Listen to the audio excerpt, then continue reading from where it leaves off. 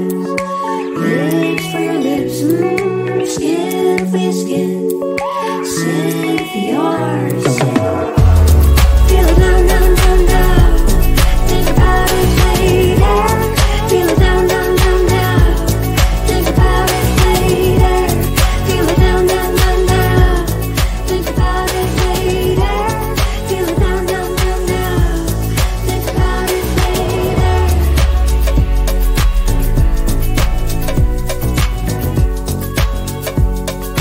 All I ever wanna be is eyes for your eyes, lips for your lips, skin for your skin.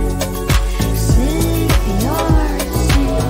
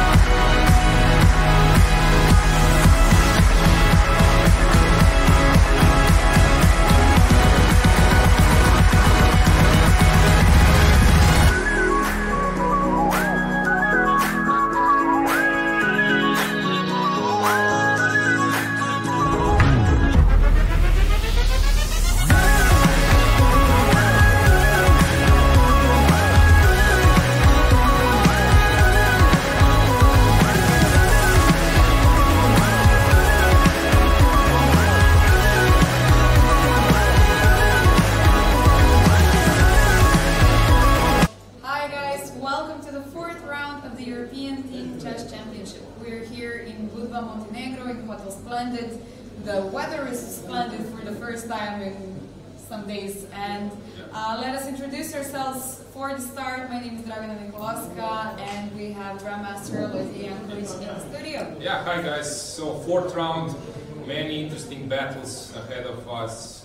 Will be very interesting today. So follow us, subscribe to the ECU channel, ask us questions in the chat, and yeah, looking forward to an interesting day.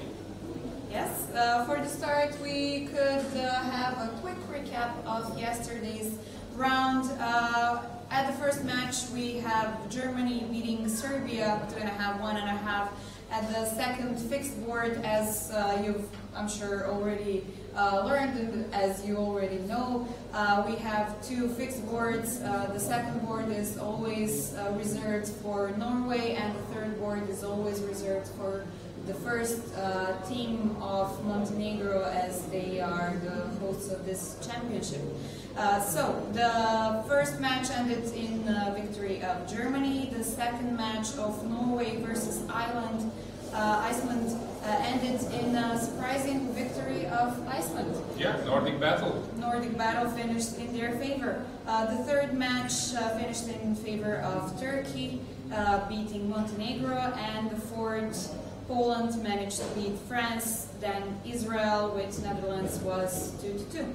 Yeah, that was basically it. We can also check the results in women's section before going to standings and pairings. Yeah, as for yesterday's round in the women's section, we had Azerbaijan beating Poland with convincing 3-1. Then on the second match we had even more convincing 3.5 to only half of France versus Spain. The third match was also Germany versus Serbia, where Germany managed to beat Serbia 2.5, 1.5. It was an interesting coincidence that we had both open and women's section playing Germany versus Serbia, and both matches ended in favor of Germany. Fourth board was Hungary against Ukraine, Hungary beating them 2.5, 1.5. On the fifth match we had Bulgaria and Switzerland finishing in a draw.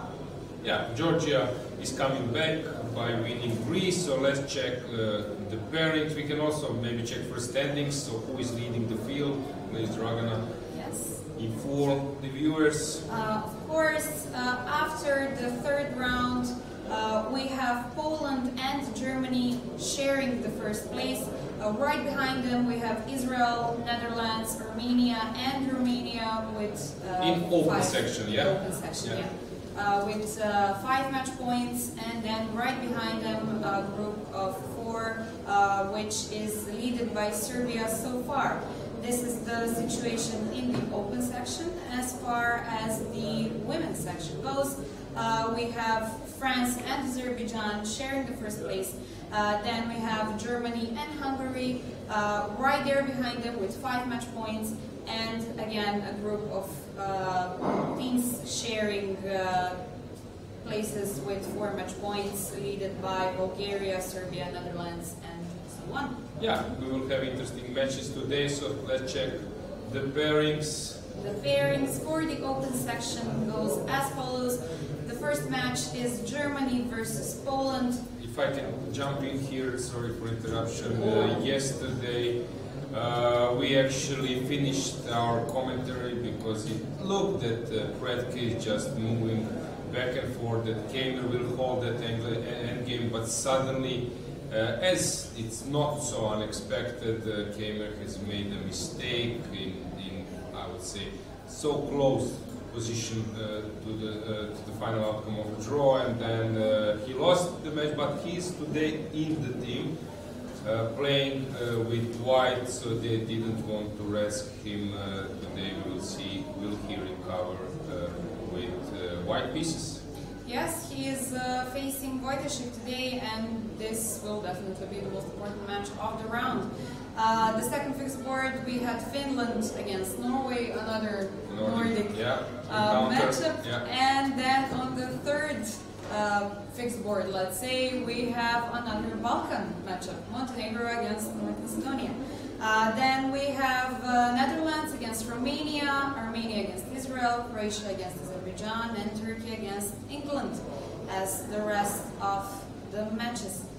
In the women's section, if I can proceed to the women category, we have Azerbaijan against France on the first match, then we have Germany against Hungary, Georgia versus Netherlands, Spain versus Bulgaria, and Switzerland versus Armenia. Yeah, it's fourth round, one more before a break. We will have a free day, so after 5 rounds, players will get a chance to recover. When I recall Croatian best result in 2017 when we were playing in Greece, after 5 rounds, just before the rest day, we were leading the field. So it's worth putting some additional effort to end up as a leader after 5 rounds before rest day, because then everyone is speaking about you more than usual. So we will see how teams will be determined today. So let's check the camera from the playing hall first, just to see broad view, because before we go to games. Do we have this Dragana, or yeah, we will need our technical support. So please, yeah, we need help. So please, technical support is needed. Now we have camera, but not a broad one. I wanted just to check what you will see today. We know that this is first match in women's section, but now we are waiting for other.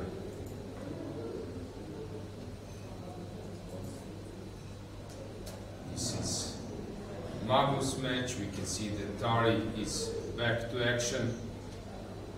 He's playing board number 2. Yesterday was a tough day for Norway team. Actually, Magnus is playing. He likes to play.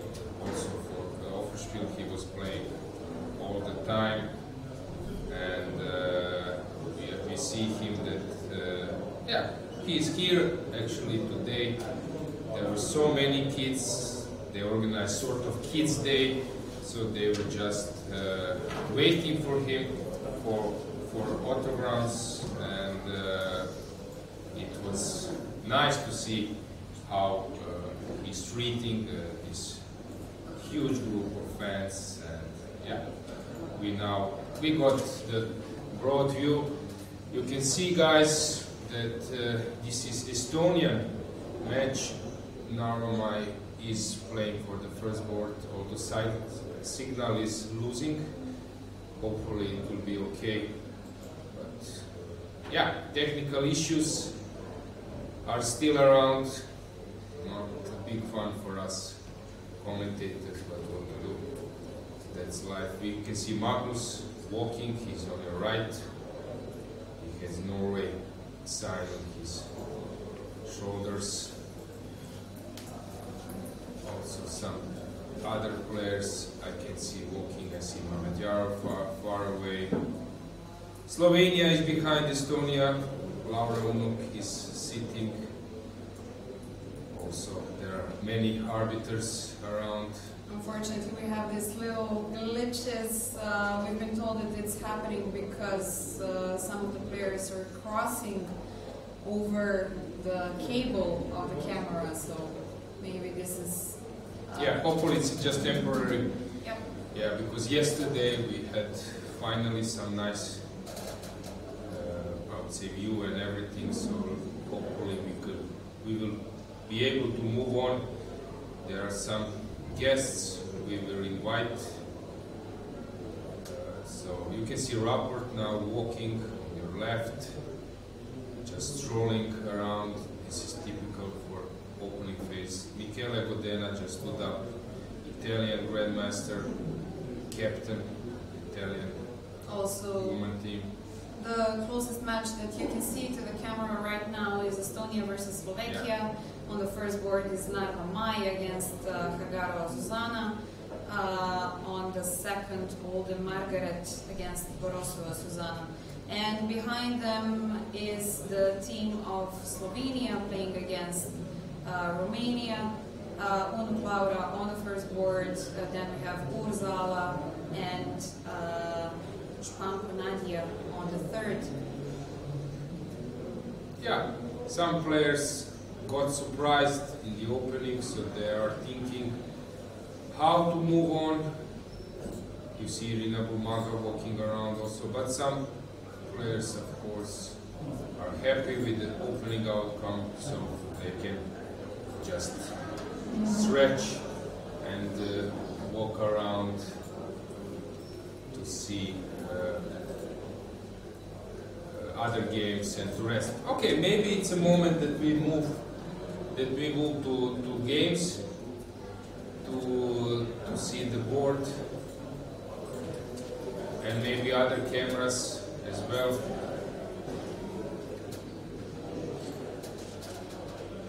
You can see us, but we would like that you see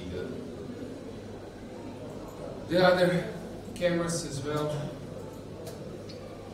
So Denis Kadrić, this is Montenegro match against your fellows. Yes, against my teammates on the first board. You can see Nikolovska. We are sharing the same surname, and but we are not related. Nikolovska is a very common surname back in our country, and we had this interesting coincidence when we were kids, since we were both winning some tournaments back in the days, and some of the journalists actually stated in the newspaper that we were brother and sister, which was, you know, interesting. But like yesterday you did like for yesterday Icelandic players. Yeah. So not such a common mistake, I would say. On the second board, you can see Emil Ristiski playing with white pieces. On the fourth, we can see Tony Lazov, and just barely we can see Filip Pančevski right now. Maybe There was a funny story during Chennai Olympiad. Are you ready to share this story, like some kind of short final conclusion? Yeah. I can actually let the viewers find the video. I will not spoil it that much. It would be interesting if some of you guys actually managed to find this video. But we were playing with Norway in the last Olympiad, Chennai 2022. And this was the most important match of the second played hole. It was the first match of the second played hole. So just to remind you, North Macedonia, is the team. Yeah, playing against Norway, and it was funny because Emil Ristiski, that is playing the second board right now. He was also playing the second board back then, and he was so excited when he saw the matchup that they're playing Norway, and he was sure that he would be playing the first board, and he would be facing Magnus Carlsen. So this was the day before the rest day, and he even managed to find him at the party, at this traditional Bermuda party that we have. And he went to him and he said, okay, please just play the next round. I want to play against you. I'm so excited and everything. And Magnus said, okay, yeah, I'll try my best, of course. He cannot say whether he would play or not. And so what happens? The pairings come out, and Emil says that he's playing the second board instead of the first, because our coach said, okay, I think that this is the best situation that you are playing the second board. I think he was playing against Tari. And Emil was so disappointed because he was very excited all of this time during the free day. Some plan was that he plays first board, yeah? That was the option. Yeah, that was actually their agreement before the tournament. He said, he was speaking with the coach, and he said, okay, please, if we ever get this matchup against Norway, I want to play the first board. Please just promise me this, that this will happen. And apparently he promised him, but he didn't actually keep the promise. Yeah. So he was very disappointed, and during the game you could see Emil, you know, he would play his move and then he would turn around and he would just look at the board of Magnus and he would look at Magnus, and then just going back and forth and everything. It was very funny, and there was some very funny video about this situation. You can find it in the YouTube. Named it what happens if Magnus is playing next to you. Something like that. Okay, so guys, today we don't have Magnus, but we have same situation with second board and camera. Yeah. Okay, so let's see the other cameras if they are available on Dragana, please. check. Maybe you can, but video is not coming. So we want to see other cameras. Okay, we have them now. There is Magnus on the first board. Tari is sitting, well motivated. Who is around? Amar is on the third, right? Amar is on the third. He had a tough game yesterday, as I'm sure you remember. Guys, we were following him until their last moments. Yeah, this will be interesting to follow. There is one more camera left, or? Yeah, but we are afraid to touch. Don't touch it. So let's see the moves. Don't touch anything, please. So Teimour, yes, Teimour against Wojtaszek. We are missing that camera and also the section, but when our technical support gives us a sign of approval that you can switch the camera, then we are ready to do so. Okay, this is like symmetrical setup. White is tempo up, but maybe it doesn't mean much. Yesterday I think you could, or 2 days ago, yesterday I think you could find the game of Papoya now playing with White in this similar line, where he actually penetrated at the king side and finished in style. So Swane is playing this one. Let's see how Budva is doing. Yeah, playing g4. I think this is good strategy against Mateusz, because if you allow Mateusz an initiative, then yeah, you might be in problem because he's very good dynamical player. So g4 now, he will need to start defending a bit, but of course all those g4 moves are known now these days. And Polars is playing against Polar. Yeah, unclear position.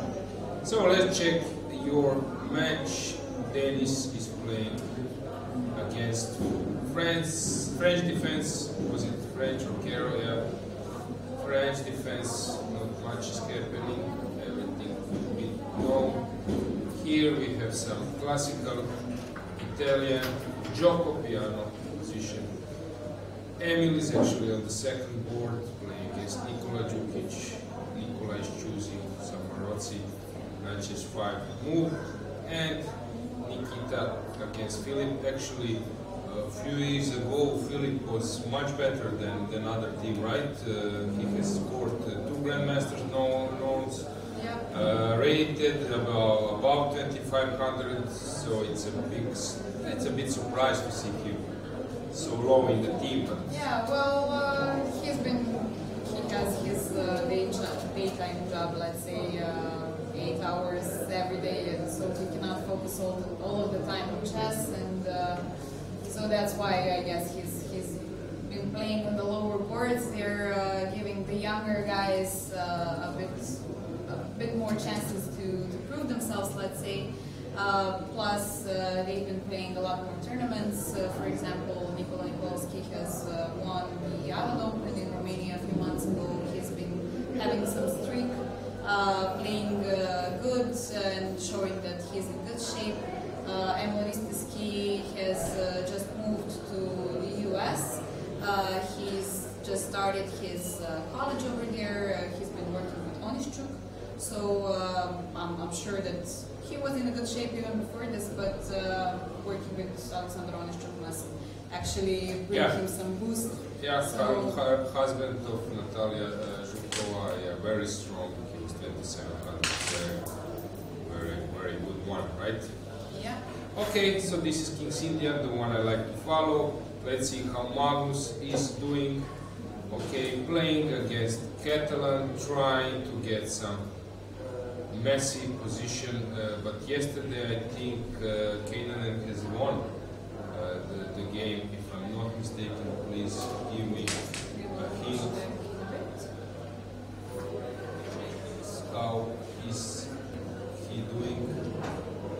And it was funny yesterday because I think that your team was calculating because Norway is not doing great. How big are chances that they meet again? Yeah. They're definitely looking forward to it. I'm sure that MLS. So these days, everyone wants to play against Norway. Yeah. So he lost yesterday? No, so that was. But the day before, I think they played against someone. That was my bad. He just drew with Erdos and then lost against Berdilius and Alojzije. Yep. Okay, Valit, thanks. Tari is back playing some position, France defense. Slightly better, but quite solid for flag. Then we have Amar playing against Samuel, who was, I think, part of Finland team for a long. Yeah, so complicated situation, and you have last board. Yeah, F4 in both games. Usually it's good when it works, but then you're leaving back for home, so it's not ideal. Okay, we go to next matches. Jordan is playing against Richard, who actually is having tough time in this event. Someone told me that he was lost 2 days ago and with white, and now yesterday he was fighting for a draw. Okay, in the end it was simply saved, but we will see. The shape is not ideal. Second board, we have Deak playing normal way against Max. He will try to squeeze him in some positional play, and Kirill playing against Benjamin Bok. Classical position, but it's burning a bit more time than Benjamin. And the last board yesterday, Nikolovska was having tough time, but we will see how will he do today. Okay, let's switch to other matches. We have Armenia against Israel. As I mentioned before, Maxim was 2700 player. There was a famous documentary movie, Album 66, if I'm not mistaken, about Boris Gelfand match with Vichy and sort of life.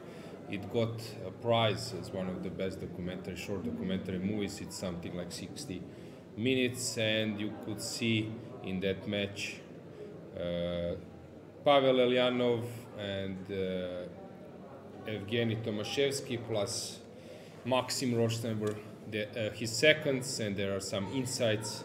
So Maxim was at that time well connected with top level chess and also himself. So as I said, he's a bit underrated and it will be a very complicated game. So Hayek is back. Sorry for interrupting, but I'm interested to see which of the chess-related movies or documentaries have you seen so far, and maybe you can write us in the chat so that we can say a word or two if we've seen them or not, and maybe you just give us some suggestions for afterwards. Good, yeah. I would suggest this Album 66, and also great documentary movies by HBO. I think Bobby Fischer Against the World and Bobby Fischer Anything to Win. So these are my favorites, and of course Queen's Gambit is everybody out of has the seen this. competition. Yeah. Pawn Sacrifice, I'm guessing. For yeah, sure. there is also this The Coldest Game, one Netflix movie which is nice. So there are a few.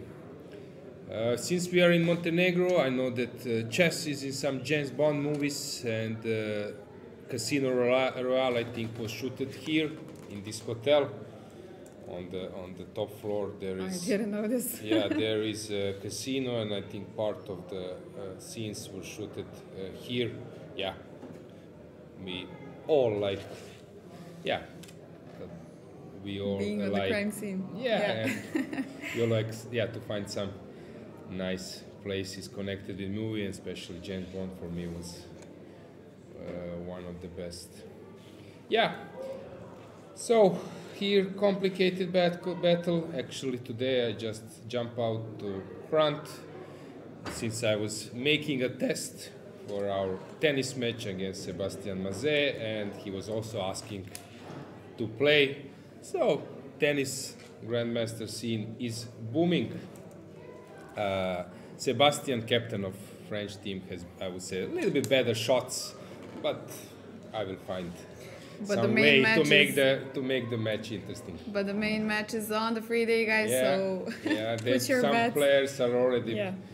Some audience is getting prepared, so will be fun to see. Maybe we will have him in the studio, so we might comment that as well. Here, Smirin is playing against Samuel. Yeah, Tershak, yeah, complicated battle. This match actually will be very interesting. I think all the games will be quite on level. Then we have Šarić against Radjabov. Of course, it was expected from my side that Radjabov will play just to make a draw. So usually he's playing Sicilian or some other opening if he's ambitious. But when Šarić is in a good shape, yesterday you could see him here. When Šarić is in a good shape, then you are playing against 27 plus player. So his rating is 2660 because he's playing some leagues, he's playing some lower rated opponents and sometimes not winning. But when he's playing only against top level opponents, he can play or at least act as one of them. So here he is pressing already, so Radjabov needs to think. To be able to pull a victory against Radjabov, you need to show really a lot if Teimour wants to make a draw and to play some super soil, either Berlin or Petrov. We expected, I commented with Denis Kadric, Montenegro first board, and he said it will be Petrov for sure. And yeah, And he it was was right. obvious, Yeah. but as I said, Ivan knows how to play it. So we will see what will happen there. Players are sort of out of the book. This moment, all the moves, knight e3, knight g3, knight h2, knight e3 was played, but overplayed, but not knight g3. Yeah, game to follow. I'm very curious to see will Ivan manage to get something against Teimour. And then we move to next board, which is, I think, a key board.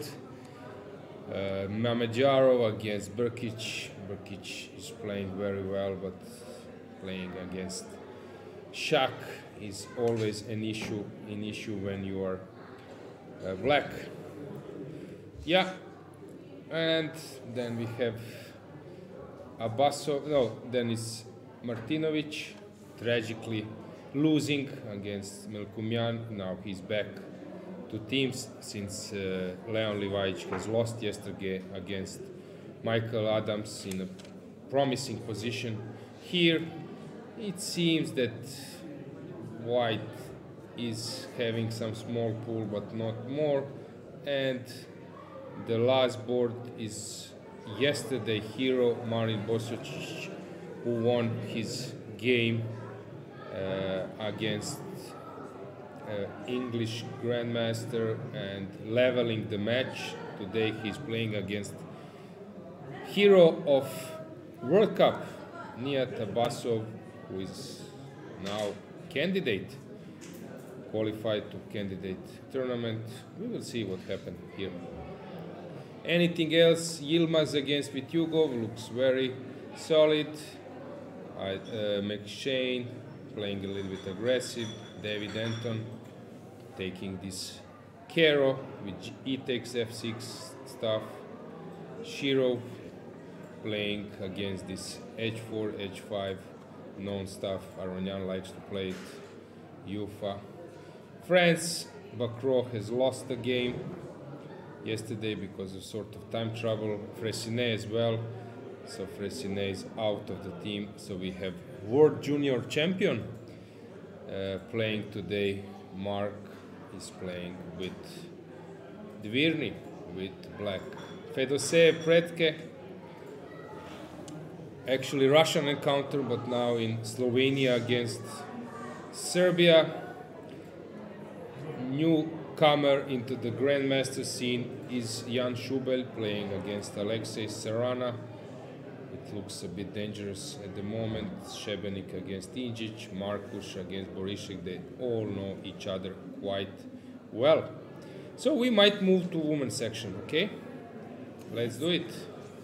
So Elisabeth is playing against Quantrang. Classical game, Jokagal, if I'm not mistaken, former World Youth Champion. Playing my favorite setup, playing with isolated pawn, although I prefer to have knight here because it can land on e5. But what to do, sometimes you cannot have all that you want. Anna Marie is playing against Petra Pap, very solid position, this one as well. Georgia is back to catch the leaders, trying to catch the leader, playing. Bella Khotenashvili is playing this line where, just to see how knight was, queen a5. Usually people play here, bishop e3, but it's possible to play this as well. It will be interesting to see what will be follow up here. This super solid. Same goes here. Just at the opening, Stefanova. It looks that you maybe have better information, Dragana, about her health issue, but it looks that she is fine. Yeah, I think as far as I've talked with some of the Bulgarian girls, they said that she's feeling much better now. So luckily, that's why she's playing. Yeah. Yeah, we are trying to get some insights, some information. For example, I didn't know till yesterday evening that Magnus offered a draw to Dragnev at one point, and actually Dragnev approached his captain Borki Predovic with, I think, the following words. Okay, maybe that's not correct, maybe it's just some kind of story, but it sounds nice. Am I free to decline the draw offer? And what can you say? You can say yes. And so he was eager to try to win against Magnus. Of course, he was aware that he's much better. Yeah, so Stefanova is back, playing typical her style, aggressive chess. This is a slow game. Radeva is playing normal game. She's without two bishops, but she has normal position. This one, Dragana, black has managed to exchange the dark square bishops, which is a good sign for her, but space advantage anyway can mean something. Alexandra playing against Lilith, long game. This is something, I don't know, Rapport likes to play with black, some other players. Long game ahead of us, slightly better for white. This one looks normal. Let's see, just Poland, Serbia, and then we can maybe switch to something else. Nothing so crazy there. Any comments? Something you want to? I want to answer actually the question we've got yesterday. We had a very interesting question in the chat asking who are the youngest and the oldest participants of this tournament. So we promised that we will answer you today. So we are delivering our promise. So in the open section, we have Levi David actually having the age of 78, which is really remarkable. And in the women's section, he's from Scotland, that's what I forgot to mention. And in the women's section, we have Makropoulou Marina, age 63, from Greece, women FIDE master, and really... Maybe it's impolite to mention the Okay. ladies' years, but yeah, Okay, we are yeah, but just doing this just because of statistics. respect. Yeah. Not, be not here. saying anything bad, of course. And about the youngest players, we have Maurici Mark, only 16 years old in the open section, and we have Valko Lavinia from Sweden, only 14 years old. Yeah, in it's the women's interesting section. with those respected eldest players.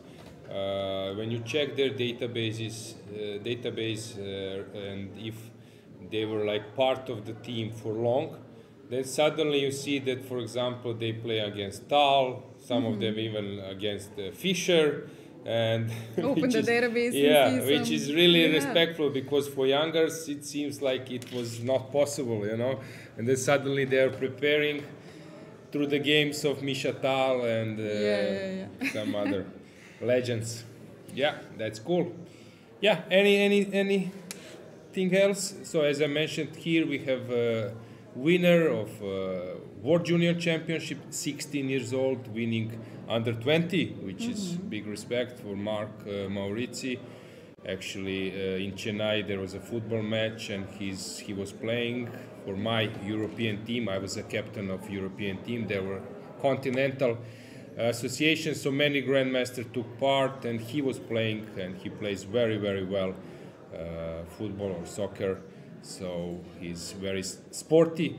And also we have Beloslava Krasteva. She took a bronze, leading till the Till last the moment. last round, yeah. Losing the last game, unfortunately, and ending the tournament only in third place, which is still a very remarkable result, of course. Yeah, regarding some technical issues, I think that they're we are solved now, yeah. apologizing, so it should be okay now. Hopefully we will get some guests to the studio, and then it will be more fun to get some insights from players, coaches. That's basically it. Anything else? We can switch back to men's section. Maybe then I can just briefly. Afterwards, I can briefly check, and then afterwards I can find, or we can find someone who can join us, maybe giving us some insights about the team they are captaining. I don't see anything like super On the camera, complicated. though, you can see the first match of the open section, Germany versus Poland. The closest to us is the first Now I'm board. afraid, sorry Dragana, I need to interrupt. I see that Pavel, what is he doing? Hopefully we won't get the same thing which happened in World Rapid in Warsaw in Poland, when he fell down over the I chair, don't which think was so. viral because he was doing his usual thing. So hopefully Pavel is a very good player, and now second board of the team won't repeat his viral video. For sure. It's only once in a lifetime. Yeah, I think it's yeah. not happening I think again. later he was also laughing himself. Of course, Yeah. honest mistakes happen. No one, We- no all of one us actually makes them. was watching this in some kind of rude intention. It was like something new in chess world, and it's always fun When to something show that happens, players yeah, are yeah, not robots and not just making All of moves. them are only Yeah. humans, yeah. So yeah, as I was saying, you can see Teimour Vincent on the first board with white pieces, on the second with black for Germany. You can see Svane Rasmus playing against Pavel. On the third, we have Bluebaum Matthias against Bartel Mateusz. And on the fourth, barely you can see them, but you can, yes, Polars Dimitri against Gumularz.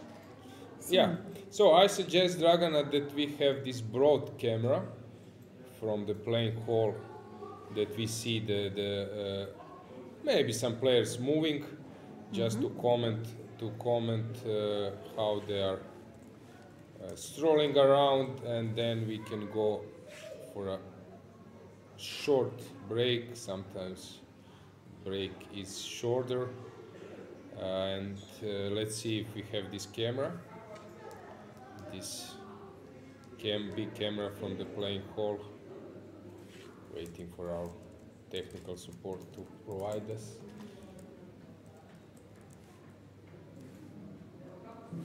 We will see it shortly. In a bit, you've managed to see all of the other cameras that we had right on.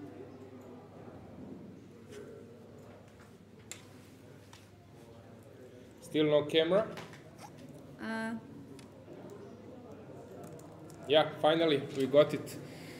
So we see players sitting, not many are walking around as before, right? Yeah, well, this means that the games are already heating up, that the players are probably out of their opening preparations, and that we need to start our engines in our heads, right? Yeah, I just saw some players. Okay, we can see Estonian second board walking. I saw Shirov walking around. This Brunello is Brunello Marina, from I think, Italy. yeah.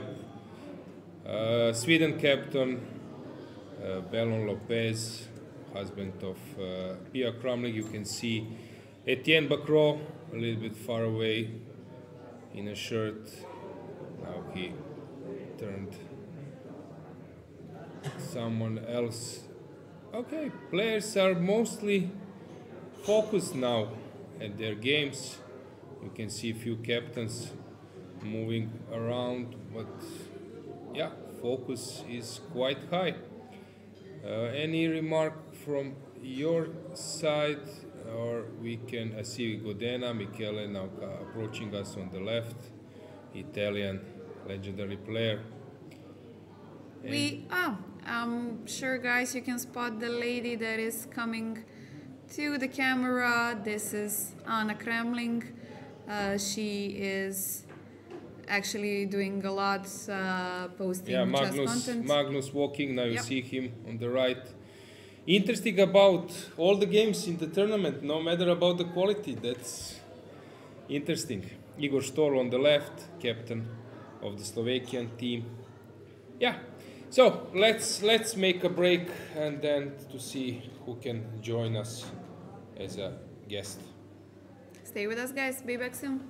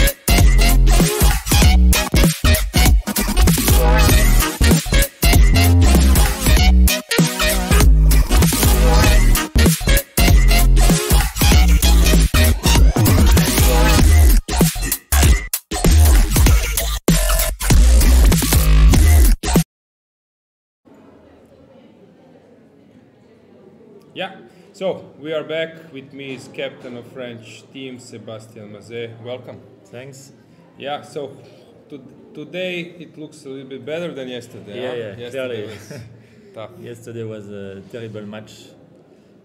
We were after 1 hour 50 minutes less in each board, and sadly we lost this match. But okay, tournament is long, tournament is very strong. Like many teams lost some games or drew. So okay, we have to win today, and we are back to business. So of course you're missing two top players in Slovenia. Yes. Your team was somehow led by a really fantastic performance of Alojzije. So is this now tougher for you? Of course, by quality, but you have this team spirit, which is always high. Yeah, we have very good team spirit. We play quite well in Olympiad in Chennai without these two players. It's a pity that this Singfield Cup is at the same time at European. It's really weird, but okay. That's sport, and okay, we are preparing for next year Olympiad. This is a big objective. Mm-hmm. Let's hope that these two players will play, and okay, now it's good because young player like Marcan, world champion junior, is playing, so it's interesting that he's playing many tournaments with France, 2 in a row already, so getting experience. Good. How many years you are already a captain? You were player before. I was captain 2013, first year, and then I became player, and then again captain. So yeah, you are now like 25, 60, right? yeah, like you, huh? But your career high was about 2600. 26, 35, yeah. Okay. But then kids and What to do? Yeah. So everyone is asking about Alojzije. Of course, you are here for your team, but can you share us some maybe some remarks? Is he so focused on chess as before? Is determined to become a world champion? no, I mean after this Slovenia, it was one of the best performances I ever saw in my life. This 8 of 9. It was 8 really, of 9, and these kind of games like Fischer or Carlsen, I don't know. It was like the road was for him, yeah. And then okay, he moved to Paris, and some things changed in his mentality, and maybe he was less focused. And now you can see during the tournament, it's not the same Alojzije. So okay, he's very young, so maybe it's just some kind of break. He will maybe manage to qualify by miracle for candidates, and it could be a new start for him. So I really don't know. I just hope that it's a shame that such a player with such a level of play. But we experienced that before. Bobby was not playing after his title, and also before after some interzonal. So yeah, that's sometimes in chess history. Yeah. Magnus is also now moving away from world championships. Yeah. That's life. So Alojzije is in Paris, right? So, Yeah, he's living in Paris. Okay. Yeah. Okay. Hopefully he will be back to like broader chess scene. But these days, how is your team doing? Do you play bullet over the night? Bullet? Like he was doing in candidates? No. This is not a practice of friends. We prefer to play cards. yeah. This is quite common. I saw this in the Club Cup in Dures that you are playing cards. Yeah, we love to play cards with this. Yeah. So guys, as I already mentioned, this guy is claiming that he's best grandmaster in tennis. Yeah, true. Grandmaster and tennis players. So we have our match fixed. He's a small favorite, but I like to be an underdog. So we will inform you about the result. But let's move to the games. How was the strategy today? Because Italy can be tricky team. Yeah, very tricky team, but openings works perfectly. I mean, we wanted to have just some games because they are very, very well prepared. They had this Kogan before was working very well, and this now Van Veli was also very famous for opening preparation. So like in any games, there is just no theory. So for our player, it's just perfect. So I'm really happy about the 4 position. Yeah, at the end, probably this yesterday lost because it was decisive loss. Sort okay, Fres also lost the game, but you were hoping that he will keep keep the game level. Now he's having some comfortable position. This is very good for Etienne. He can play like forever. I think he has better technique in endgame than Vocaturo. Pawn up, and he can do what you want. So I think it's looks promising. Mossar is playing position. For me, he's some kind of, because last year he won this tournament of peace I was mentioning. Yeah. He's some kind of romantical player. He had some up and down. Like last year he won this tournament in Croatia. Then he played very well in Olympiad. He was like almost 27. But he's he don't like to work so much. He prefers to play. He's romantic, as you say. And he has this tough year for the moment, but now he is quite back. He was supposed to play in Isle of Man, but he finally didn't play to have some rest. And we can feel during these 3 first games that he's playing quite good. Okay. And this is very good position for him, because I think in understanding he has very good advantage on his opponent, who is quite good also in opening. So Where does he live? He lives in Paris as well. Okay, then we have Lagarde, right? Lagarde, now Lagarde is playing fantastic tournament. He's enjoying stable advantage. The position is very good. And his bishop on h7 is completely blocked, and just queen e2, rook d1, rook c1, bishop f1. Have you guessed openings? Do you help your team also in terms of? Yeah, of course. Against this position, we decide to go for knight f3 first move to just avoid preparation, as I told you, and just to have games where opponent will not be in his shoes. Okay, how now with Mark, because now he's a world junior champion? Is this now in a different role? He's still very young. Does he feel that now he needs to prove something? This world title was a very good news, and he's very, very strong. But now he has to learn maybe not to lose too many games during the tournament. It's what happens in Isle of Man. He started very well, beating like this Sargsyan, Blue Bomb. It was like fantastic. But then he played very strong players, and he lost like 6 games. He need to stabilize, as we saw today, like something quiet without risk, and maybe if he has any chance, he will. Because actually his last game for a title in Mexico was not an easy game, because he needed a draw, but very difficult for him. And psychologically he succeeded, so it was a good sign to be able to stand this pressure. It looks good. How about other matches, other games? Do you have anything that you follow closely, that you are interested about some games? I watch all the match. Okay, which game was from your style or from your perspective interesting? Which game did I see interesting? Shirov was interesting. Shirov is playing Spain. Let's find Spain. They're playing against Greece, which Greece is always a tricky team. So you have Greece, Italy, Croatia was sort of also before, but now you have also Denmark, Austria. Very solid team. Solid teams, and it's easy to get wrong there. Sorry, this is Shirov's game. Shirov is back.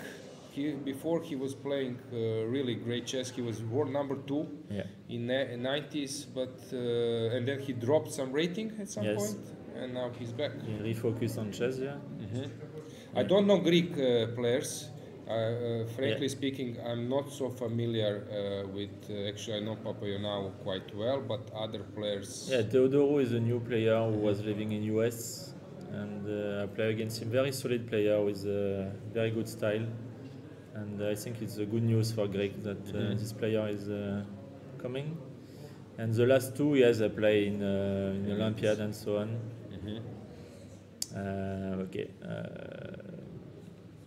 Solid players. Exactly. How is your women team doing? Do you follow games? Okay, let's briefly check today. They are winning all the match. Yes, and they're playing really well, because I noticed this in World Rapid team. I was commentating. They really played well. So we have today their match. They are playing board one, the play. Yeah, just I need to find the moves since it was not fixed. Where are they? I just missed them. France, come on. No. Yeah, no? No, I said. Where is France? Come on. So now everything is This is mixed. not- Yeah, I yeah. found it now. Yeah, they're playing against, but where are the moves? No moves. The moves are missing. So can you tell us a little bit more about your women team? Any Women comment, team, any so remark? this is the first year of the wife of Mathieu Cornet, Demonte. So she played very well. They had a baby recently, so now she's back on chess, and she is really motivated. We live in the same city as Mathieu and Demonte, and she was very happy to finally manage to play for France. Sophie had a very good tournament in Isle of Man. She was playing first role during 10 games, I think. And we have this new player from Iran, Mitra, who is also a French champion and good player. And last born, Pauline Guichard. Yeah, very good player, known. So yeah, it's a new team without Marie Sobag, who was playing like forever, and a new spirit. So for the moment it works very well. So let's hope the best. Today is a big match, I think. Yeah, Because they played there is very well. very like tricky last- team and last match. Yeah. Yeah, okay, so thanks, Sebastian. Hopefully, we will see you more. Good luck with your team, and yeah, see you. Thank you. Okay, guys, thanks. I will move on with the games. So first, you can see the camera from the playing hall. Has something changed? Okay, now I see a little bit more action. People are walking around. Dragana, do you think the same? Yeah. Yeah, definitely. Yeah, so let's check the moves. What has happened? First board, we have Teimour against Wojtaszek. Wojtaszek in a good spirit. Yesterday he won a crucial game against Etienne Bacro. Teimour in a different mood. Yesterday he lost. Not key game for himself. Well, long game, yeah. And now he's white, trying to recover from that loss. Yeah, playing some super solid. I think he's very well, I would say, educated in this type of structures. Peter Leko and many other coaches were around, so he, I think, knows how to handle this type of structures, which are not forcing, not theoretical. Any comments from your side about what Sebastian has said? No, I'm very glad that we're getting some other guests in the studio. Guys, we will hope, of course, to bring you many more. It's very convenient that the captains are, let's say, right behind us in the playing hall, and maybe when still nothing is going on, or when they cannot intervene in the first 30 moves, it's a good chance to get them to the studio. It's nice to get some insight, as you could hear. Today we had this warm-up in tennis, so I meet them. I also ask them to join the studio, because it's important that we give you this content. Any remark in chat? I noticed that somebody mentioned the Queen of Katwe on the topic of movies we were talking about, which is a very nice movie as well. Other than that, if I find something interesting, I will share. Yeah, Queen of Katwe was a great movie. Actually, it's connected with Khanty-Mansiysk Olympia 2010. Have you played there? Yeah, that was actually my first Olympiad. Me as well. The only thing in movie they are showing, it was like snowing, but actually we were there in sort of summer, or maybe some, I would say, it was end of September, I think, something like this, or that, maybe even before. And actually there was no snow at all. But it was Siberia, it was -20. And I remember in the first day we managed to walk around in some t-shirts, but that was probably the only day that we managed to do so afterwards. The hotels were very warm, of course, but outside, if it was windy... I don't recall the same. Yeah, maybe okay. different story. Yeah. So this movie is quite good. I also forget one of the best. I love that movie. It's Fahim. So this one is really a good one. So worth watching, because it's like, I think Queen of Katwe is also a true story. So I pity that I didn't ask this Sebastien, because he knows more, because he's connected with French and Pakistani family moving to France. Yeah, so I'm quite interested in facts and some tips about what Ali Reza is doing. Yeah, he's now star, missing our top events. Playing in the Singfield Cup? Yeah. Yeah, that's why he's not here, I guess. But in general, somehow he, as Sebastien has said, a little bit changed his approach. Hopefully he will just stay motivated, because as he mentioned, that performance in Slovenia, where he was dominating the field, crushing the field, and in the final game winning against Mamedyarov, crossing 28 barrier, the youngest ever to do that. The only problem I'm recalling was that while joining my studio together with Sebastien, he was commentating in mask. Those strange COVID times, but what to do?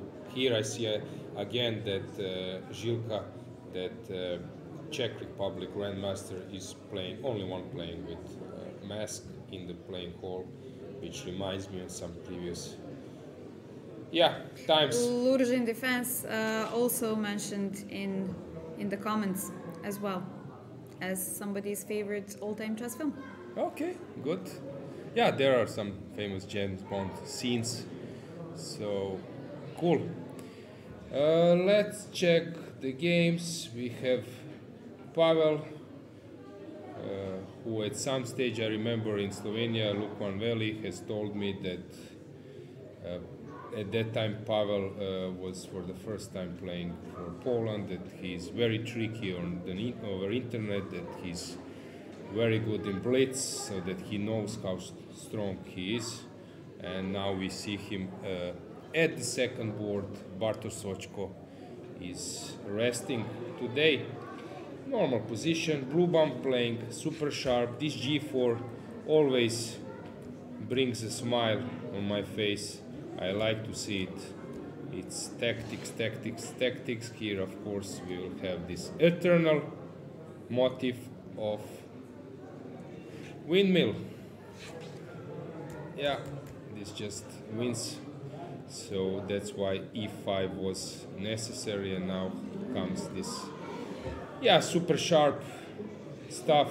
Matthias is trying to keep up with his initiative.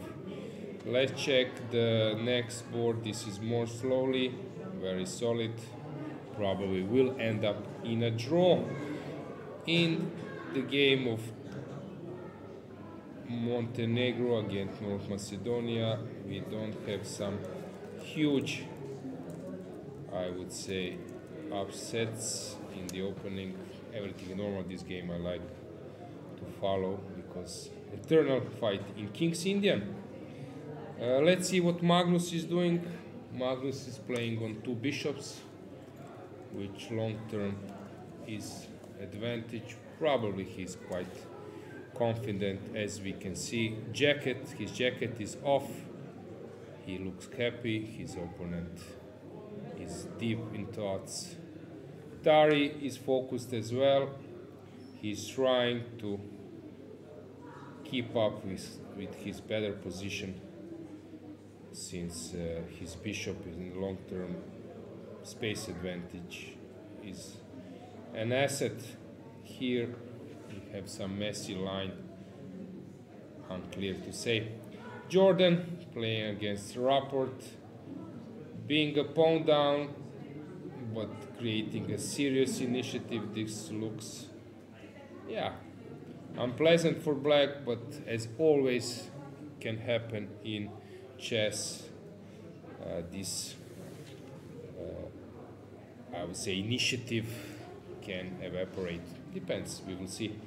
Second board in that match, we have Deak playing super solid, but he knows how to handle Marozzi bin structures.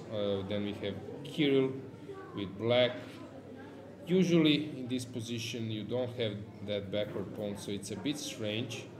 I don't know, the concept will be c6, but to me it seems that white is having some pull. So it's a bit strange. There are positions with pawn on b6 and then you push c5. But here c5 means that you won't get these hanging pawns, which is typical structure in this opening. Strange. And fourth board in that match, Lupulescu enjoying like a normal position. Let's move to Armenia against Israel.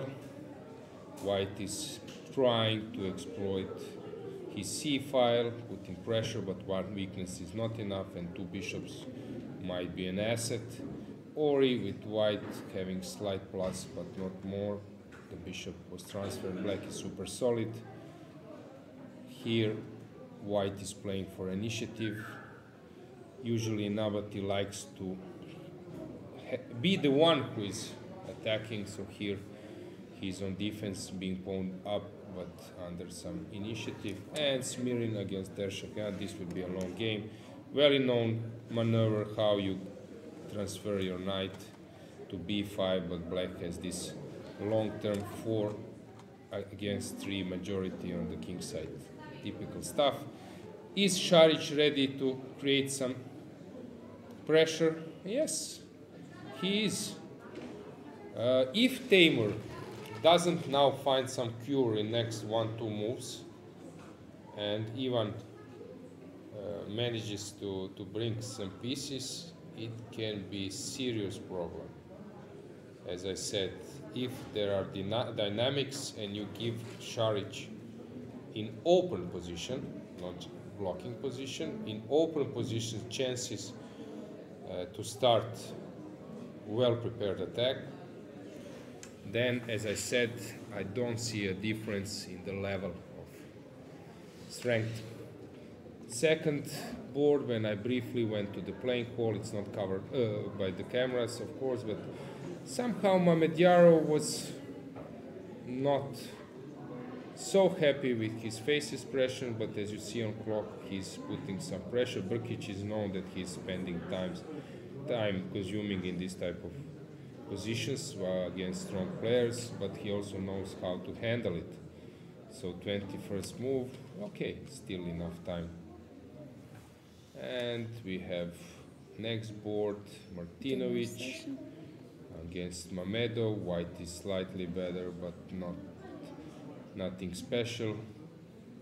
Black is ready to come with some equalization, liquidation. And the last board, which is more interesting, is Abbasov against Bosocic. Abbasov is starting to throw everything on Marin's position, and it seems that he's succeeding. Looks very dubious for black.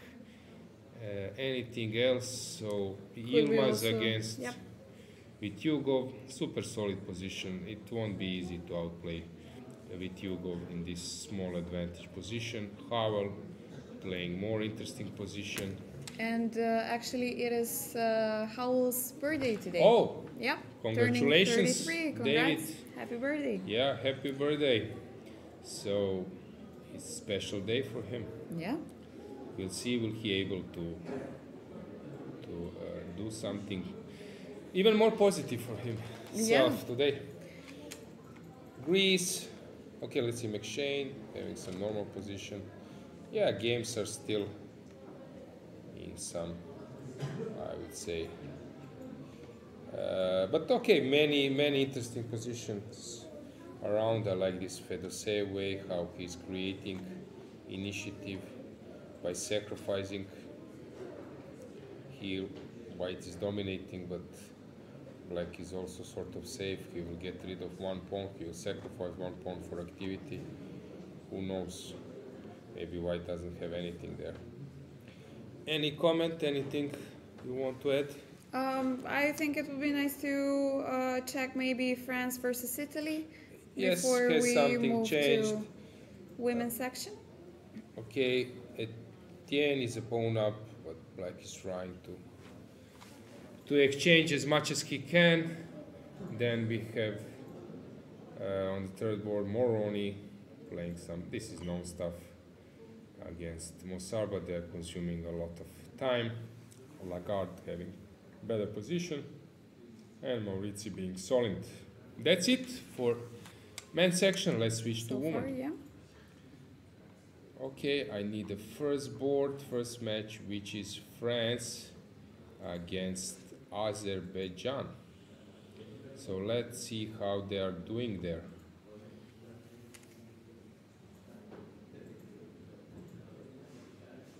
Mamazada not currently on the board, as you can see on the camera, but we're sure that she will be back shortly. Everybody else deep in their thoughts. Yeah, fortunately my list is not adjusted, but I will find them somehow, right? Yeah. It's not easy when the games are not first on the list and you want to show the Maybe we can search for them. first match exactly, but then I need to search all the Mamazada. yeah. So I don't have moves there, so we need to check what's going on. Okay, we will check Why right we are away. lacking the moves. This is the reason why I don't have the boards. So let's see with our technical, or let's say live transmission service, why we don't have moves. Is it just the first board or the No, whole all the first boards, match? all the Okay. match, because it was actually while Sebastien was commentating, this was the reason why, guys, you couldn't see the moves, because live transmissions are not working properly. So let's check the ones they do. So this is Elisabeth Paehtz, this is Germany against Hungary, the Hungary. second match. Yeah. Unfortunately, yeah, now it's better. You could see some bugged screen. Yeah, white is slightly better, but not much is happening there. This one is my favorite. Let's check. So knight on g6 is a bit strange. Maybe good enough. h4 is usually the motive, but if you cannot do it, maybe the best way is to exchange and to jump to h5. I'm not sure which way is the best, but you also, as a white, you need to find a square for your knight. Third board, Anna Marie is playing against Petra Pop. It seems better for white, but classical Caro-Kann position. And here white is having some pressure. Is it enough or something? Hard to say. Let's see Georgia, how they are doing. Okay, white is trying to say that after this activity of black stops, that she will be able to use this space advantage. Usually the way how white is doing is the following way. And next board, it's Maria interesting. Rebiza, right? Yeah, I just wanted to mention it's interesting to see that Wagner Dinara is taking a day off today, or that she's been having 3 draws in a row. Maybe that's the reason. But yeah. Yeah, she's we're missing resting. her from the team. So Maria Rebiza is playing with white, super solid game. Same goes for next board, this one as well. Not much is happening there. Let's see how Bulgaria is doing. Antoaneta with her king on f8. looks a bit strange. She can end up 2 pawns down, right? Can we see how we got to this position? Yeah, sure. So this is known stuff. She was actually playing that herself with white. Yup. Bishop g4, maybe not the main move. But now taking on e2 was obviously a mistake. Although it's not easy to offer. So let's see if I have... Yeah, someone took on f3. Yeah, here bishop g4 is suboptimal. Knight f3 is the way how they play. And then castle. If you take on c6, maybe there is some tactics, bishop g4 and then rook e8 as well. So that was an issue. Now I think she's in big problem. Next board is Salimova. She is playing pawn down, but with activity. We will see how she will follow up in this position. It looks promising, very promising for her. And she feels confident in that type of structures. Here Radeva is thinking what to do after knight d3. She's pinned. Looks okay to me for black. If she takes on c4, I don't see any problem. You play this, maybe even c3, just or bishop g4. Looks to me that she has solved her opening problems. And the last board, Dragana, playing very well. She is with white, trying to play with some space advantage. This knight on s6 looks a bit strange. Probably best is to take, and knight e2. And I'm not sure what is a follow-up of black, probably playing just a pawn down. Something like this to transfer the knight to e5 and then sort of compensation play. Yeah. Anything else? Kosteniuk. Yeah, playing long game. This one is a little bit more challenging. This one as well. Okay, this match is much more complicated in Poland. White being pawned down with pressure. Here, level position, I would say. Herich has just made an interesting concept with the point to liquidate. Probably this gives her a small pull. And Tiana playing on the last board. Black should be fine here. Ushenina, they're playing against your team. They're huge favorites there, so of course it will be a tough time for your players. Of course, but we're very lucky to have reached Ukraine at all, since the girls had 2 wins in a row and they were underdogs in both of the matches, so this is quite a good result for them. Yeah, let's go back to men team just to see has something changed there. Magnus, this one is complicated, very complicated. Magnus, the moves are coming. Let's see what is his opponent up to. Black looks nice. He will, after queen f5, he will play g6, playing on 2 bishops. Yeah, complicated position. Any comments, anything? People discussing some other films as well, which is good for them, of course. Yeah, some comments. Maybe we can search for someone else. What do you think? Yeah, of course, we could. Yeah, so guys, let's make a short break and then we will come with another guest. Yeah, stay with us. Yeah, see you We'll be soon. back soon.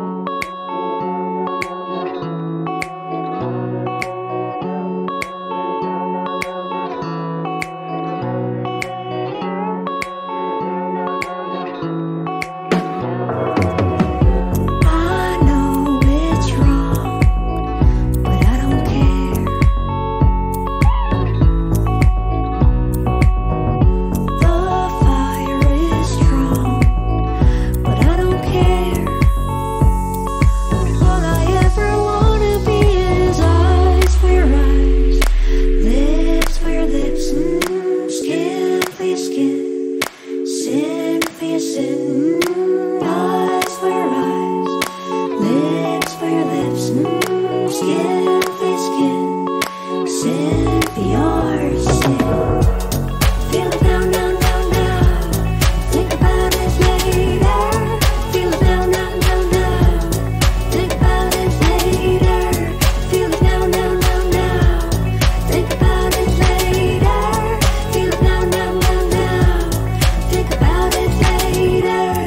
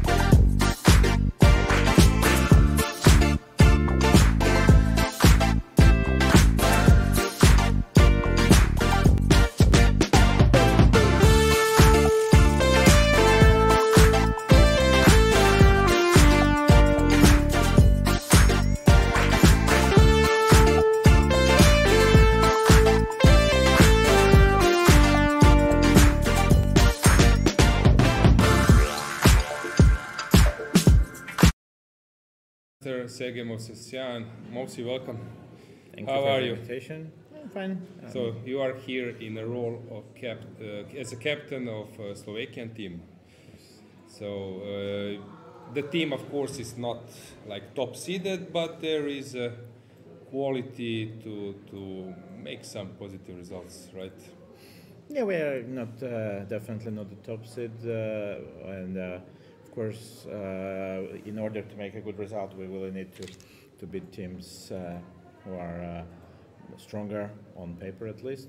But I believe that our guys have potential, so that's one of the reasons why it's quite interesting to work with them. And yeah, till now it's quite promising. So we will see how it develops.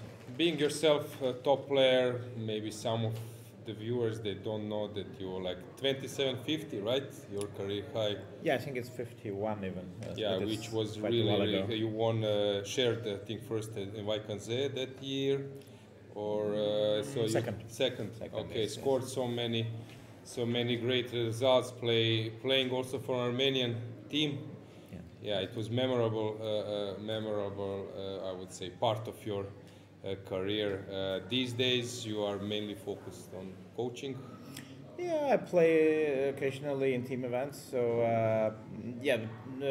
frankly, playing in top tournaments is not an option anymore. So of course, I am concentrated a little bit more on helping young players to develop, and this is one of the reasons why I'm here. As well. The gold medal of Armenia at that time, it was like a huge thing. Do you think there is some country, okay, maybe in India, the same, I would say, treatment, how you were treated as a top athlete?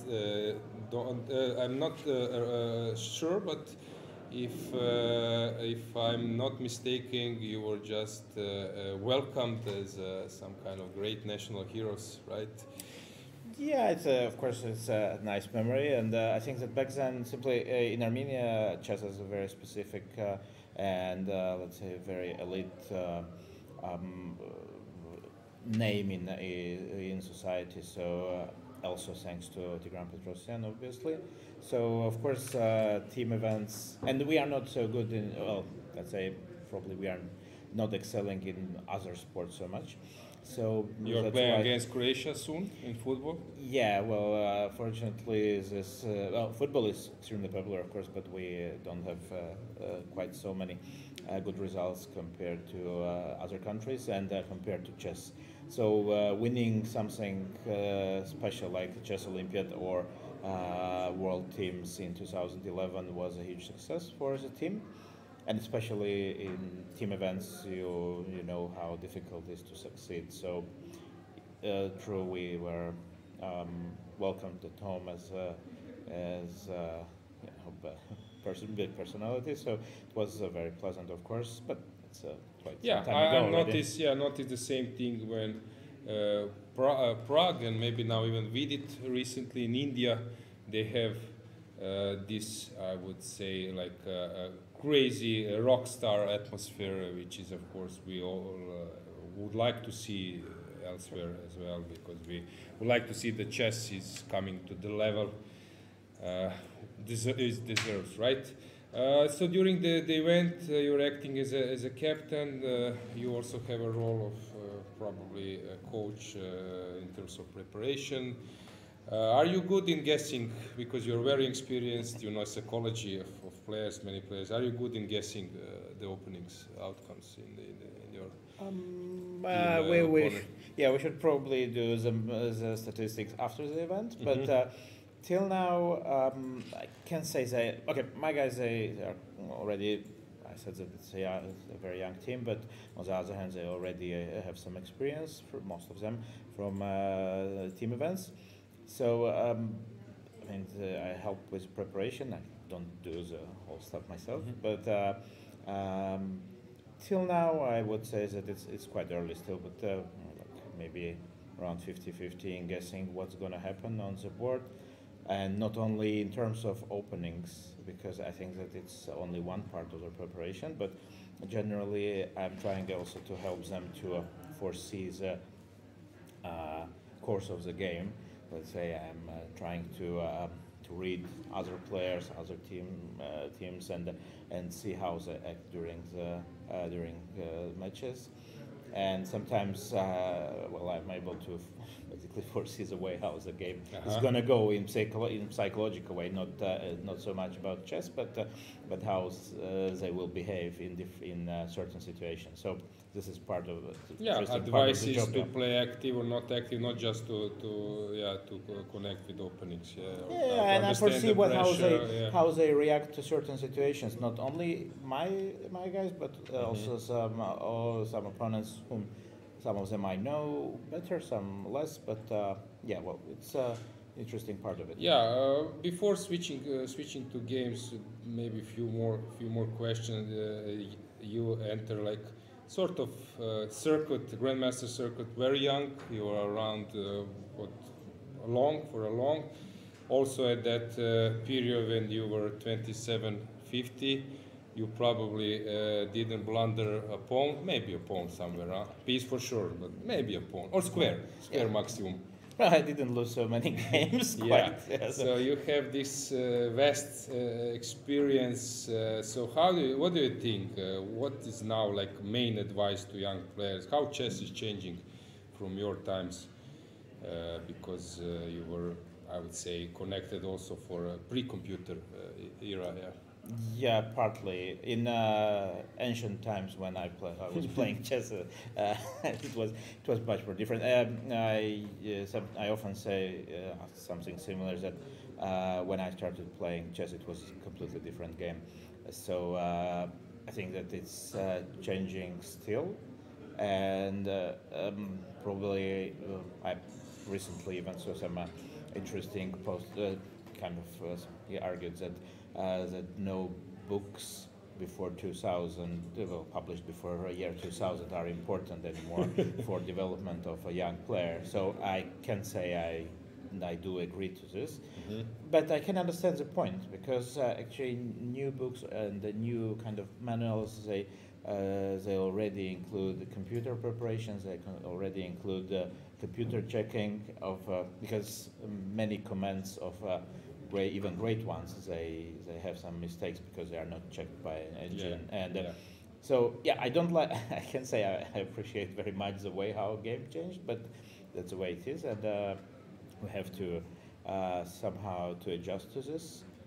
But still, you can find some weaknesses in computer preparation as well. So that's why the job is still interesting to help people, because everybody can switch on a computer and be very smart, but of course to use this computer in the right way is also some kind of skill which is very important nowadays. You were connected with many top players, with Levon, Aronian. I asked the same question, Ivan Šarić. What do you think is the difference between, let's say, 26-50 player and like 27-50 and above?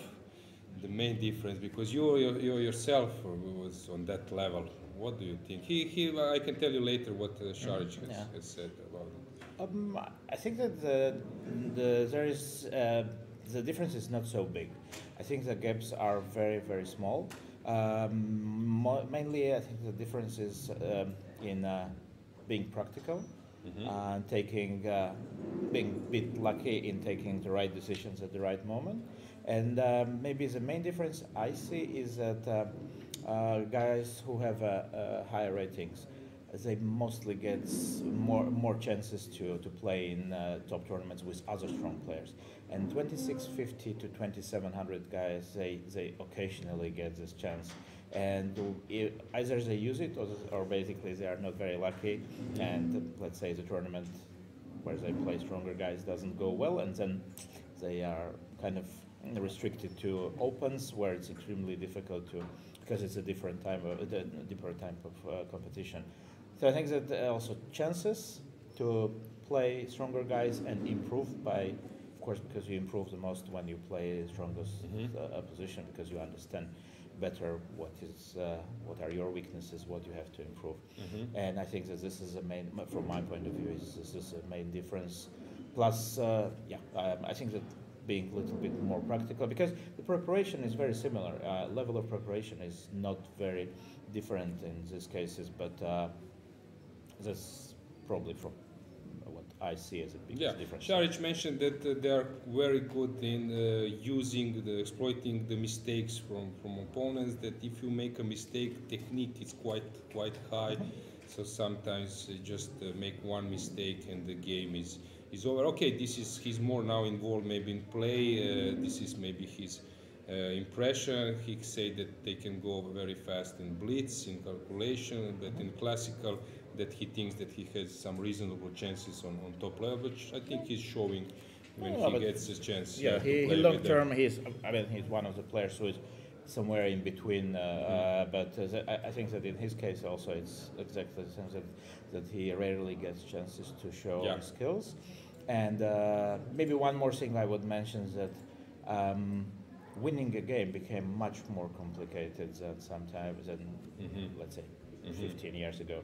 I think that defensive skills they gone very much. They improved a lot. So it became extremely difficult to beat a strong player. So it's like you have to be very precise. So they usually defend very well. So maybe this is also one of the important things. Thanks, Movsi. And maybe just a final thing before moving to game. Your memorable wins, maybe against top players. Vasily Ivanchuk, you won, right? Yeah, well, Vasily had quite some games. I think that the one of the, I mean, if in terms of quality of the game, maybe I like my game against Topalov from Khanty-Mansiysk Olympiad. In terms of sporting result, it would be beating Magnus with black in European Cup.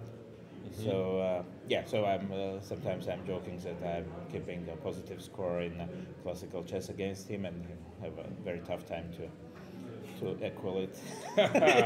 Yes. Okay. Even Šarić actually has the same positive result. So, any particular games you like to follow except your match? Okay, Magnus is always. Well, but we can. I think we can start from top boards because it usually Teimour. What do you think about psychologically about his yesterday loss? Somehow Paehtz did a good job in terms of exhausting Vincent. Well, kind of. I don't want to seem harsh, but I think Peter's long-term coach Peter would have enjoyed the game from the other side. But Yes. Well, this was tough for him. Luckily for their team, it didn't. Well, I mean, it's a big difference when you don't really, by losing a game, you don't really influence the result of the match. So it changes a lot. So I think he is a young guy. I think he's improving. You played together in Baden-Baden, right? Yes, I've been following him for a long time already, and of course, I think working with Peter was one of the greatest things. When you first time saw him, did you have this feeling? Okay, this kid can enter the top elite. I think I would praise him a bit because nowadays, not only as a chess player, of course, he's a very strong player. When I played him for the first time in the European in Skopje, I think, and so he showed off a very good preparation. So the game ended in rather quick repetition. And then during the analysis, I really liked his attitude. He was extremely polite, which is not completely normal, unfortunately, nowadays. And he keeps this attitude, at least towards me, till now, which is very nice to see.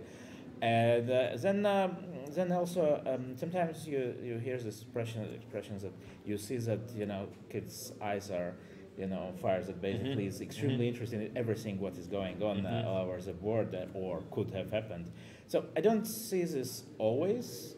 So sometimes it seems like a bit more like a routine or something. And in his case, I really kind of like this. And so I always and during even Bundesliga weekends, sometimes basically I'm just always interested in what is going on, solving given studies, while waiting for the meal and so on. So I think he is in a nice way a chess fanatic, so it will be, I think, very good for him.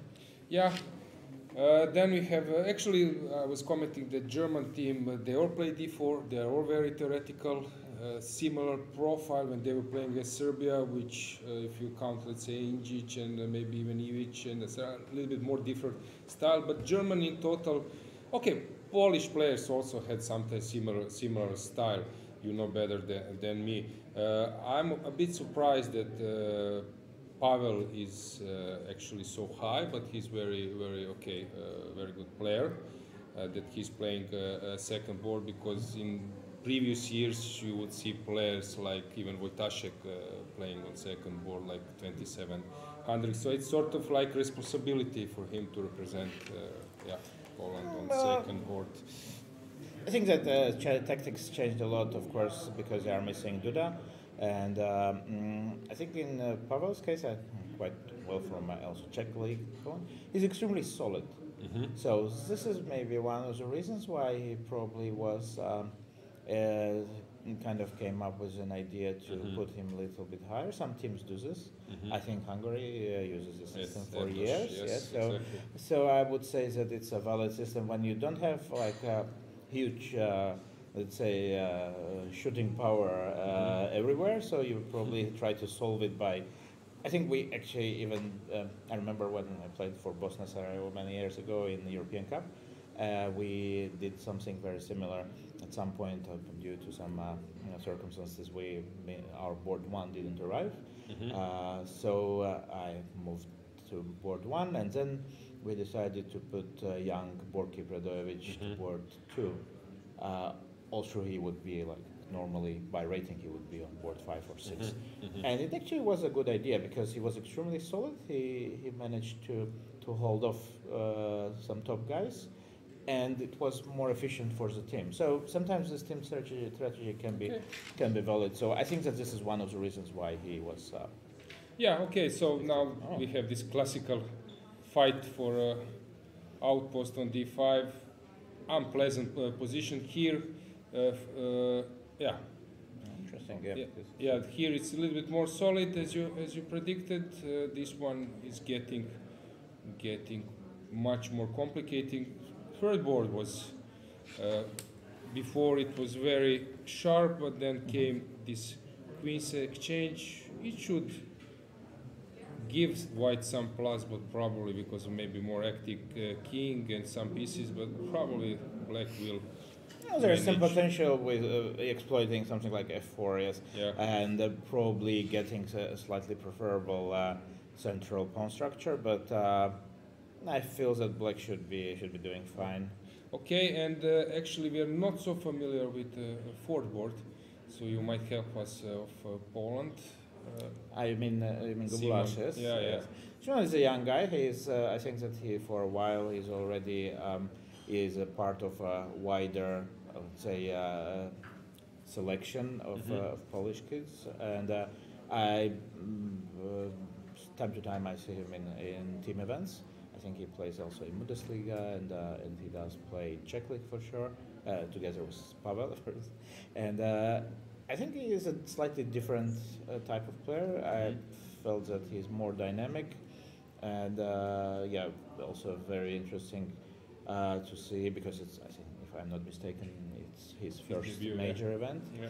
So this I always like teams who give chances to younger players, because this is the only way how they improve, and also for the team it's very good that you can test guys on the higher level. Exactly. So let's see what Magnus is doing.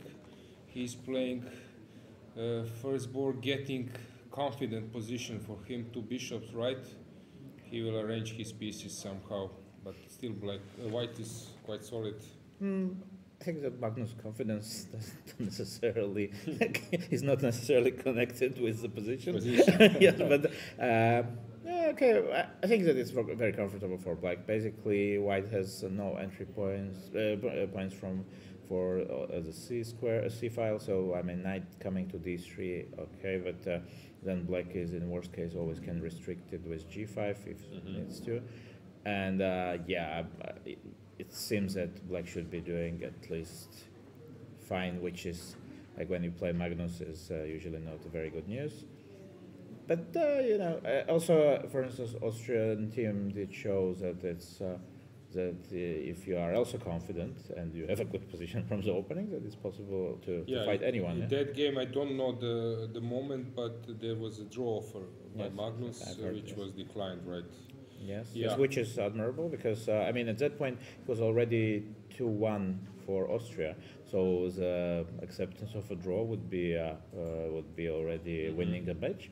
But Dragana felt extremely confident, and I understand him actually that it may be once in a lifetime chance to beat the best player in the world. So that's fair enough. I mean, Yeah. Okay, Movsi, I think that's enough.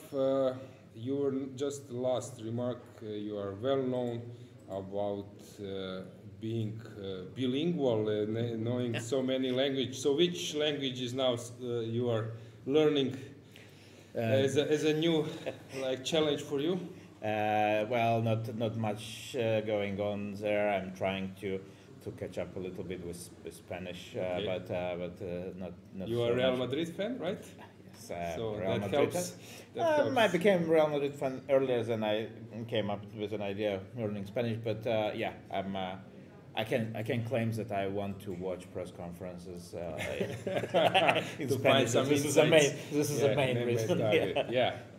Okay, Movsi, thanks for joining me, and hopefully, you will come. We didn't check your team. I will go check myself. don't Okay, worry. do it. Thanks. Okay, guys, so we go for a break. Yeah, thank you for the invitation. Movsi, ništa, hvala ti, idem The fire is strong, but I don't care. All I ever wanna be is eyes for your eyes, lips for your lips, skin for your skin, sin for your sin, eyes for your eyes, lips for your lips, skin for your skin, sin for your sin. Feel it now, now, now, now.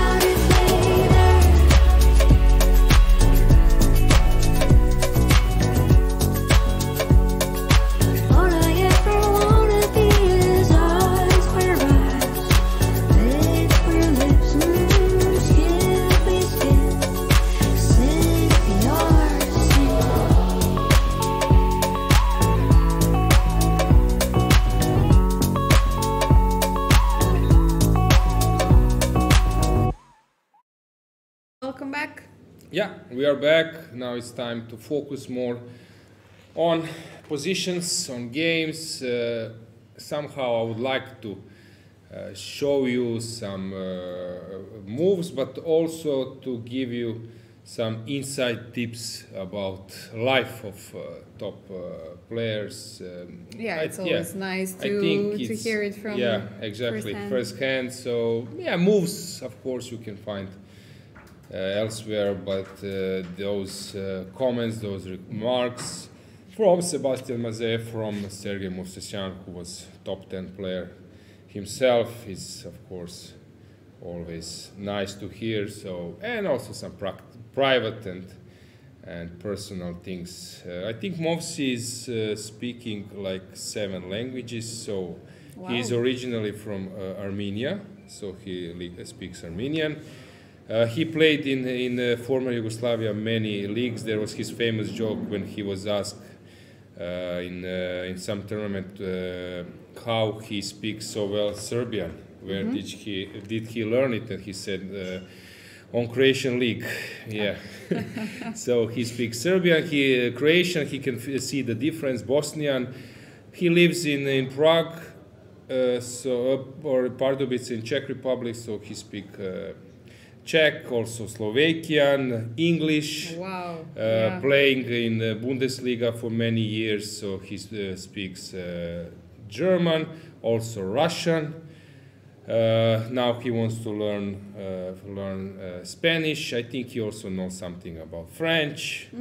Probably also some other language. I'm not sure that he was born in Armenia. Maybe it's possible to check. Try. Where Movsi was born. So guys, actually I really admire this. Yeah, he's really legendary chess player. So Movsi was born in Georgia.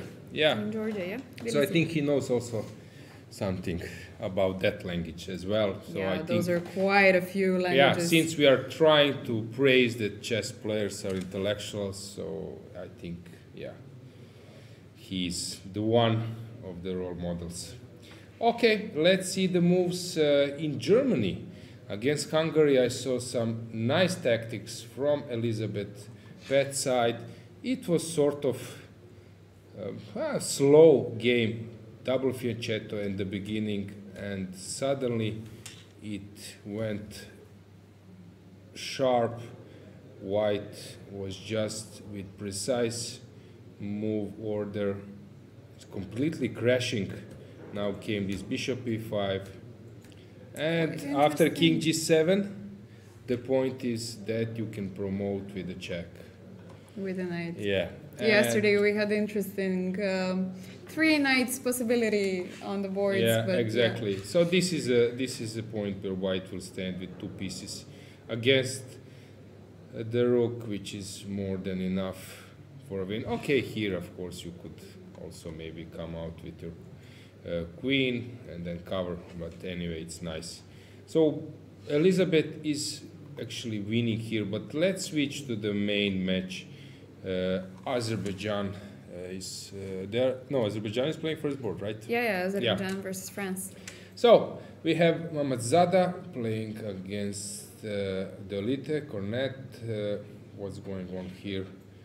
White is slightly better, although this a4 b3 with light square bishop combination, it's some kind of commitment, but maybe not too big.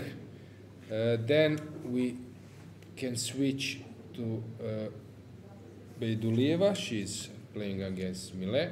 Yeah, the second board. Yeah, this looks scary since the bishop is missing. It's placed here, but yeah, maybe Sophie thinks that she can keep this under control. Yeah. Strange position, very tough position. Queen is threatening to jump in. To me it looks that something is wrong here for white. only for a pawn, but has like a devastating potential. Could we maybe see how we got to this position Yeah, since we sure. were missing the moves? It was some kind of normal Rui Lopez. This G3 is important to find out how it happened. So it was played voluntarily. Strange commitment, because suddenly, yeah, you are just having this call, which is not easy to fix. With The bishop on is A4, really, yeah. really far away. Tough situation. Then we have third board. This is already quite sharp. White seems to be. Sorry, I went to wrong match. This is the position, and this looks like. Hang on. This looks like completely winning for black. Exchange up. What has happened here? Let's see. It was Sicilian Teimour Paulsen variation. Oh, nice trick. Bishop Okay, G4, easy nice. to miss. Really easy to miss. Yeah. Very cool. Okay, maybe moment of the match. Maybe even the day. Good job. Bishop G4. Yeah. Okay, white has some chance to put some resistance over the light squares, but it's quite obvious that black is just completely winning, and I think this Okay, game huge will. advantage for France. Yeah, then we switch to another game, which is Mamedyarov against Shakhriyar. What's going on here? Slightly plus for white, but of course nothing tangible. Okay, let's switch on. Khotenashvili is enjoying this space advantage I mentioned, which can happen when you just kick off black, and yeah, you're enjoying special advantage, which is quite common in King's Indian. This looks promising for black, but also complicating. Mary Arabizde in the second board, and of course she's trying to kick this knight, because with this knight black is fine, although this is a pawn sacrifice. Okay, maybe not exactly. Is knight b4 working? Probably not. It seems that just Mary is winning. B4 was missed. Bravo. Interesting asset. Beautiful way of combination. Yeah, the bishop is hanging, and b4. Oh, nice touch. Another great move. Then, so c4 was desperation. Then we have like next board. Sorry, where am I? I'm here. Okay, this looks strange. This pawn should be moved back, which seems that just Lela is doing great in this position. If the pawn was on g2, it would be normal. Now it's not normal. Yeah, we always have the coaches saying, don't forget that the pawns do not go back. Yeah. Then we have Bulgaria. Stefanova was struggling. Now she's pawn down, but she proved her position. This doesn't look so bad as before. Probably d takes c6 was the way to go. White wanted to play safe, but now Antonetta has improved her position. Don't forget, former world champion, great player. I think her career high was close to 2600. Yep, You can even check that. Yes, Dragana, thanks. While we are waiting, you can see that on the second board, somehow Salimova was not exploiting her initiative in the opening. There was some kind of initiative, but it evaporated.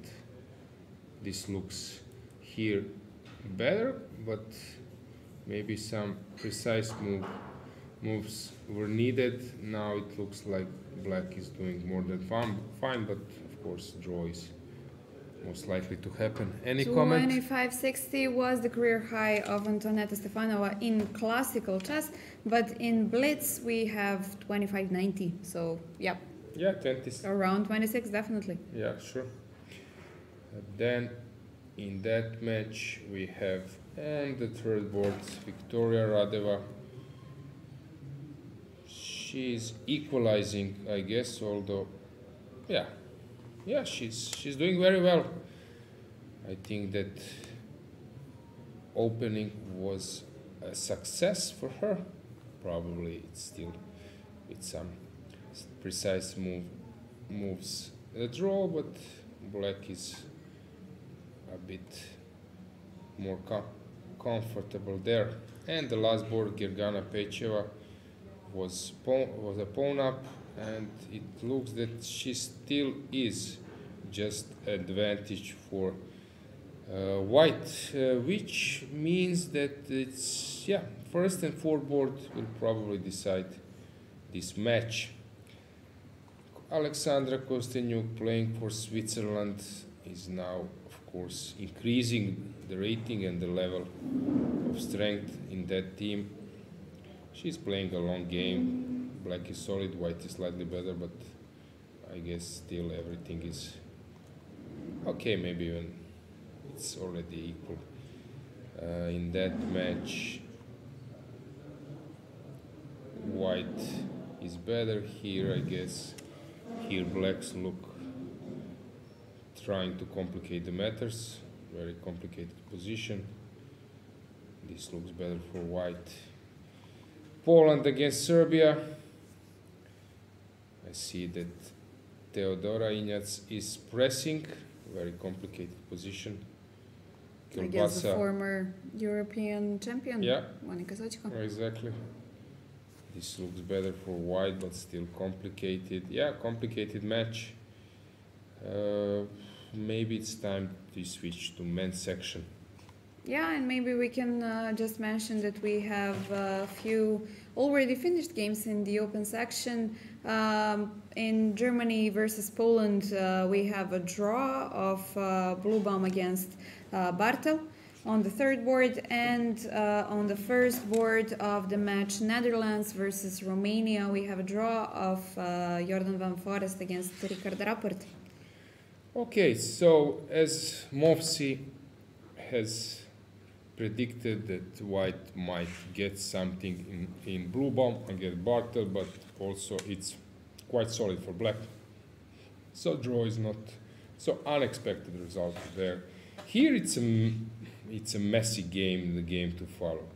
Wojciech is trying to mud the waters, two bishops, rook lift around, but anyway, this a6 is also an asset. Knight is trying to come into the play.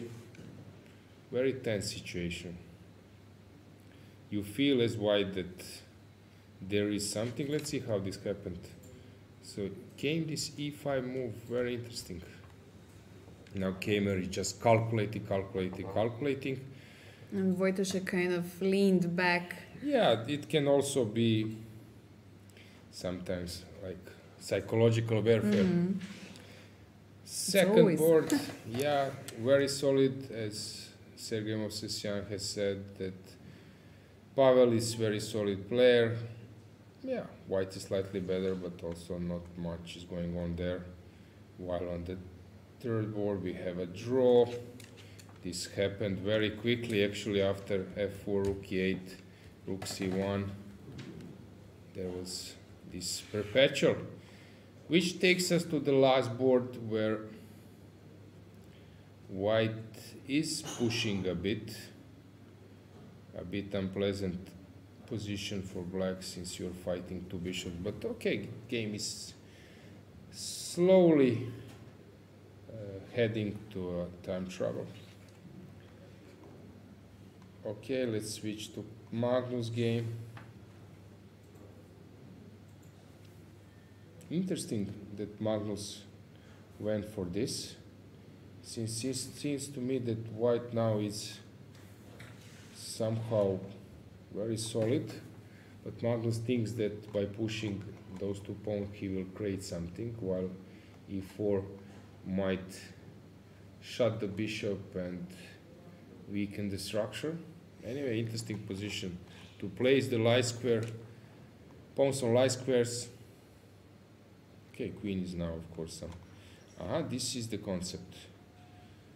Change the bishops. Yes, change the bishop and then to underline that the king is weak. Okay, Magnus is, as you can guys see, very determined, and he's aware that he needs to play inspiring chess to convert or to increase the advantage. And maybe to motivate his teammates as well, since they suffered a tough loss yesterday, and we're sure that they can get back on track today. Yeah, second board we have Tari, who is a pawn up. Black is trying to do something with his c-file activity. Probably there is a compensation, since when black plays at some stage b5 or even like this, he might just compensate for his pawn loss. Okay, Magnus has something. We see the move. F3 plate. Not wanting to exchange Yeah, but the bishop.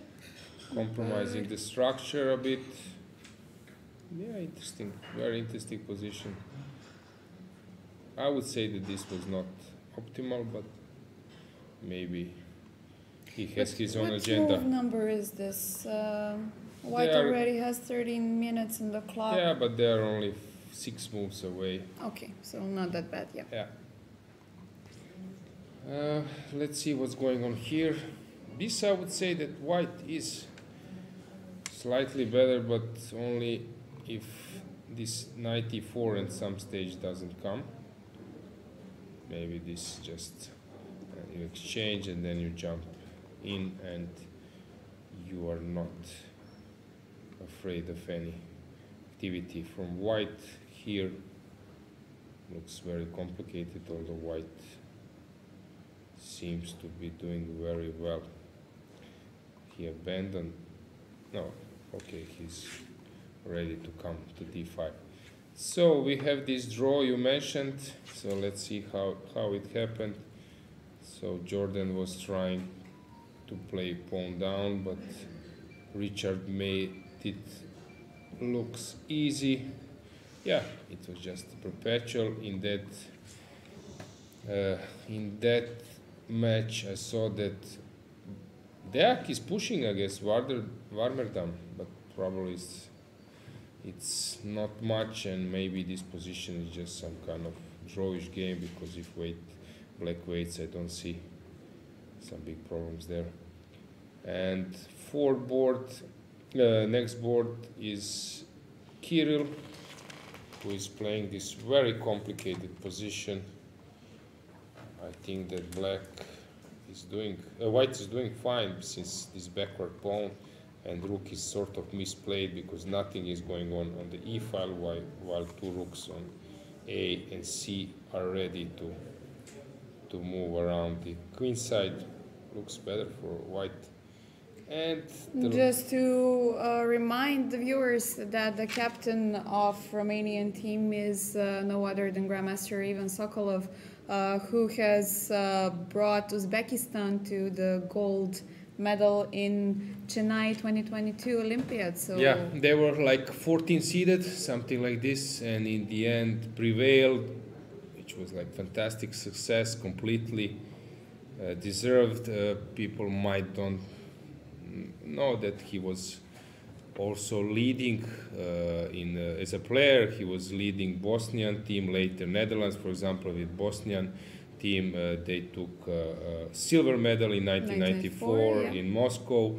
With Netherlands team, he was playing first board when they won in Göteborg in Sweden. 2005. 2005 might be. Yes, exactly. He was 2700 rated player, around 11 or 12 place in the world, maybe even 10th.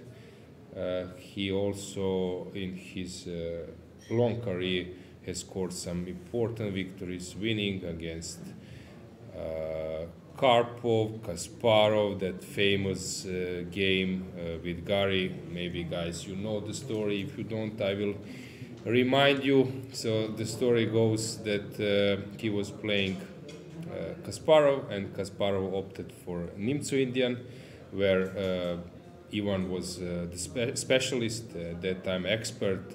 I think Kasparov later said that Ivan is the most active player with white at one point in the world. And they were playing Nimzo Indian, and at that time there was some kind of small talk during the rounds. There were no computers were not so strong, and these measures, anti-cheatings, were not so high.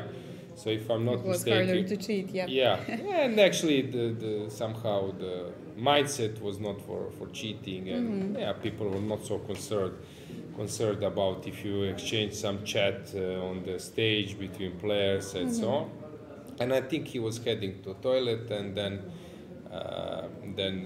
Peter Swidler, who was acting as a second of Gary, approached him and said, "You did a great job." Gary said, because you opted for a variation, which is sort of forcing, and if Gary wouldn't know it exactly, you might score the win, because there is a draw and there is a win. This way you will score a draw, which is a good thing with Gary. You were safe, a wise choice. And then Ivan said, you can say to your boss that he just misplaced. And then instead of getting a draw, he will get a zero. Oh, okay. And that was correct. There was two moves, one king h8 or king h7, I think, after check, and this king h7 or king h8 is losing, and this happens, and there was a known story, because Gary is always putting off his Rolex when he's playing a game, and then he realized that he has made a mistake and that he's losing. But Ivan somehow said to himself, listen, Ivan, why you are hurrying? When will you have this same position again? To have a winning position against Kasparov himself, having like 1 hour on clock, or something like this. Come on, enjoy. And then I think Gary was fed up and took his Rolex back to his hand, and even write a winning move which Ivan needs to play, and so on, and then congratulations, leave out of the stage. Yeah, interesting story, but of course Gary was emotional, but great player, and of course to win against Kasparov, it's something special, because at that time he was just crushing the field, and how he had won Linares and all other tournaments. It was really memorable.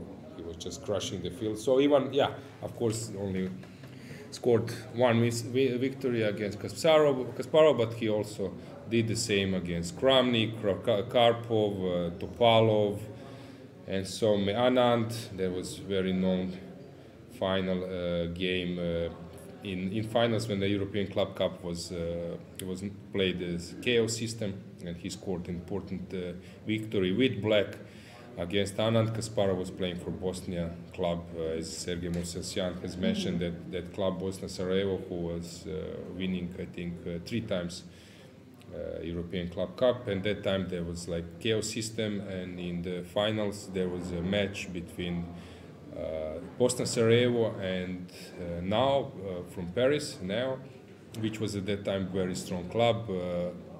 First board was played by Lothier, at that time very strong tradition, and actually Gary was struggling against him to, I think he has like an equal score or something like this.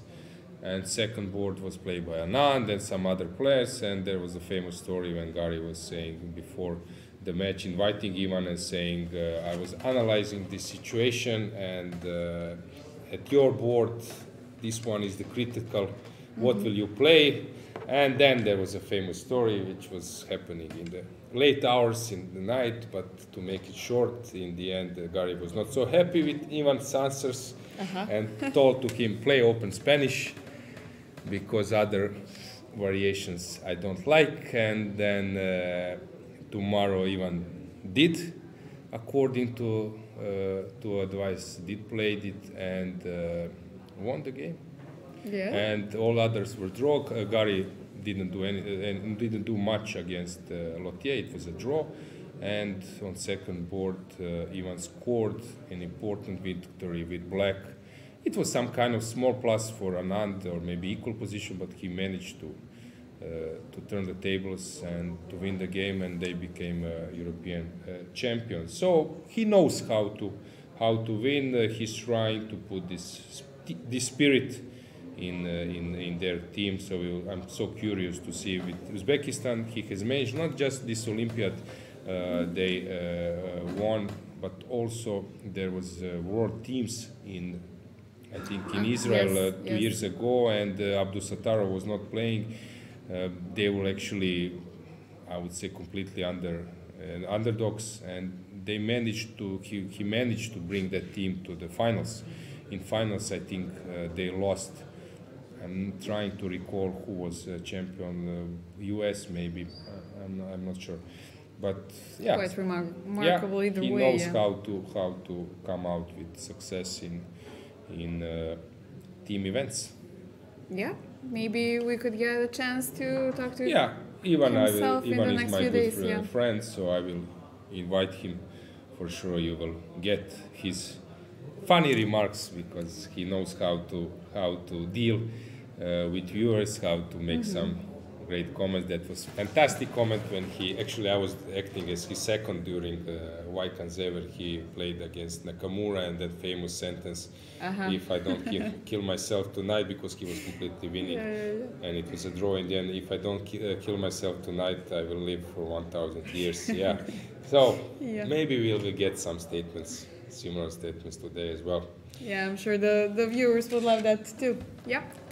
So there back. is some kind of advantage in this position for White. So it seems that his match is quite actually balanced.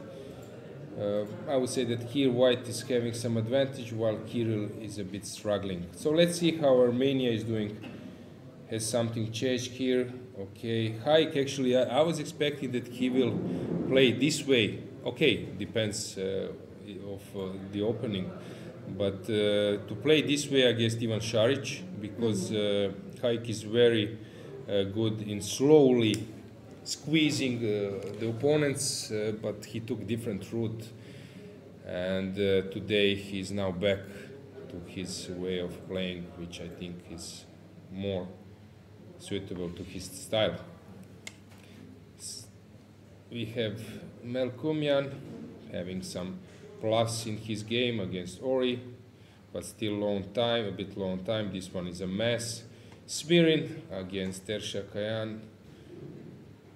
Complicated battle. Black has sacrificed a pawn, but this knight is guaranteeing some compensation. Let's see how Šarić is doing against Radjabov, because it looked really tough for Black, and probably now Šarić is just outplaying. Teimour, remember guys, he was in our studio yesterday, right? Yeah. And he mentioned that he feels that he's playing well, that Grand Swiss was quite good sign for him, the way how he did there. Which is very important, that inner confidence to have it within you. Yeah, and as you heard from Mosesian, as he mentioned, Šarić is some kind of player between elite and some 26-something players, that if he gets a chance to play against them, it might be tricky for those top players. And to win against Radjabov, you need to show a lot. Confident, preparation, psychology, because you need to believe in yourself, and also this guy will put really tough resistance. So tricks, tactics, exchanges, and so on and so on. So you need to be very, very precise. Yeah, of course, Ivan is our great player.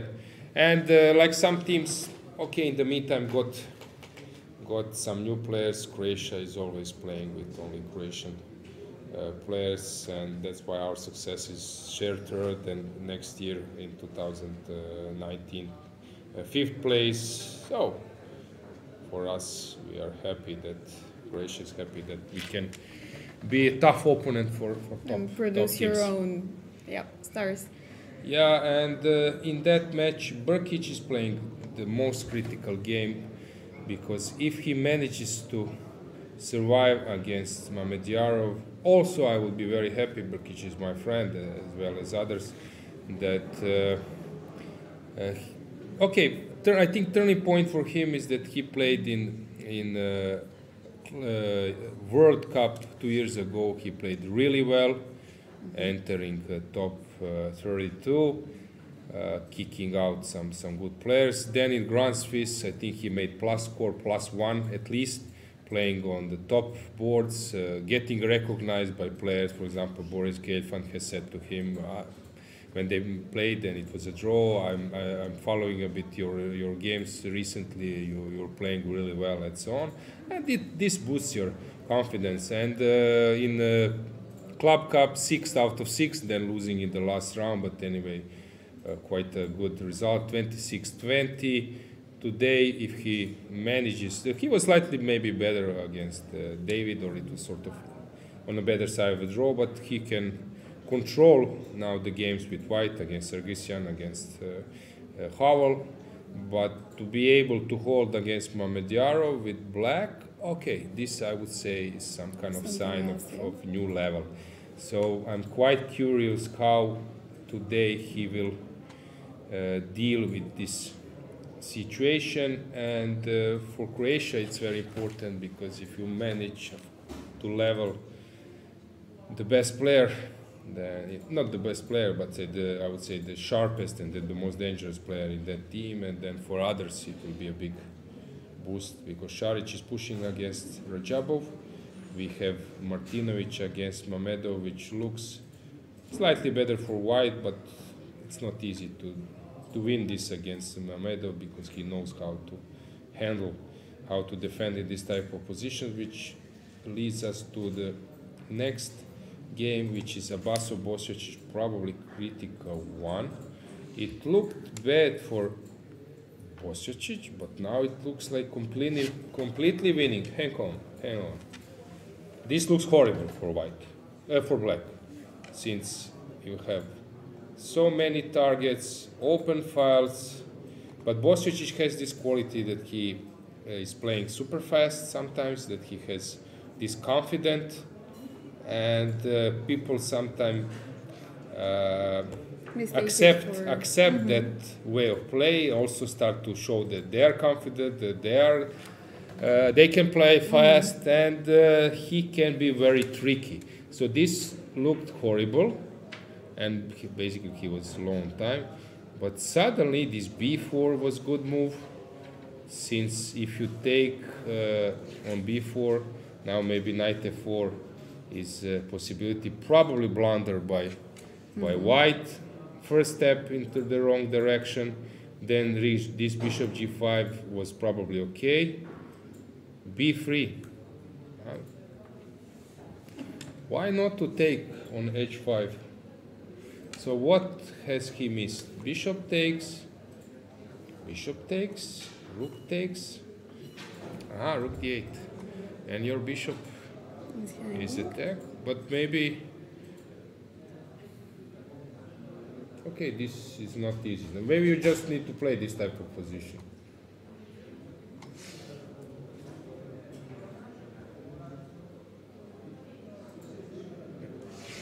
There is a tactics, I see it now.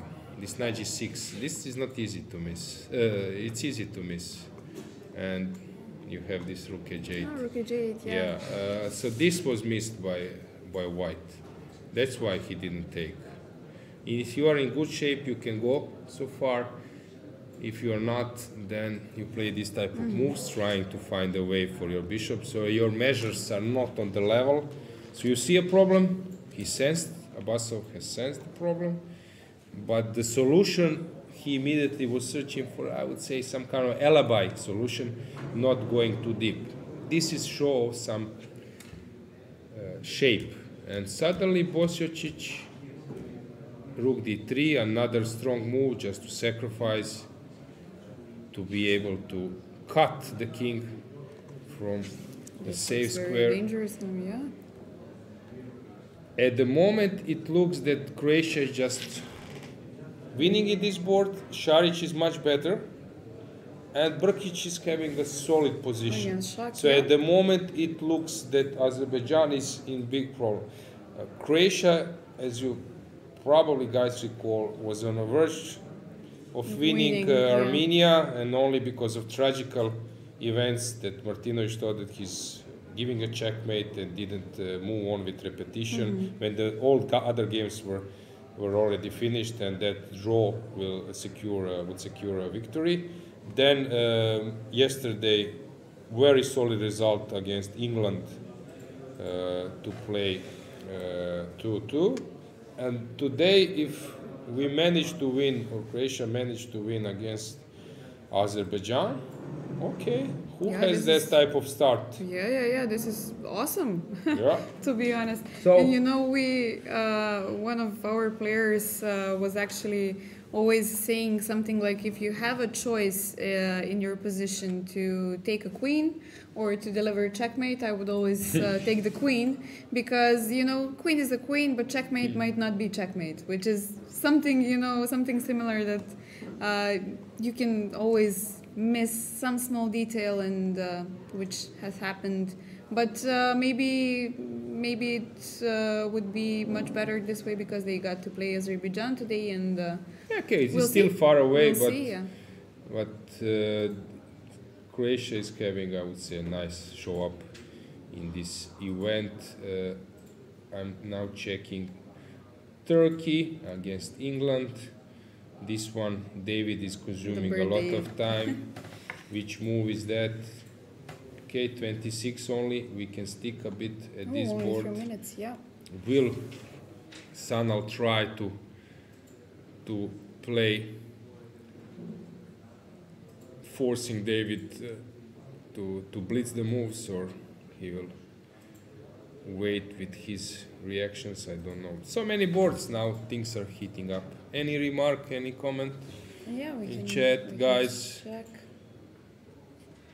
A You lot of can comments, yeah. subscribe, and then you can comment something, you can ask a question. The chat is delayed, but anyway, we will read it at some stage.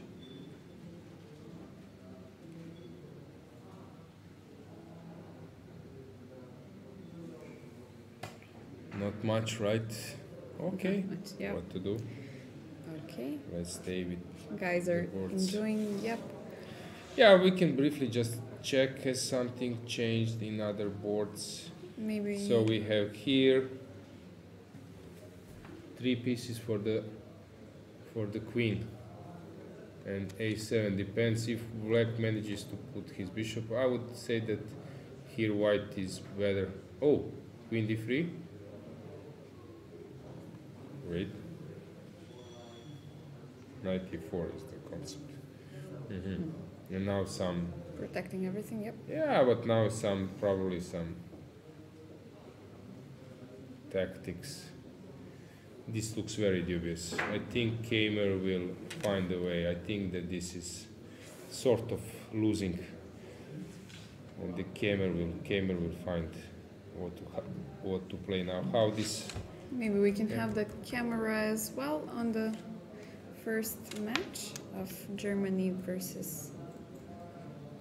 Yep. Yeah, Thank you very much. I think that Wojtaszek is quite worried. Yeah, Radek, something has gone very bad.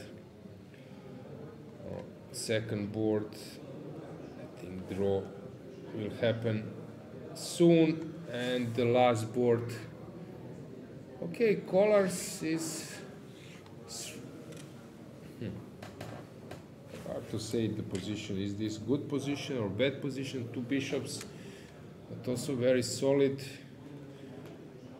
At the moment, I think that Germany is doing very well against Poland.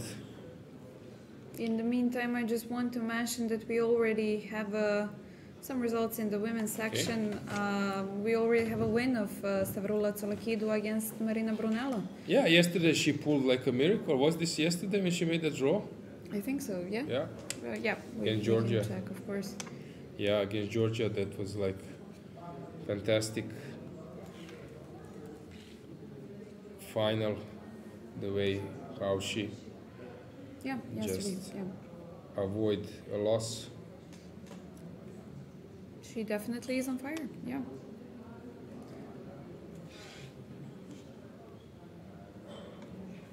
Then a draw between Pia Kremling and Ekaterina Talik. Just to mention the result.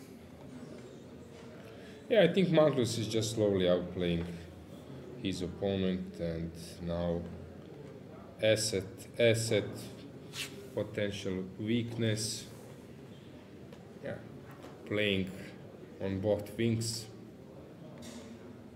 Yeah, he knows what to do here better than me.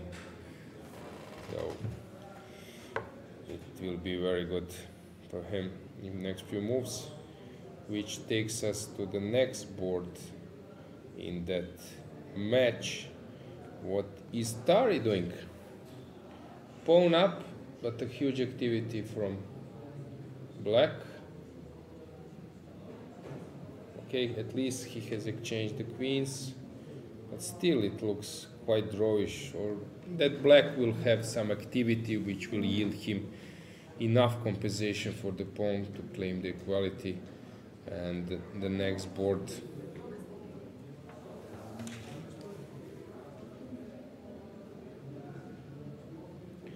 who is better here? Probably black, but maybe I'm mistaken, maybe it's white. Maybe, yeah, this knight b6, and if the pawns start rolling, it can be very tough. And the last game in that match,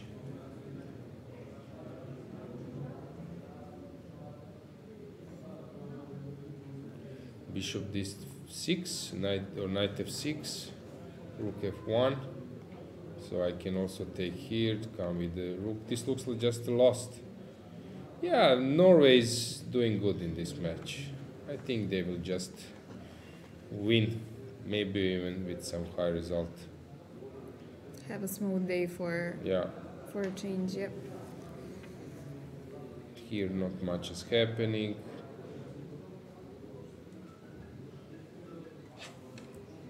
Okay, so let's check this. If you take, which probably is possible as well.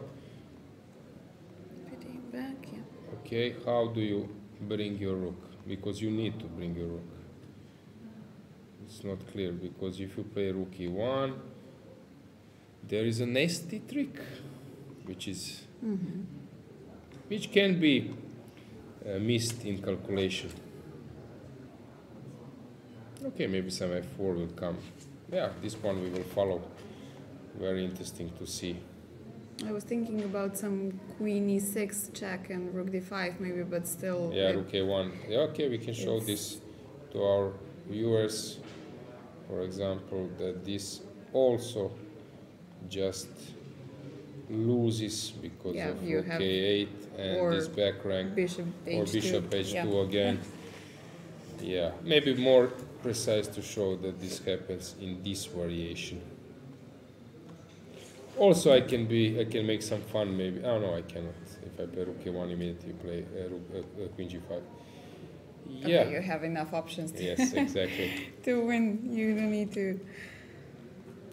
Kirill is still struggling. This looks very bad. Somehow Kirill cannot find his best shape, because he's in Club Cup as well. He can be super strong. He was 2700 player, but either opening choices or decisions during the game are, yeah.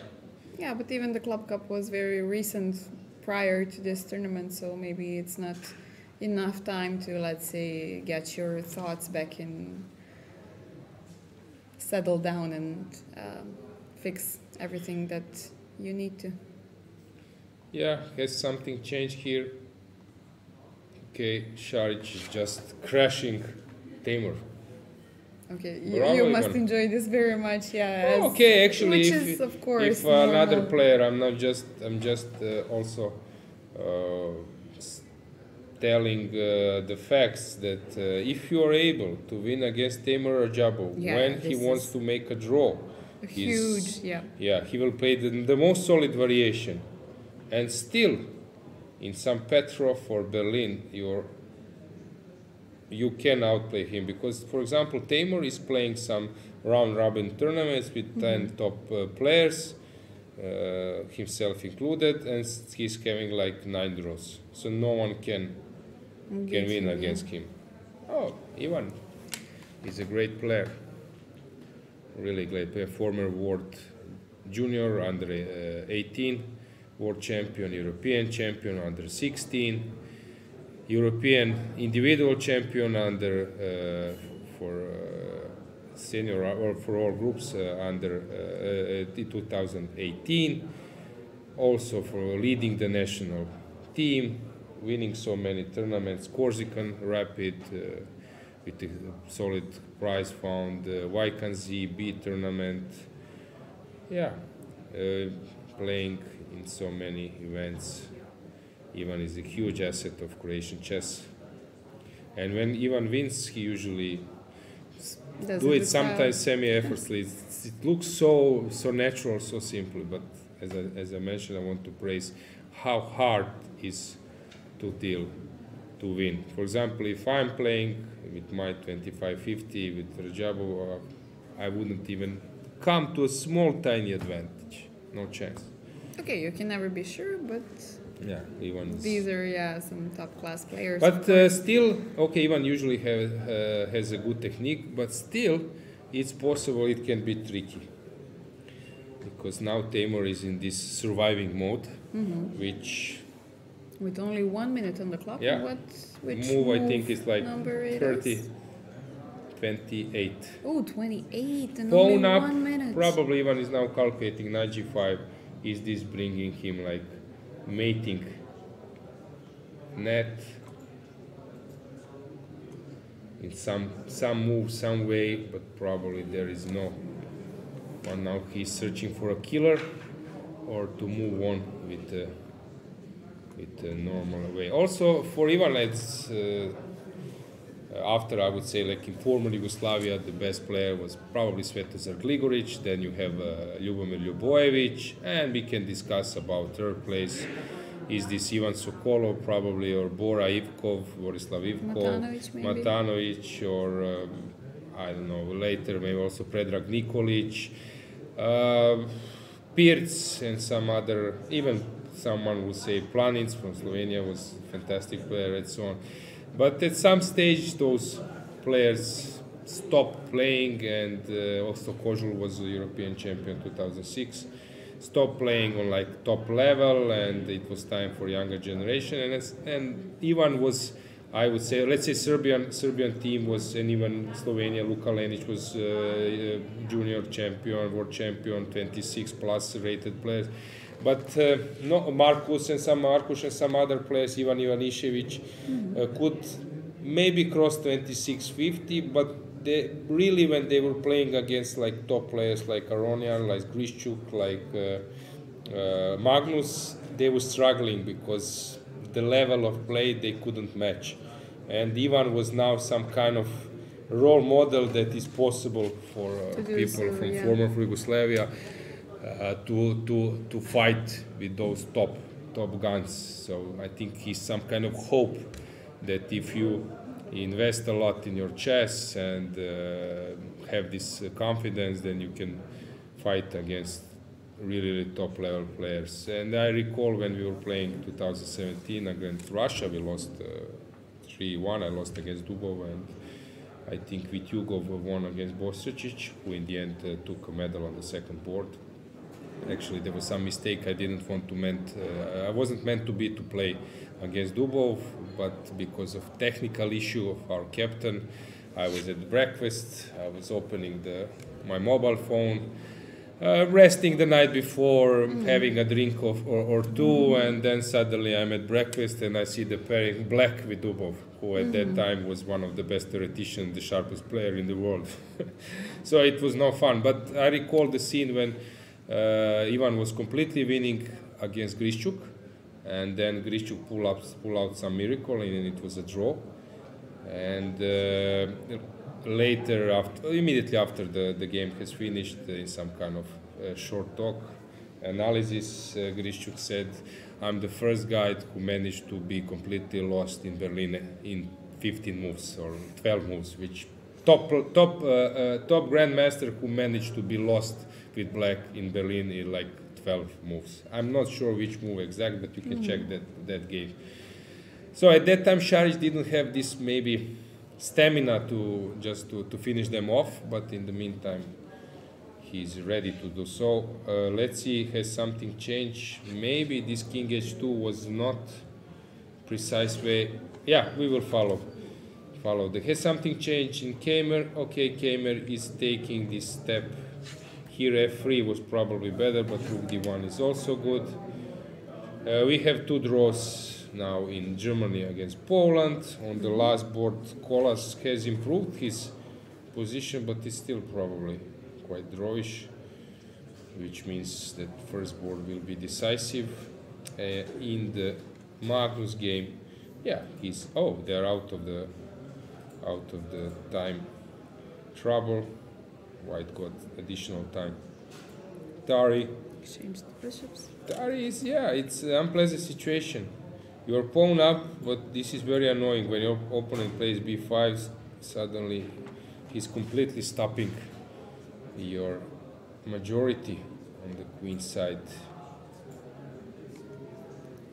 Here, okay, exchange sacrifice. I think that was a wise choice from Amar. So I think that here, actually, that White misplayed. I think that allowing this sacrifice was a mistake, because now I think it's easier to play with White.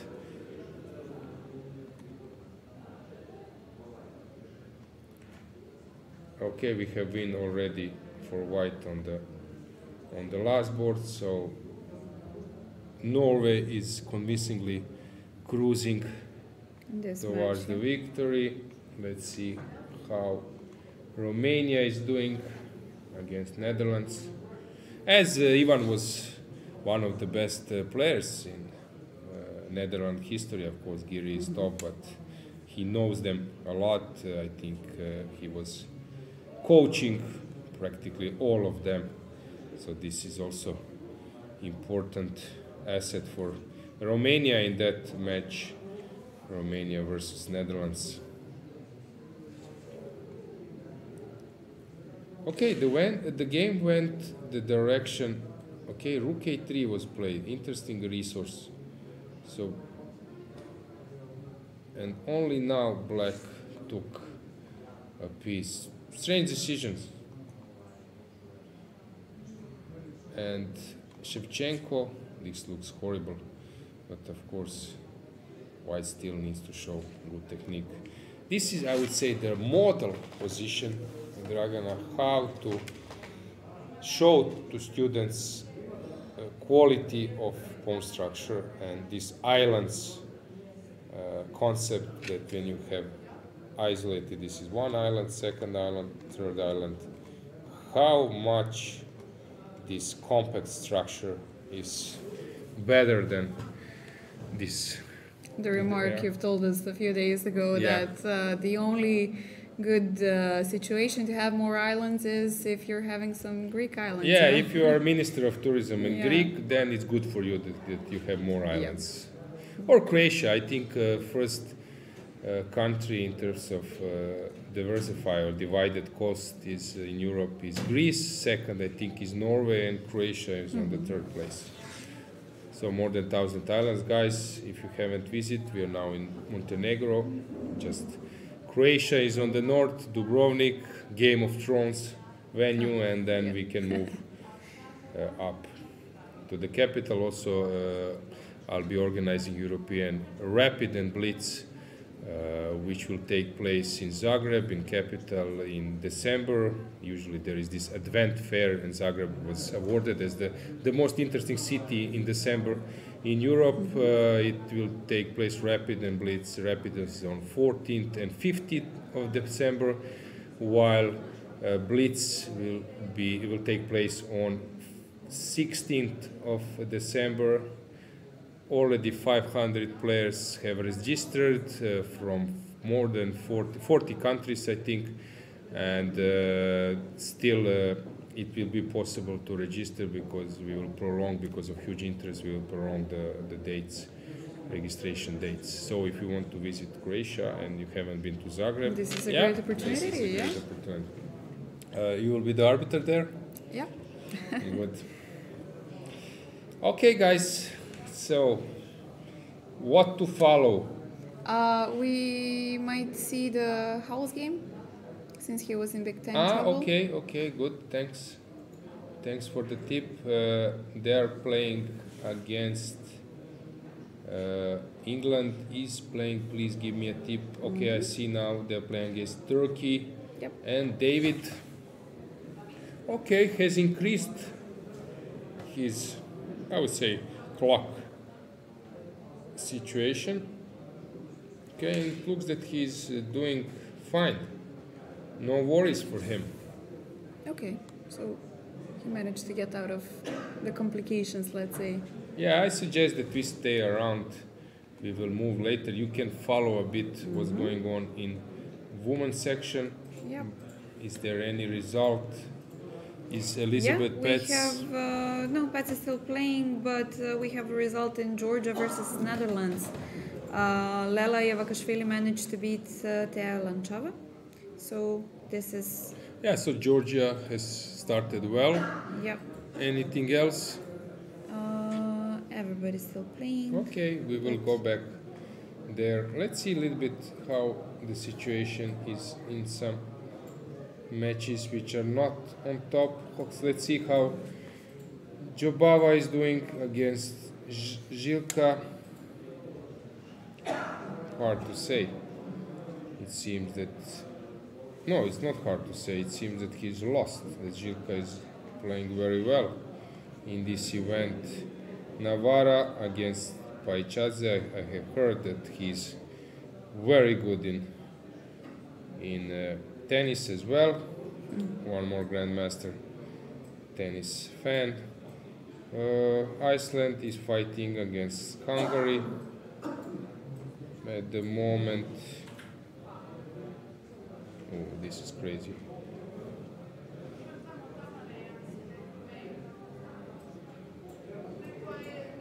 Knight f2. Interesting move. Okay, so if I take, but f6 is hanging as well, and the queen is hanging, and everything is hanging. Yeah, you should take, and I don't see anything else except just taking, yeah. and you take with the rook, and it looks just completely lost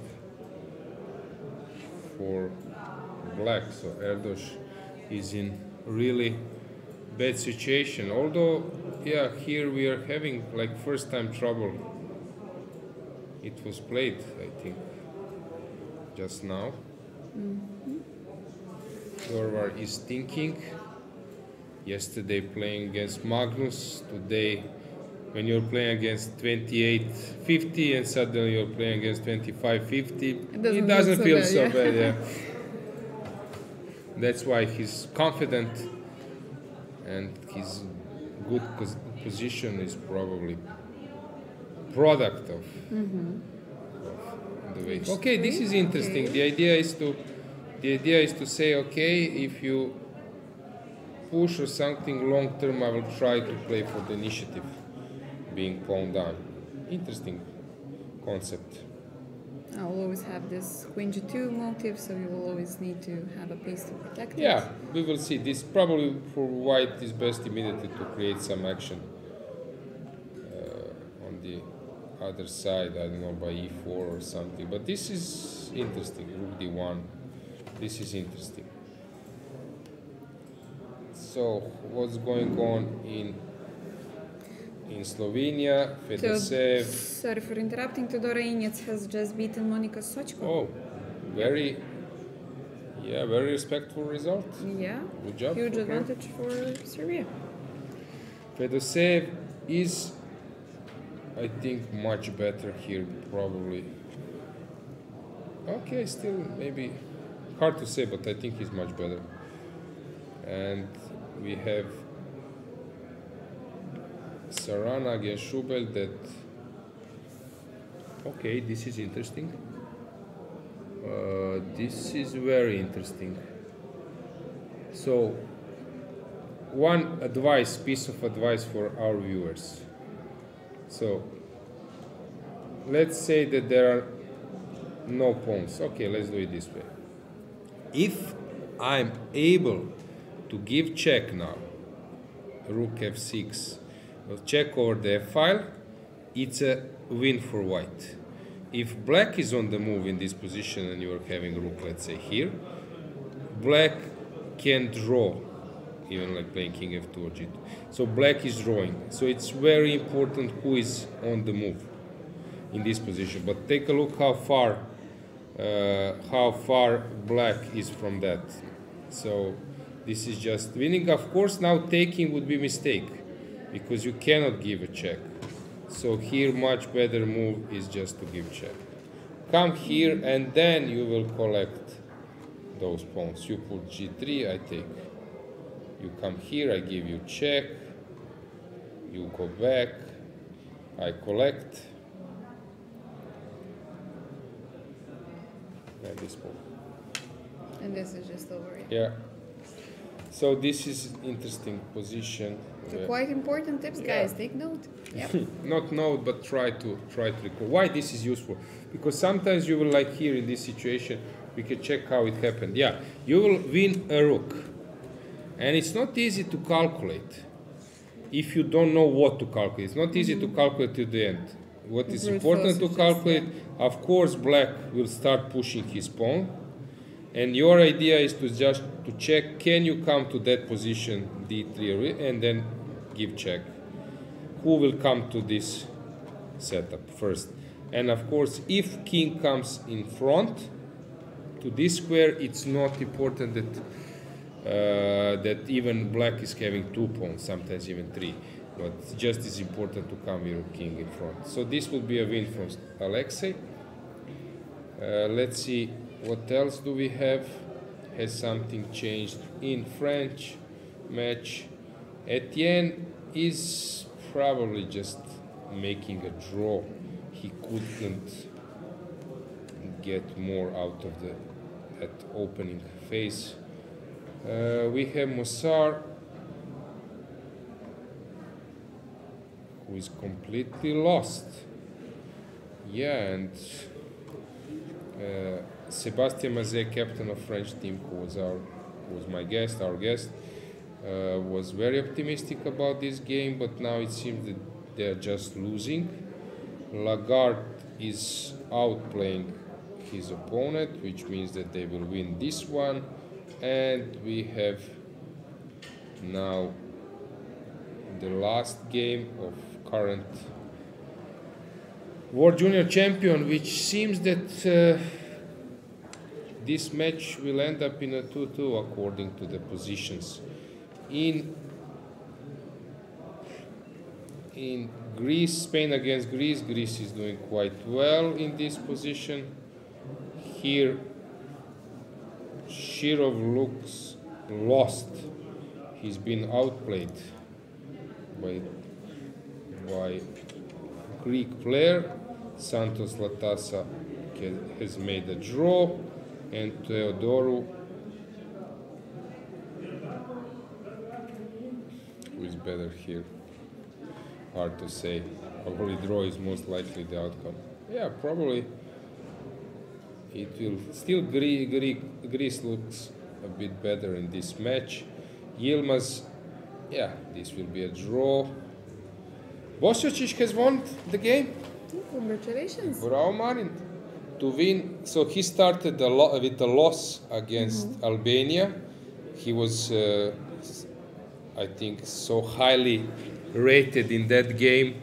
I think the difference was like more than 200, maybe even 300. And he lost the game, and then he was resting by the decision of captain Zdenko Kožul, who is also one of those, I would say, for ex-Yugoslavia legendary grandmasters, scoring so many wins in open tournaments, so he knows how to win.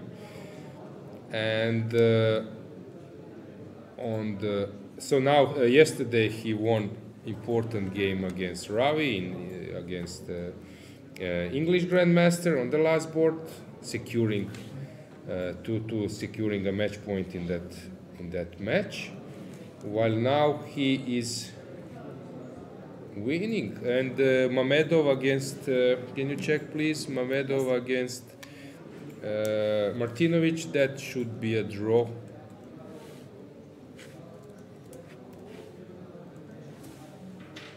Martinovic, you can.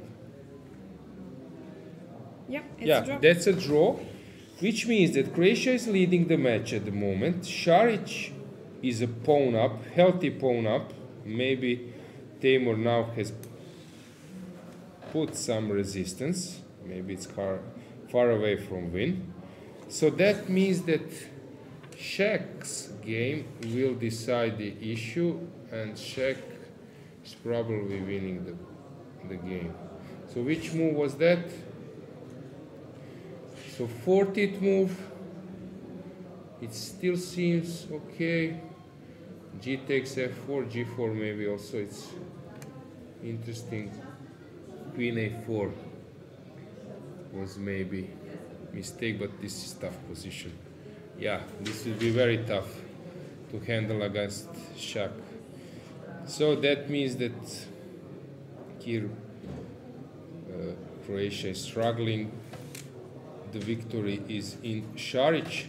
I have a very interesting result in the women's section. I've just seen Bella Khotenashvili pass by. She lost to Elin Roberts. Okay, we will check. So we can check that afterwards. Yeah, we will check that one later. Now it's Shakhriyar Radjabov after first round loss of Azerbaijan. I think this would be catastrophic outcome that they lose one more when they were like kind of. They were the top seed, Yeah. the number one. Yeah, exactly. They still are the top seed. Yeah. Yeah, it's not likely that Šarić will will lose this one. So we are now speaking that Croatia is sort of securing at least a match point, which against Azerbaijan, remember Armenia, England and Azerbaijan, of course victory would be more appealing, but yeah, it's good. Any other results, men, woman section? Yeah, I have the women's section opened. Currently, we have a draw in Sophie Millet against Govar Beidulaeva on the second board of Azerbaijan, France. Then we have 1.5 to half Netherlands leading against Georgia with the result. Oh no, we have one more finished game, which means this is 1.5 to 1. No. The equal result is equal, yeah. Result. Yeah, we have so Netherlands is Maria Rabidze versus Van Forest deciding the game, the match. Very interesting. Okay. Something has changed in men's section. Men's section. Let's check.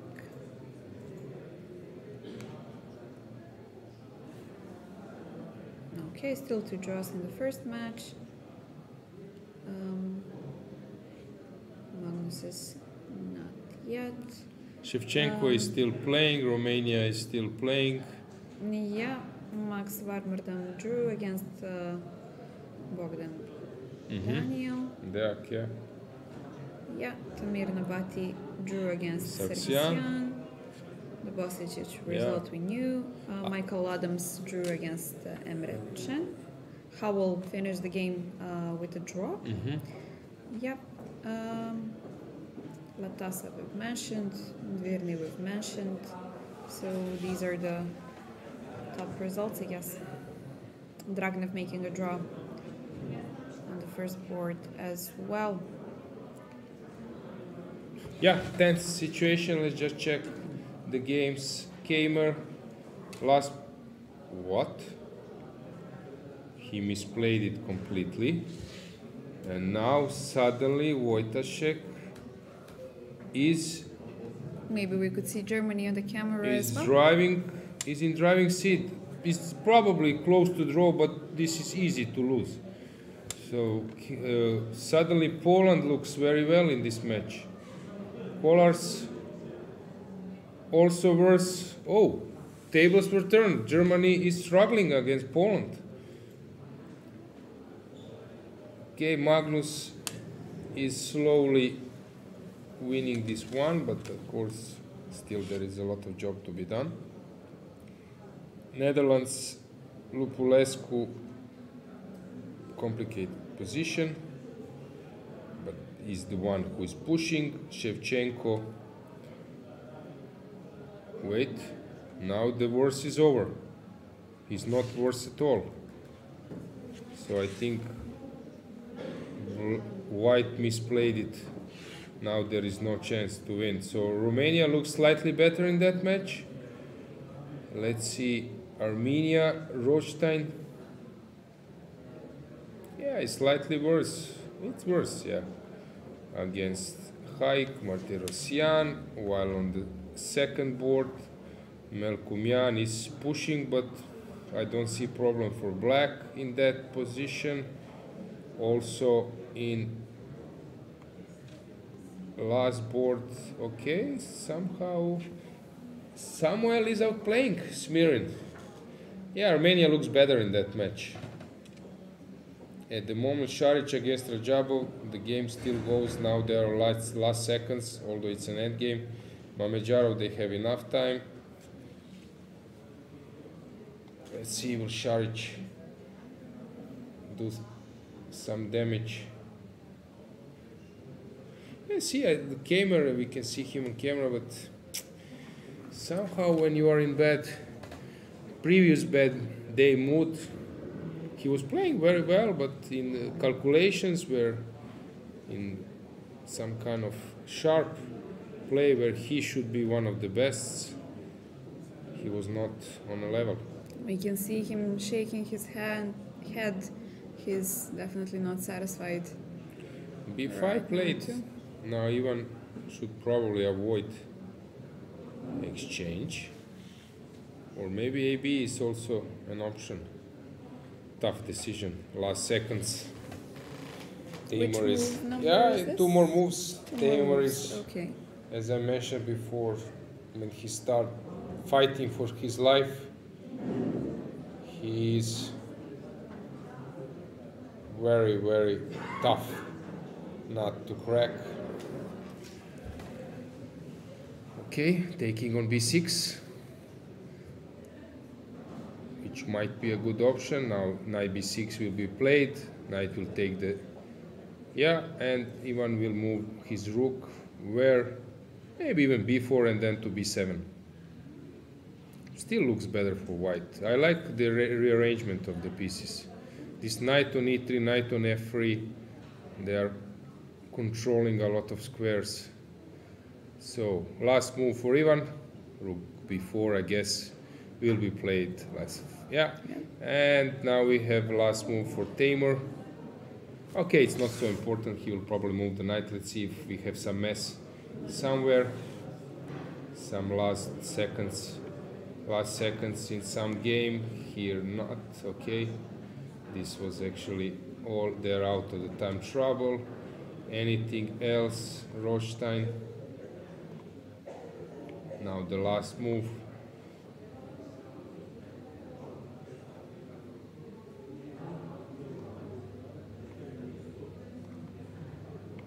Yeah, it seems that everyone is now out of the time trouble. All the moves were played. I don't see a game where one side is on the last seconds just deciding. Yeah, definitely. This is the moment where everybody has crossed 48 moves. Yeah, so. that's basically it. No need for searching. Even if somebody does not have. Yeah, we can make a slight recap of the situation. So, this looks very unpleasant. You might be able to hold, but you need to have nerves of steel. Very tough. So, tough situation. This one may be even worse.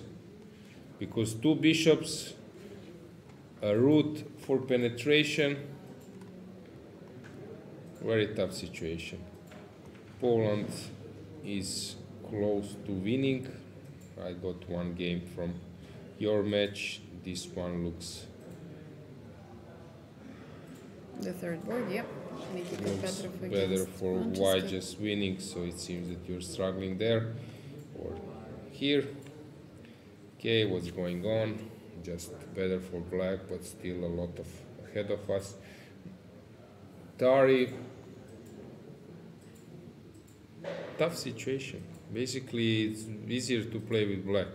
This is the only question. So, if let's check this board. How this white just managed to? So F5 was played. I don't get this move. Why F5? Maybe we could see Magnus's match on the camera as well. Yeah. Okay, here white is in driving seat. Listen now, if Magnus doesn't win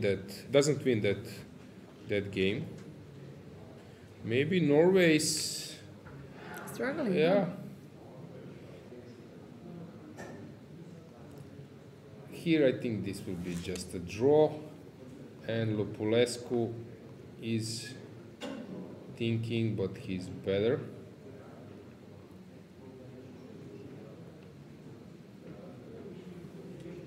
Okay, Smirin.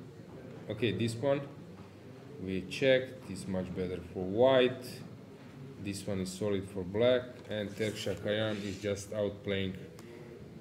So how he did this? Yeah, he sacrificed the pawn, 94, and slowly outplay this. Rook e5 was nice to provoke f4, and then third rank is the place where black is penetrating. Shak made the move. Brkic is in problem. Here Šarić has done the same. Tough situation for Radjabov anyway.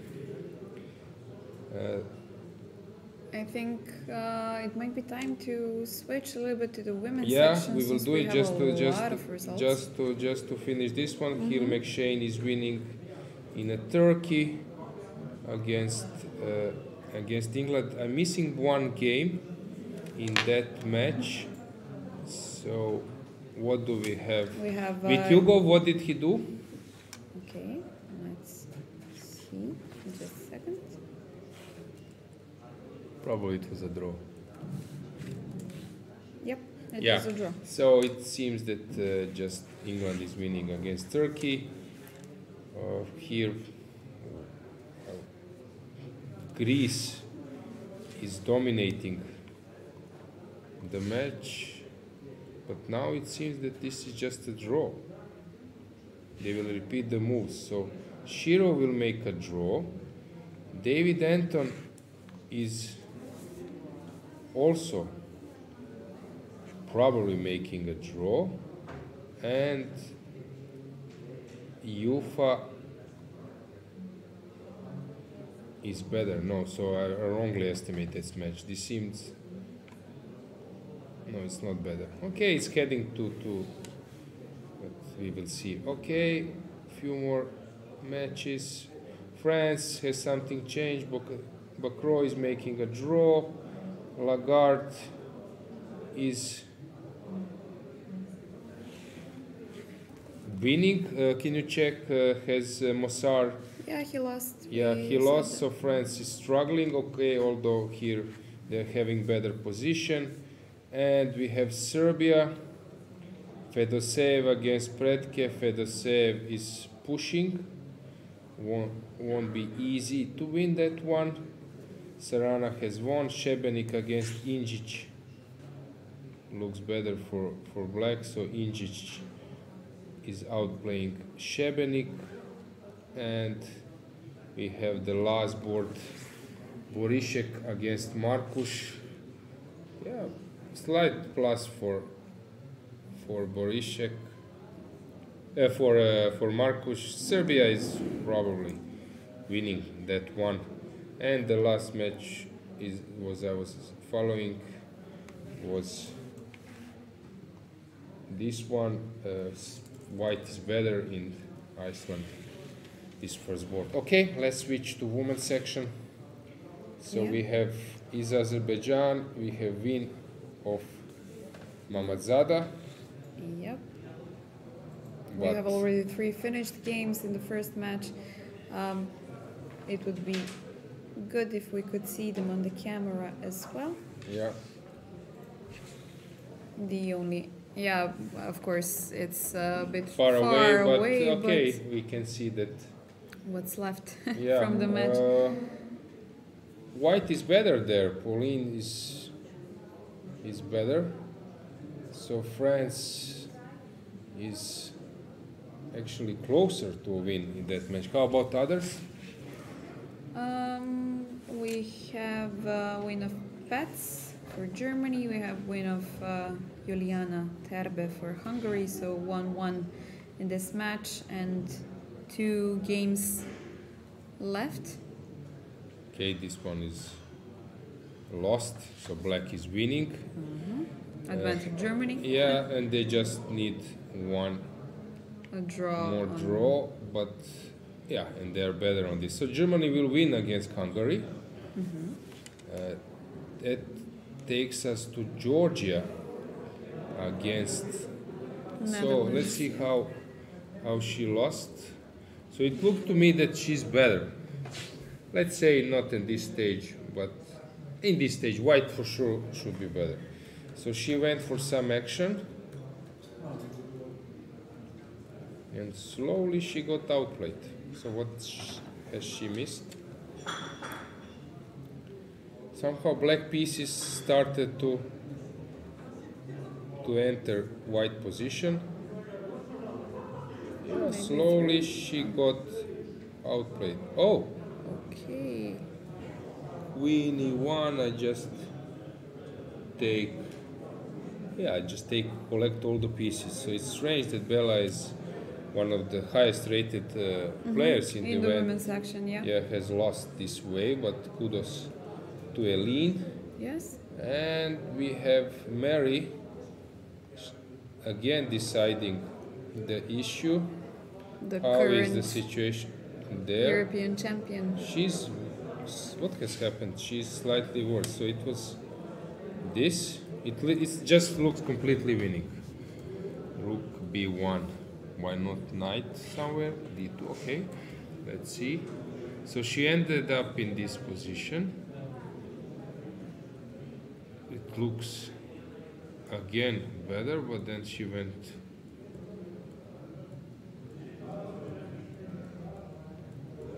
And suddenly black just improved a lot. Yeah, maybe even Netherlands can knock. Georgia. Yeah. Yes. And Bulgaria, We have a result. Stefanova has pulled a miracle, since now she's the one One up. pushing victory for Victoria. Yeah. So she was, yes, somehow she just outplayed her opponent. She's in a great shape. Yeah, Kudos pawn to was Vicky, just yeah. pawn was just moving.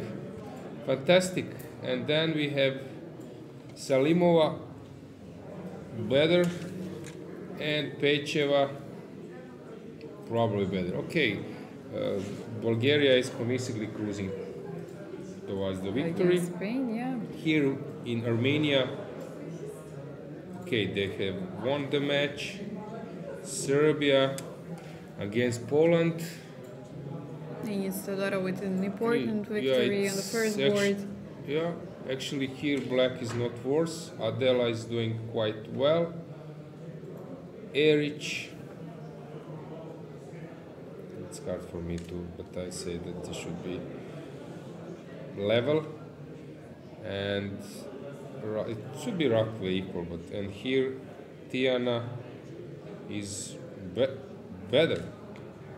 So Serbia is Having actually a a great time favorite. against Poland, Yeah, yes. favorite against Poland. Ukraine is winning against My teammates. yeah, your team against North Macedonia. But that's basically maybe one broad camera before we go to a break just to see the whole playing hall.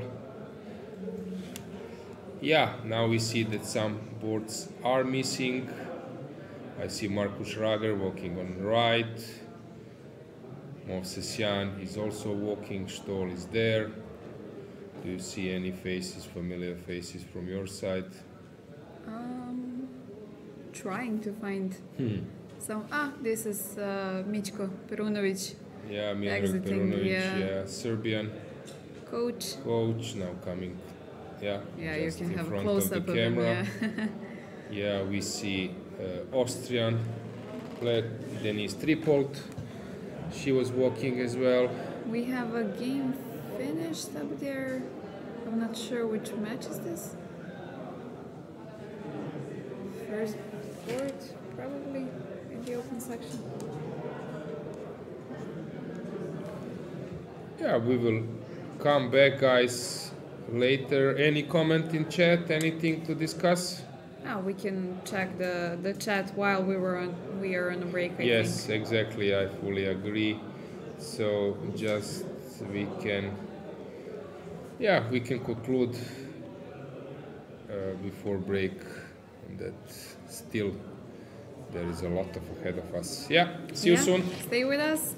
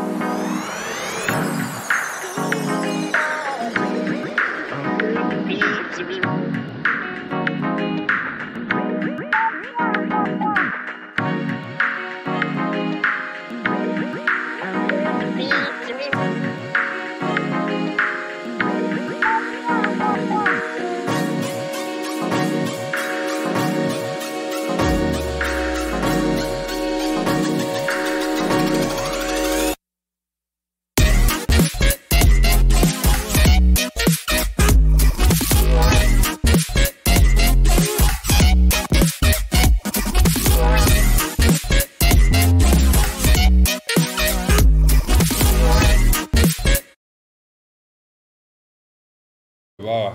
Hi, how are you? Zdravo. Yeah, Hello, everybody. he knows Croatian, Serbian, Yeah. our languages. Little bit. Yeah, so top level player, so many victories against Magnus and others. I was making your statement so often when I'm commentating Adam's games, how you said the last positional player. Yes, yes. How would you, let's say, express about your style of play? I don't have some fixed style, I guess. Playing different kind of. Yeah, so you are here again with the Georgian team, Badur. You played so many Olympiad, European teams, events. So ambitious. Today you won, but in general, what's ambitious of you personally and the team? We are making an experiment in this European Championship. I'm playing on third board. So I don't know. It goes.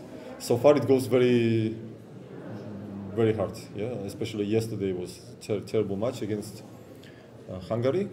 I think 3 boards should won, and no one managed to win even one game, and it was disaster to make draw. Yeah, like you made the draw against Banus. Yes. Yeah, it was winning at some stage. Interesting game. Yeah, and computer was showing that it was equal. I was thinking that I'm better whole game, and yeah, but then in after time control, I made one huge blunder.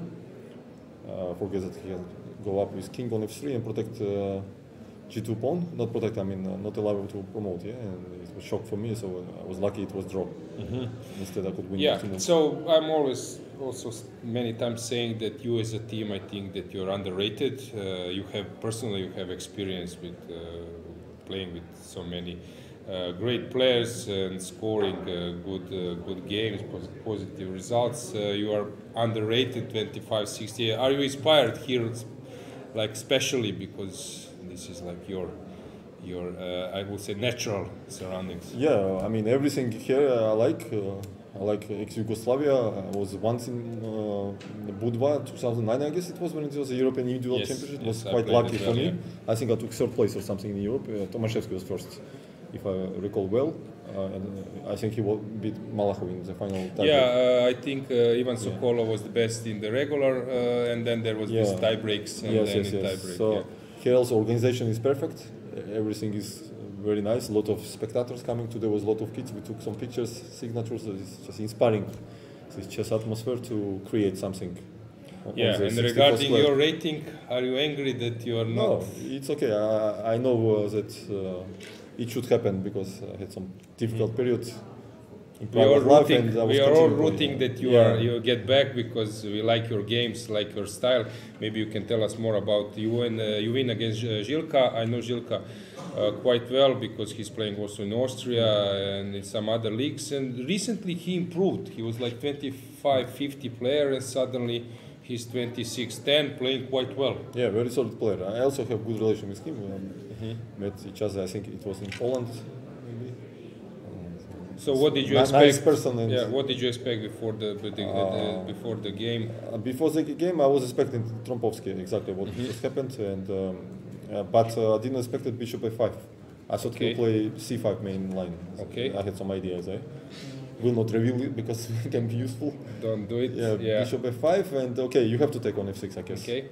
And now, I like setup what I made. Fianchetto, bishop d3 also possible, but this is very solid. And usually, a lot of people play h5 in such positions, but don't. h4 also, or h4, then I give it a g4 square probably for bishop. Maybe this was his plan, but I don't think that h5 h4 is just so dangerous for white, and black is wasting time. So I think castle not afraid any shadows on the king side. So as a classical teachers, on the strike, you have to strike in the center. Exactly. So c4 logical continuation, ag, knight c4, knight b6 good move. He wanted if I take on d6 take with queen, then at some moment queen d7, bishop h3 ideas. So but I found a good move against c4. Queen d6, and then you mentioned this, and change the bishops. Could be unpleasant, but I think e4 is principal move here.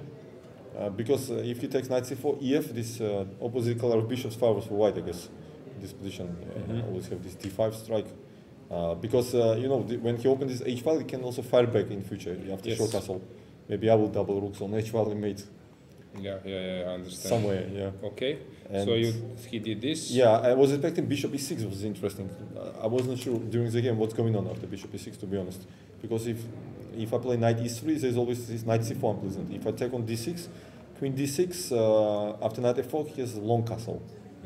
D5 was interesting instead of knight d6, but he takes on c4 probably.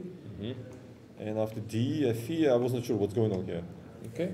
Knight d4, yeah, I think bishop e6 was More to the point. yeah, bishop g4, he gave me this strong bishop now. So you were playing quite fast till this moment. Somehow you felt confident. Yeah, right? because I played like million games online, similar structures, much worse reduction for white than this. Usually bishop on c8 and pawn on f5. This is a good setup for black. But here, okay, 93, I was already thinking that I'm slightly better here because he has to give me bishop, queen d7. Yeah. And after I eliminate this bishop on g4, he cannot anymore trade my bishop, so there is nothing, no any threat on h file, even if you triple things. So queen c2, it's like giving hints that if long castles, I can attack. Yes, yeah? yes. So don't go there. Don't go. Yeah. So Useful. He played short castle and f4 looks logical. I don't know, I have to do something. And idea was sometimes bishop f3, king g2, rook h1 also. So okay, this for you, for me, it's not so simple move. You made it simple, but this maybe for some viewers who are not on a grandmaster level would be not an easy move, right? This f4. I didn't see any other plan because he also developed rooks. I also developed. Then what? What is my next plan? I cannot go through center, so I need to advance king side to get this bishop f2, king g2. Also, he has always idea c5, c4, bishop c5. My king on g1 very unpleasantly. So yeah, rook d8. So you did. Yeah, and now I played this king f2 interesting move. b3 was very interesting move, but I was not sure because f5 I did not understand what's going on after f5. Because if I take ef, he has this queen e3, check, and maybe counterplay after king g2, knight d5. We will get, yeah, if I play e5, also not so clear. He plays bishop c7, knight d5, bishop b6, maybe. Okay, maybe a little bit advantage for white, but rook d1, knight c3, but I'm not sure at all. So I played king f2 to protect this e3 square. After f5, I take. Yes, so this is useful. You as a player who studied all the classics, that king can also sometimes be important. I was also defensive. You're happy probably with this move. Yes, because I was expecting to play queen c4 and then my king is closer to center, so that's why I didn't play queen c2. Okay. But after queen c4, actually queen b1 was very interesting. I was maybe in some open individual I would play queen b1, but you know, in team competitions you like to play pleasant endgame with drawing pocket. Yeah, usually. Sometimes I want to ask you. Because you are also a player who can, of course, play some super sharp games. But I've seen so many times when we were playing together in this Austrian league that you can squeeze. There was a famous game I think you play against Rapport. Maybe you won or it was the draw in the end. You squeeze him with some small Slav exchange setup. Sometimes I'm asking myself why you don't play small advantage positions, because you can also be very positional. Yeah, I can. It depends on opening. Yeah, because queen b1 now, of course, is an option, but as you said, queen c4, maybe it's more easier to play for you also. Yeah, rook c1, you mean? Yeah, rook c1 to exchange. To exchange. Because I had feelings that I cannot lose this if I'm not blunder something terrible, yes, and I can only win. So, or win or draw in pockets, so why not to try? And you have this capacity, this style that you can slowly, sorry, I pressed something, that you slowly can improve your position. Yeah. a5 probably no. a4 also was very interesting setup with white here. a4, b3, and then rook d1, and same. I wasn't sure. One way it's not so good to give this b4 square, another way not to give him expansion on the queen side. Okay. Rook d1, a4. Now I'm not sure about this a3 move. I could play knight c1 maybe immediately, but I did not want to play a3, b3, and maybe this a3 pawn can be weakness and same time very annoying. He played well, I guess, g6, knight c1, bishop b8, very nice idea to counterattack my pawn. f5.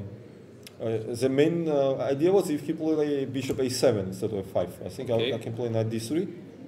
Yeah. And if he plays knight d7, I think I have rook c4. This is what I was calculating. And if knight b6, rook b4. If knight f8, maybe knight c5. Yeah. Okay. Something like that. Your pieces are. Yeah, but I have feelings that black is close to equal. Maybe knight f8, knight c5, knight e6. I was not sure what's going on here. But he played f5. Okay. And this move breaks my center, but gives me time. So I take F on F5. Okay. He took knight D3, very important. And now he's a little bit in trouble. Knight C5 is coming, at least from human point of view. Maybe computer will easily equalize, but knight D5 he played, I have to take. Yeah. And rook C5 is a key move, because I'm changing structure. And my pawn not isolated anymore. Okay. He must play, yes, take, and here I was not sure about knight E5 at all. But here was a lot of options, rook C1, knight C5, rook H1. I could not understand which one is better. For example, if knight C5, I'm not sure black can take on C5 or not. B5 also possible. Because D C5, rook E8, king D3, rook E4, rook C1 I was calculating there. What I see that his main problem that your king is a bit better, and in all those exchanges always your king can come first to the center. Yeah, this I think his main problem. I'm not sure what is the best move for white here. I played 95, but I don't think it's a good move. I wasn't sure what to do. Knight C5, knight E5, king G7, good move, and he wants to create counterplay through H5 after king G7, rook H8, so I played rook H1, you went there, and now I calculated long variation. He missed knight D7 ideas, that's what he played. So bishop E5 was calculating. Okay. D5, rook A5, or rook A6, doesn't matter. Okay, rook H5, okay. rook B6, yeah. rook G5, very important check, king F8, yeah, to rook have F5, this E6, yeah. Yes, king E7 you must play, otherwise sorry, E6, yeah. This I wasn't sure, maybe a lot of blunders. Rook H5 I was going to play here, rook B2, yeah, and F5, rook B3, king F4, rook H3, rook H7. I thought that I have a lot of, okay. Probably you're right. I'm not risking, I guess, and E6 is annoying. Very unpleasant to play. Yeah, G4, very unpleasant to play. I don't know why he didn't play it. He should play this. Because, okay, he blundered knight D7, that's why. Otherwise, rook E8 a good move, because king D3, and he thought that he has counterplay with king F6, but knight D7. And now black is in trouble suddenly. What to do? Rook H5 is threatening, knight B6 threatening. Yeah. He played F6. F6. Yeah, and then it was sort of over. Here, after rook C8, knight C3 was stronger, yes? Instead of rook H1, what I played. No, it's also good. Because after rook G8, I was not sure about rook E1, king D7, rook E3, because he has counterplay, C6, B5. So I wanted to repeat, but he did not. Yeah, actually, when I was entering the game, I wrongly saw the colors. This is just dead lost, right? Yeah, it should be lost now. Yeah. King C3. Yeah. Pawn up plus double pawns on A5, so it's like 2 pawns. Yeah. Okay, you made it easy. This yeah. Okay, important win for you. How do you stand in the match? In the match, it was my win and lost on first board. Navarra won. It was 1-1, and two players still was playing. We when can I go just out. check. We Yes. can just check your match. I think our second board in trouble. Yeah, Mamedyarov is playing here, but he's very resourceful defender. King F8 you should play, right? Yeah. Okay. Computer was giving like huge advantage for white, like few moves back. I don't know what's going on now. This C5 is like permanent weakness, right? Yeah, but where will white go? Sacrifice of the exchange, probably not healthy enough. I'm not sure. What after King F8 if I just wait with King G4? What is my next move with black? It's like if you move rook, then knight C5. What is my move? Like knight H7 or what? Knight rook A2. No, nothing. Yeah, you take. Knight C5, yeah. Yeah. Maybe. Yeah, I can wait with another knight. Knight H7, knight G5, yeah? I have to. But then rook E6, wait. Yeah, so this is cool. You just play. You just wait. Yeah. What is my next move? Knight F7 maybe. But then rook E6. If you take on D5, this is dangerous. CD looks dangerous, Yeah. at least And then during bring the the game. knight, but who knows, yeah? Yeah. Then knight D2, knight C4 Yeah. also. engine says that it's still holdable, but yeah, I doubt. How much it says plus? Yeah, plus 0.4, but 0.4, Yeah. it was plus 1 something, few moves yeah. back. And then you have second game in that match. You said Yes, that on it's the still, first board, it was draw, I guess. Maybe it's already finished. yes. So it's draw, yeah? Yeah. Only So this. this depends now. Yeah. Come on, cheer for us. Okay, Badur, it was great to have you here. Thank you very much. Hopefully Always we'll happy see to you. see you. Yeah, see you around, and good luck in the following games. Voila. All the best, guys. Yeah, see you. See you.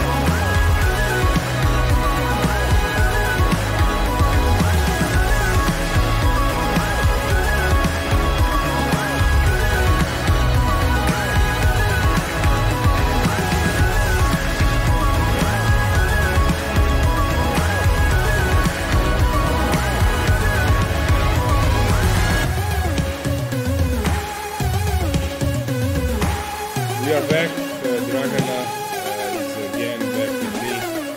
So let's see the update. What is going on? Yeah, hope guys. I'm not hoping. I'm sure that you've enjoyed the interview with Jabala. It's always nice to have chess legends around in the studio.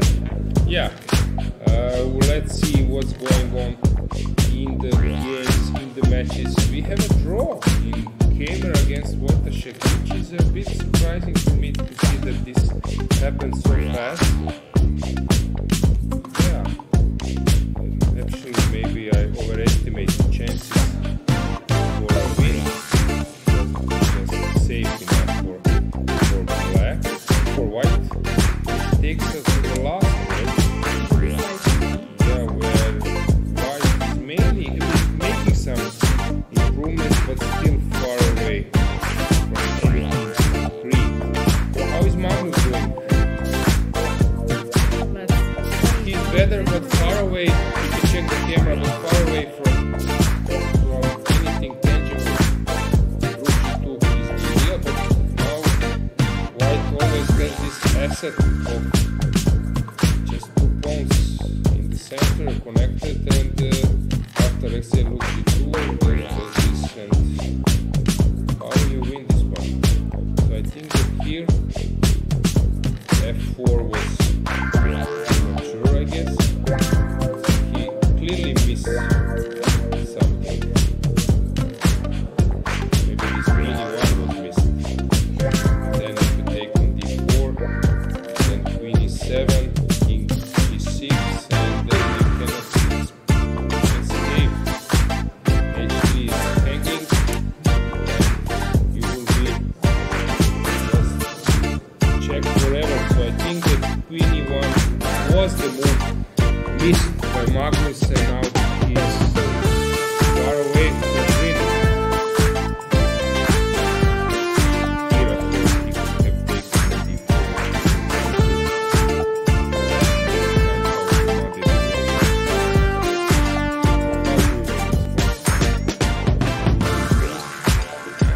There is a nasty trick, c3, now I see it. And if you take, you are losing it. This is what he is counting on. So if I come to c2, then c3 I can take the same. He can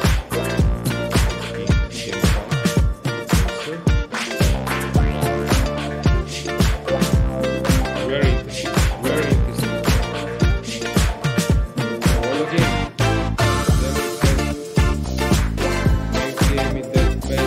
Sorry. It seems that black in this situation. Yeah, okay, still. So let's see something. Check,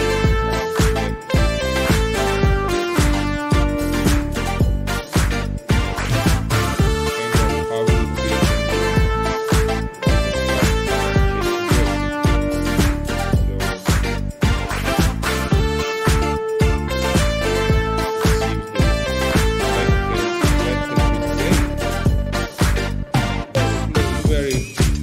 that. So still possible for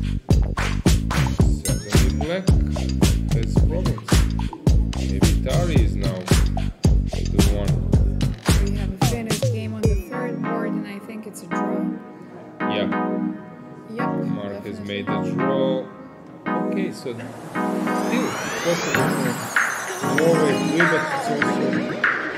to win, but it's also yeah.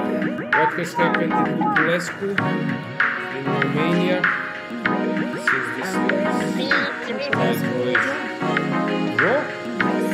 Okay, this is a strange outcome.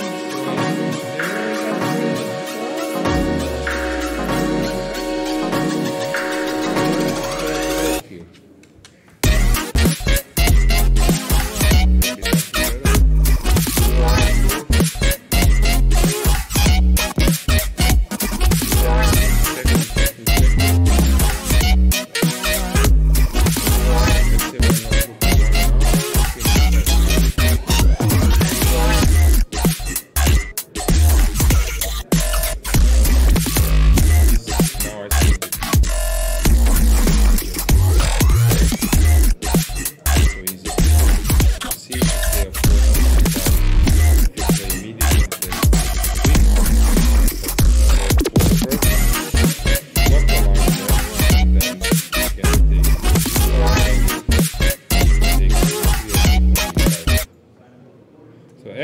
was, I think, winning move missed by white. F4 was just deciding, so this is a huge chance missed from Romanian side. Now they're sort of suffering, but it's very close to a draw. Martirosyan has won against Roștan. Melkumian probably not having anything against... sorry, Kobo. Somehow I think the names were different before, but okay, Melkumian is second, sorry. So Melkumian is black. Oh, it seems that they are just much better. Armenia will win against Israel. How about Croatia? Has something changed? Yeah, Brkic is just lost. Yeah, rook c8. So here he was outplayed, although it didn't look so.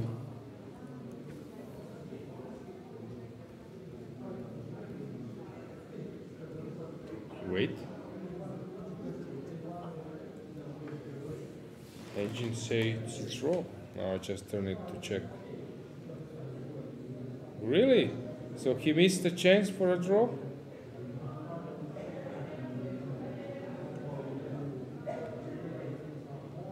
And this is check. So he made the wrong check. And now there is, when you promote, there is no way. No, yep. Yeah, to check it. To promote the check. Oh, tough move for Brkic, but he was on last seconds, I guess. Yeah, pity. Yeah, very unfortunate. Pity for him, good for Mamedyarov and Azerbaijan. So And now how's- they gave a chance to Radjabov. If he saves a game, Azerbaijan will get a match point here, still close to a draw.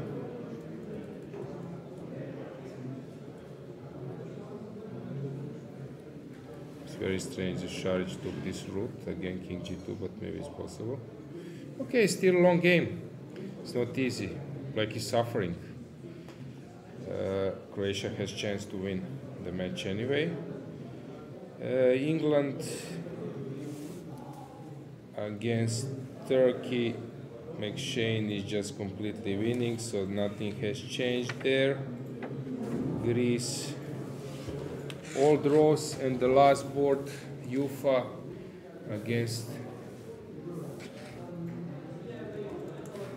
Yeah, somehow at some stage I think the names and colors were reversed. So guys, I was getting false information, I think, or because in one stage Greek player was shown as white, now is black. I guess it's correct. So Ufa should be white. Please check in chess results. But I noticed that I was in Jubava's game. Ufa should be white. Yeah, this is correct now. Etienne has made a draw. Lagarde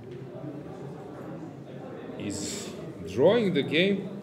What did he miss? Okay, he didn't push at the right moment, and suddenly France actually is losing that match, right? Yeah. Yeah. Moroni Luka won on second board. We have a draw on the fourth. So. And now Lagarde will make a draw, so it seems that they will. Yeah. Okay, Serbia has won against Slovenia. Here,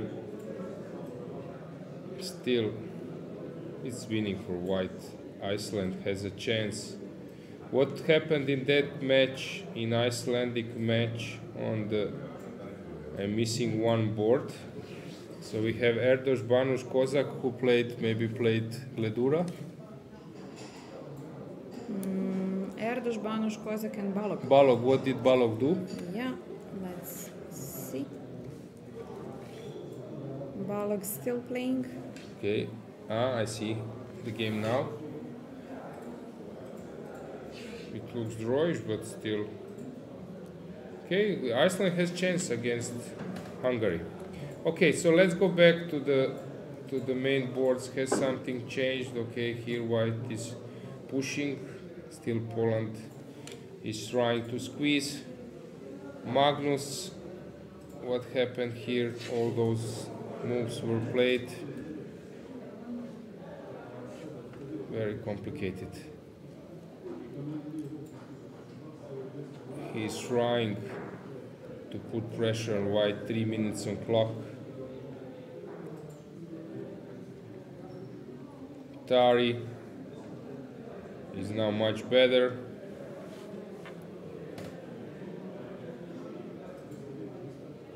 Shari is still playing.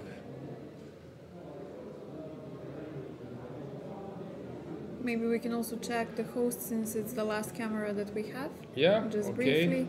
So Nikita Petrov is winning against Filip Panchevsky. The rest of the games are finished. We have a win of Denis Kadric against Nikolovska on the first board. We have a draw between Djukic Nikola and Ristas Kamil on the second. And we have a win of Lazov Tony against Blagojevic Dragiša. So the match is it equal. was equal, yeah. And the game is sort of decisive. Yep. Okay. So let's switch to the women's sections just to check what's going on. Yeah. Gishar Pauline is probably winning against Mamazada.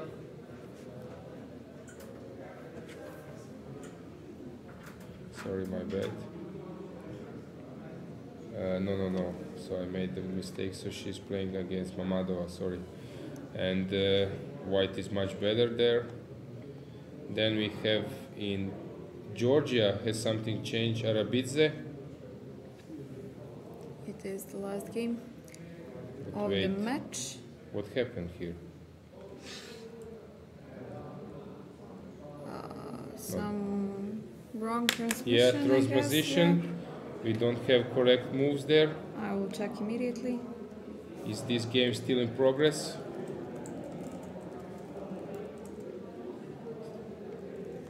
Stefanova is much better. Salimova is pushing, but it's sort of drawish.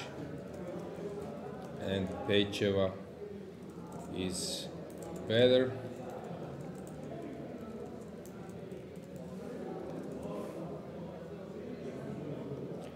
Kilbasa against Velikic. Now the situation is bad for Serbian player.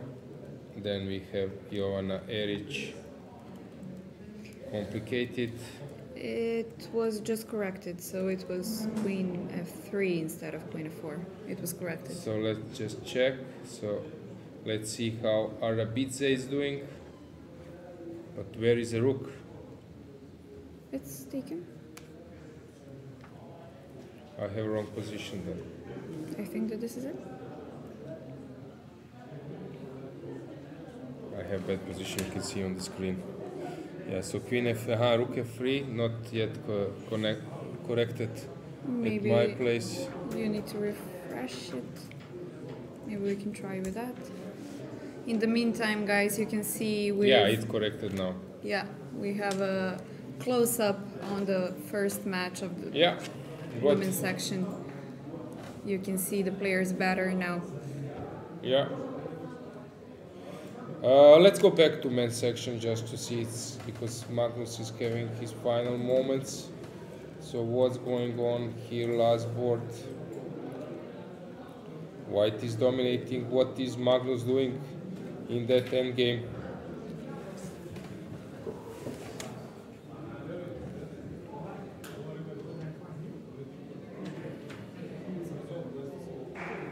Okay, he's still putting pressure. Shakhriyar Radjabov. Okay, Ivan has made some considerable improvement. So I would like to focus on those two games, key games, because Azerbaijan as a top seed, also Magnus team fighting.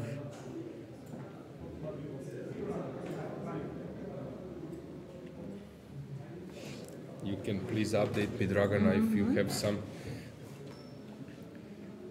some other results. So Yes. guys, today we had 3 guests. Hopefully tomorrow we will move on with this practice. Actually, Badur Jobava, he's my age. I remember we played at the same World Youth, European Youth events. Later 2700. I don't know about his career high, but I would say like 2710, 27. We will check in a Yeah. bit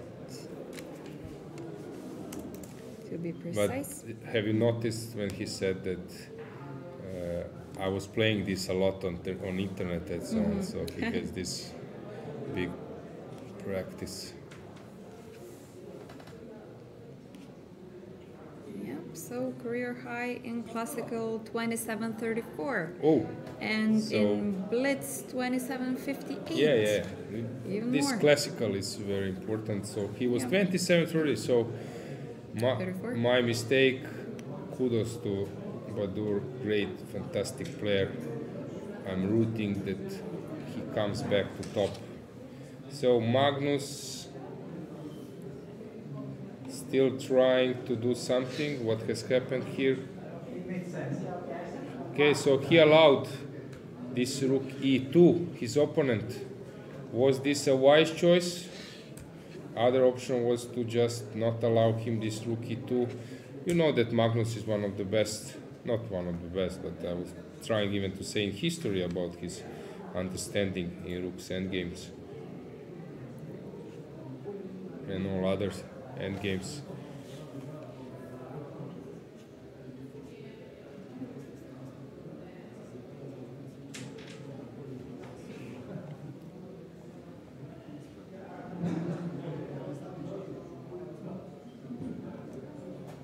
Yeah, I think now Magnus just wins rook e2, and I saw what will he do. He will play rook e3 and penetrate with his king. Now, oh no, rook e3 I cannot play, you take. No, sorry. Oh yes, I can, because you cannot come out. If you come out, I will have this nasty motive of promotion. Flashing, yep. In the meantime, just a quick update. In the women's section, we have Greece already winning the match against Italy, even though there is one game still in progress. Since we had Stavroula beat Marina Brunello, we have a draw on the third board of Marina Makropoulos against Olga Zimina, and we have a win for Greece on the forward board. No?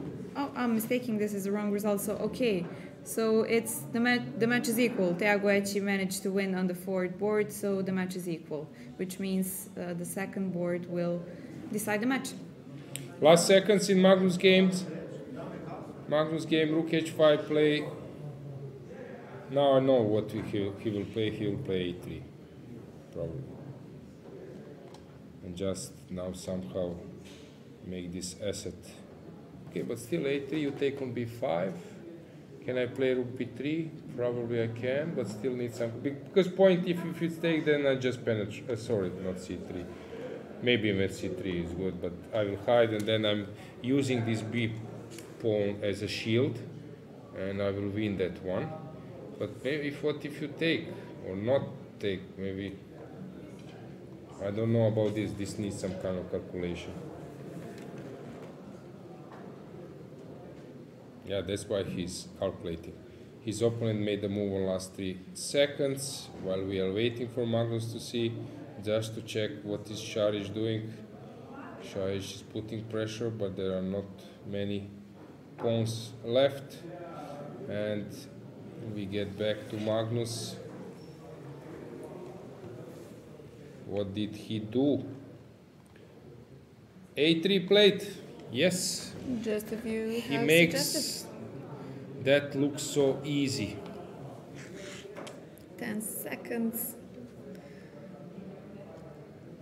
6, 5, 4. Played on the last 2 seconds, and now I think Shaking his head. what will he do? He will probably Play rook e2. No, rook e2 maybe not necessary. Rook b3 is Rook good b3, enough. Yeah, right? Yep. rook b3 is good enough, but rook e2 probably as well. And then again to make this system, but no need. Quite curious.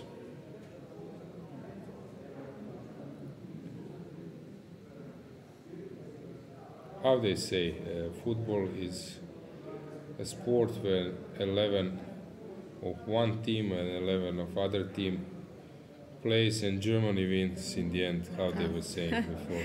Yeah. And chess is a sport where Magnus 16 always white, prevails. 16 Yeah. black and Magnus wins.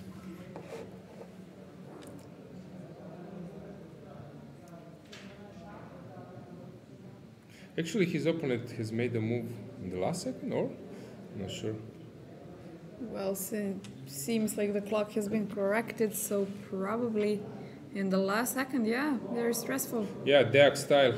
This is what Deak is usually Deak style. doing in Romanian team. Not good for your health if you are rooting Yeah. for the players who are playing like this. He's just smiling now, but we can see that he's not satisfied with the position at all.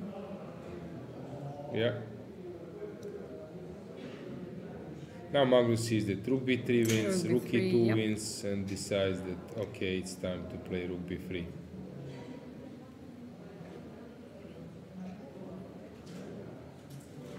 Final moments. Tough day for him actually, but I think for him it's important that he wins. He doesn't mind about the effort. Yeah, If he was, he is used to yeah, he putting doesn't in mind long sitting hours. in office for a long. Yeah, Now he will just come closer to the.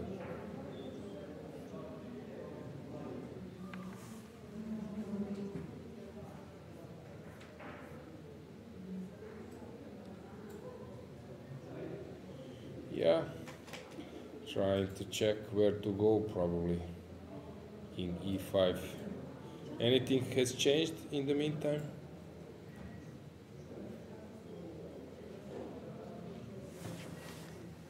let's see. Games are still in progress.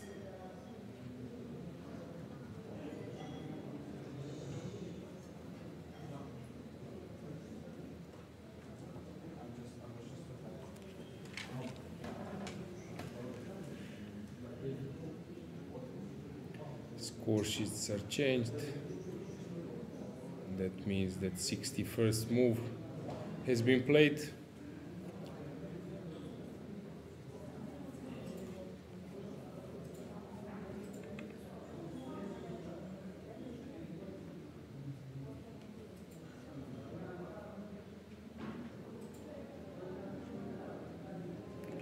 Final moments, let's check Sharic game while Magnus is thinking. Has something changed there in Richard Rapport? Yeah, still unpleasant, but very close to a draw. Magnus thinking. Tari is just winning. Yeah, Norway will prevail in the end. Here looks drawish, and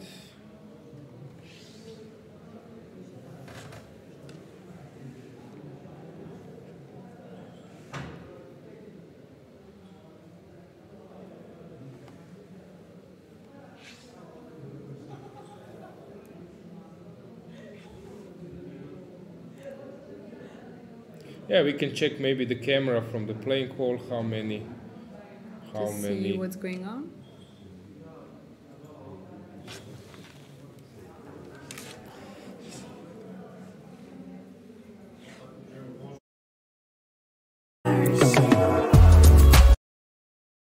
Of course, it's almost 8 o'clock over here and we still have the last fighters.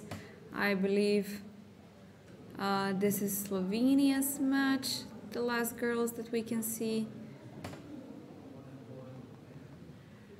The last last board, fourth match. All of the top boards are on the other part of the playing hall, right next to the big Montenegro sign and all of the sponsors, as you can see. There we have the cameras, which we are switching every day, the fixed boards and the first matches.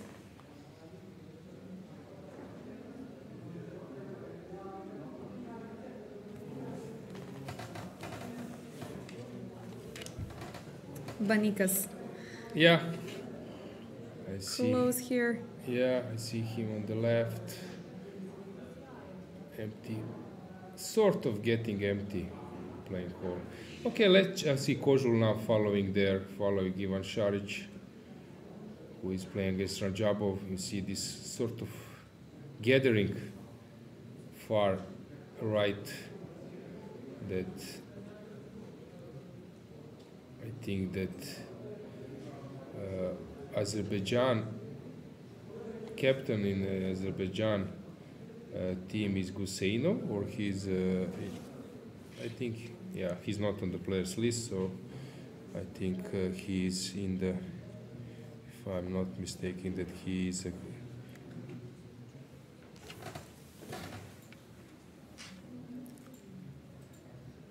he's as a captain, because I don't see him in the list. Yes, Durabeli is fifth board, so that means that Guseinov is a captain. Yeah.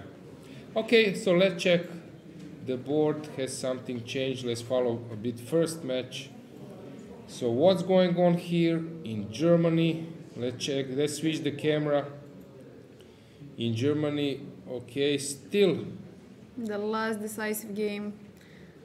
Switching to the second score sheet. yeah, we will try to get camera a bit zoomed, a bit closer, so that you see this decisive moment. Unpleasant position for white. Edge pawn is slowly starting to move on. Yeah, unclear position.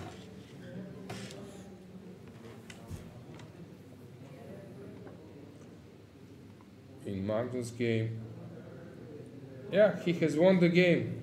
Now camera, it would be maybe useful that we have that camera, but never mind. Okay, Magnus has left the building, so I don't think that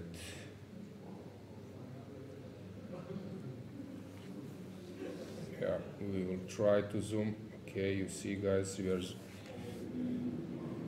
Germany and Poland, new team captain of Poland. You could recognize Sulipa as former Ukrainian captain, but Ukraine is not here, not defending the title. We have Sulipa here as a captain of Poland. Tari still playing, but outcome is quite obvious. Norway will actually in the end win convincingly, but we can check the Norway camera just to see is Magnus still around, or he has left the playing hall, because Tari is playing. Usually Magnus like to check his teammate. Still, yeah, probably he's It thinking. seems like he's gone, yep. Yeah. Tari is trying to win as well. It looks very convincingly for him. Yeah, Magnus is there, I think. This is Magnus behind him. I think I notice. Yeah, he was in the blue Yeah. t-shirt, yep. So he will stay there supporting his team member and friend, I guess. Šarić, Radjabov.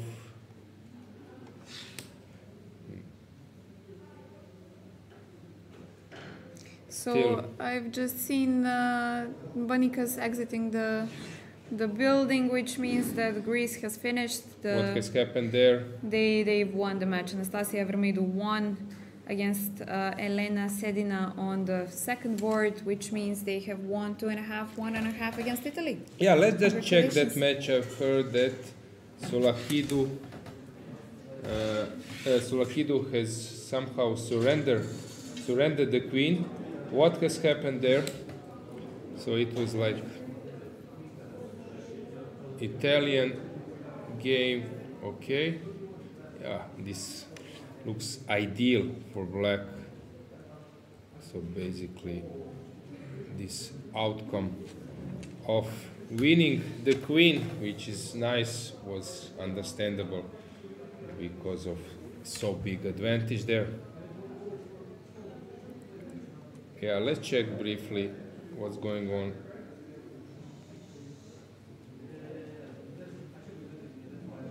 Yeah, white is just winning, I guess, queen, and that's it.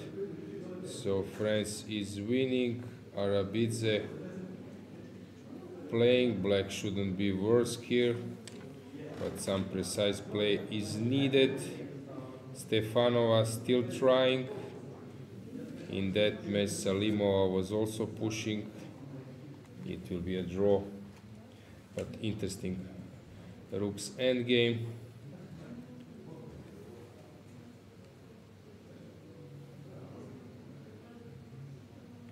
Someone has written that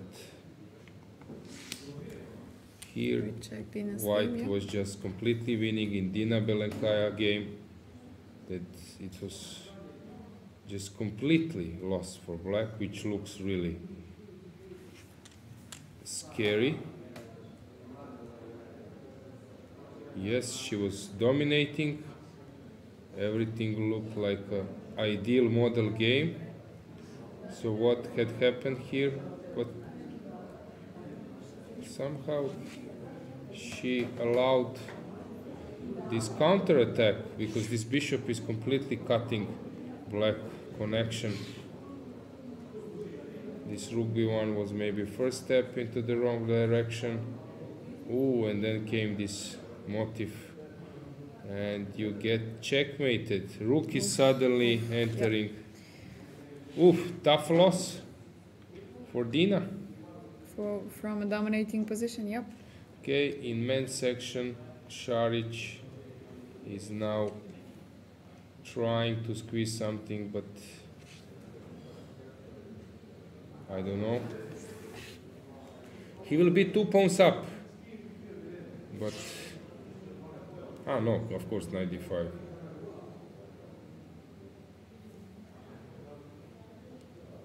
Okay, he was counting on this position. Radjabov is on last seconds.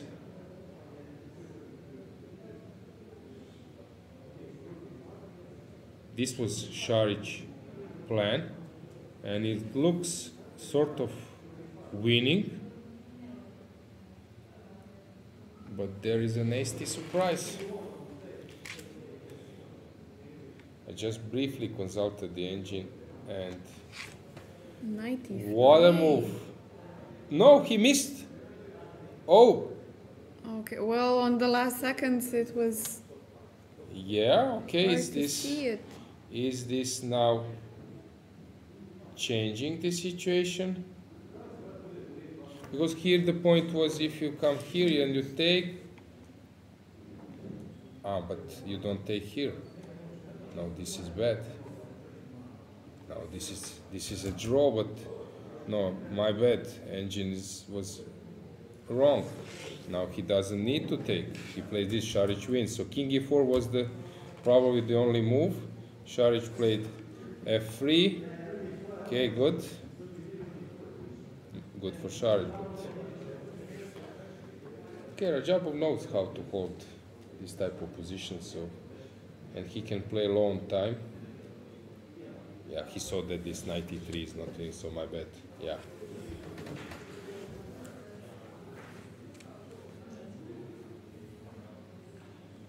But the point is now, if I take here at some stage, I need somehow to transfer, and then we'll end up in 2 knights again against a pawn. This might happen, because you will need to sacrifice. I will put my knight in front, and before I knew this zone, which is in a winning zone, so I think the winning zone is like, okay, or let's say from this side,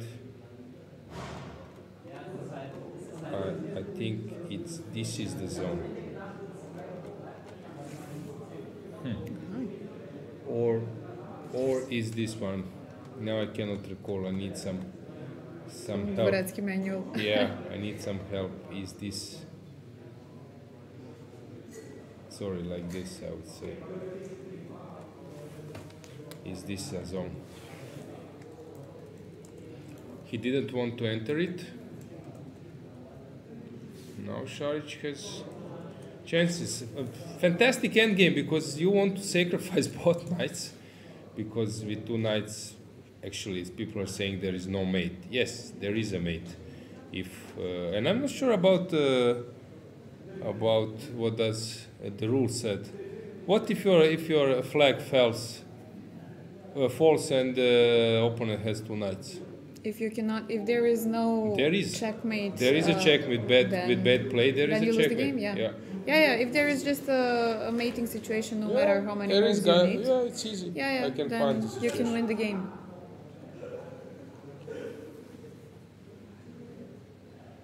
Okay.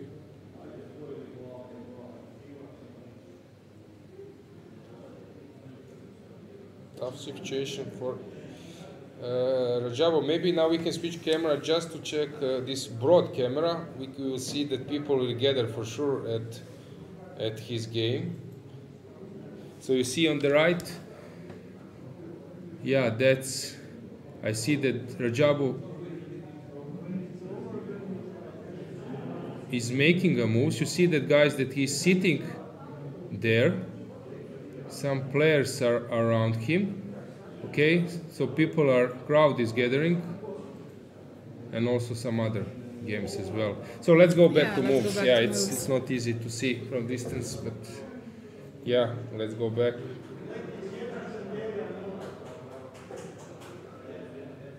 Very interesting endgame, yeah. Yeah, Ivan will start rolling.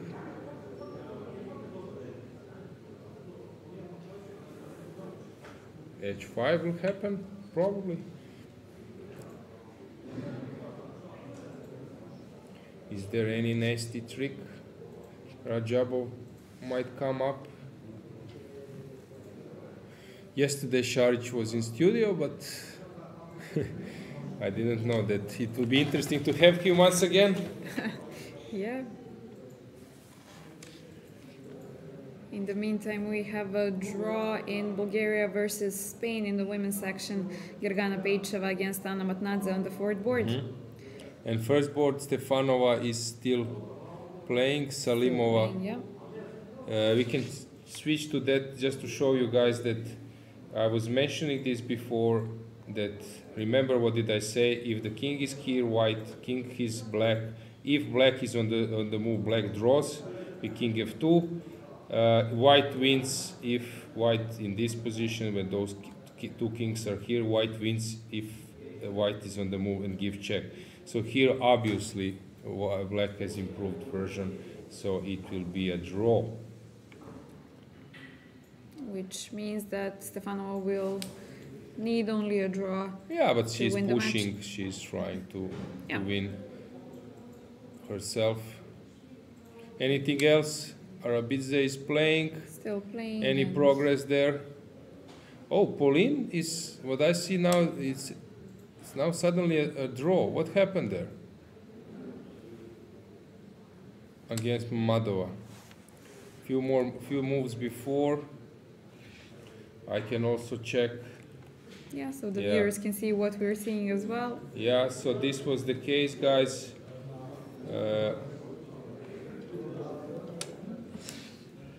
It looked that it's just winning, and then suddenly 92 last trick, actually brilliant trick. 92, and then when you take, I take the rook, and I have this. When you promote, I have this, or even before. Wait, hang on. What? What happened? No, because I was following this in this position and it looks... Why not king g2? Just winning, so she made king h3. No, but this is completely winning. Oh, what? She blundered. Wait. She blundered the... The knight. Let's say that I play some silly... knight g5. So Okay. why not queen f8 was much better. Very important Really? moment for this match. Blundering everything. And now it's a draw. What a painful... Okay. What a painful moment for Pauline. Especially since this is the decisive game in the match. Šarić winning. Adding one more scalp in his rich career. What happened in the last few moves? Yeah, actually, he exchanged, sacrificed this f3 pawn, trying to just push his edge pawn, supported by the knight. Okay, some precision is needed. I don't know. Let's say I start with knight f4. You come out, up. I push. You come with. You cannot come here because I exchange. So you need to. Yeah, I don't know what will you do. This.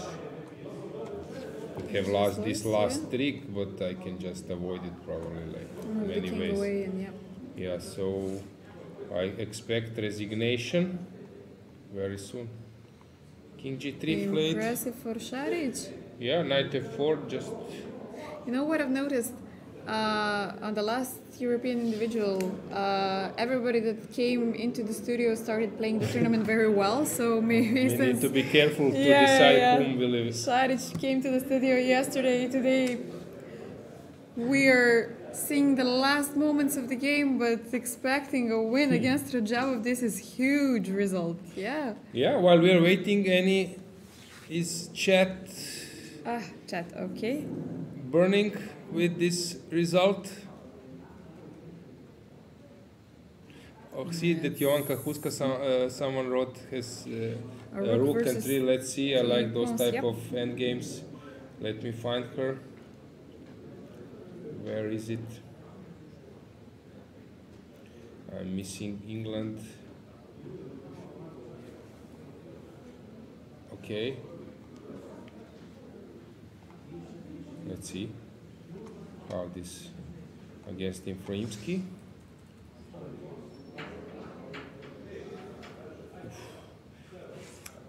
First lesson, immediately come in front. This I would advise.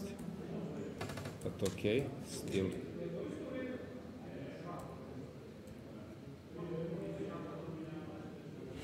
You take, this is the prince. Take and you just come behind this one and this is a draw. Yeah, she lost PT for her because now she was missing this e5 and suddenly black is winning. We have a result on the first match. The last board finished in a draw. It was a draw? Yep. Okay, let me Simon check. against Kolev. So, no wait, sorry, my bad. So we have... Went down for sure since it's... Yeah.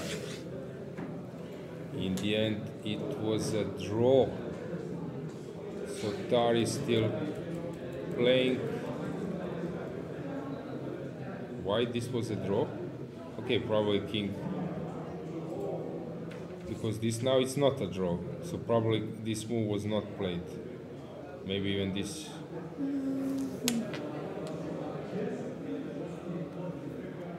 So Germany could have easily won the match. No. right? It probably didn't happen.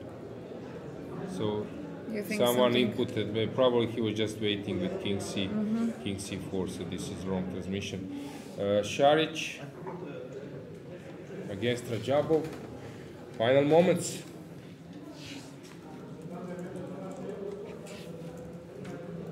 Dominating the night. He will start getting closer.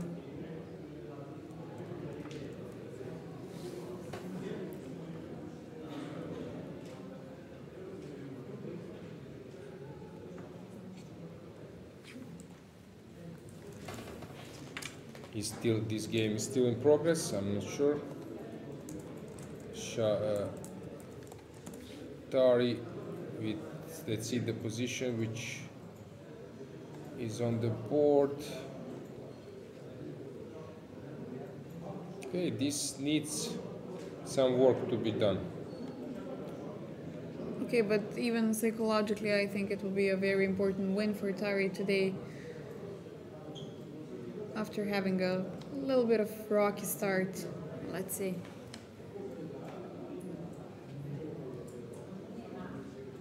Teimour on the ropes.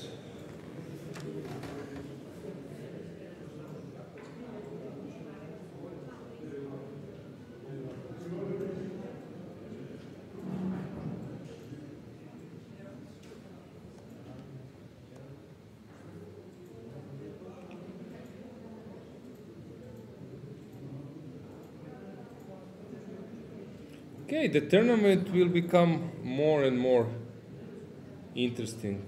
Yeah, since it's we heated have up so already, many, yeah. yes, so many upsets. Azerbaijan is a team which, even if they lose this match, they can win all the matches till the end, which might be even enough for some first place or something. So.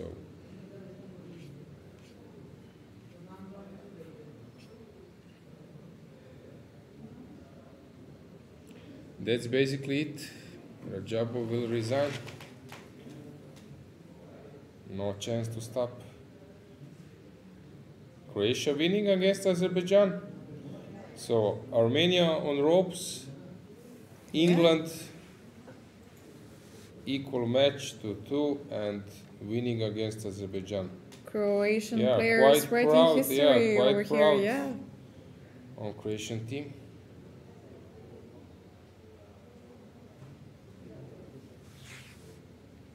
In the meantime, Salimova Nurgul drew against Sabrina, which we expected. So one more game left in Bulgaria versus Spain. In the women's section, Bulgaria leading the match with 2-1. And seems like they will be winning the match anytime soon.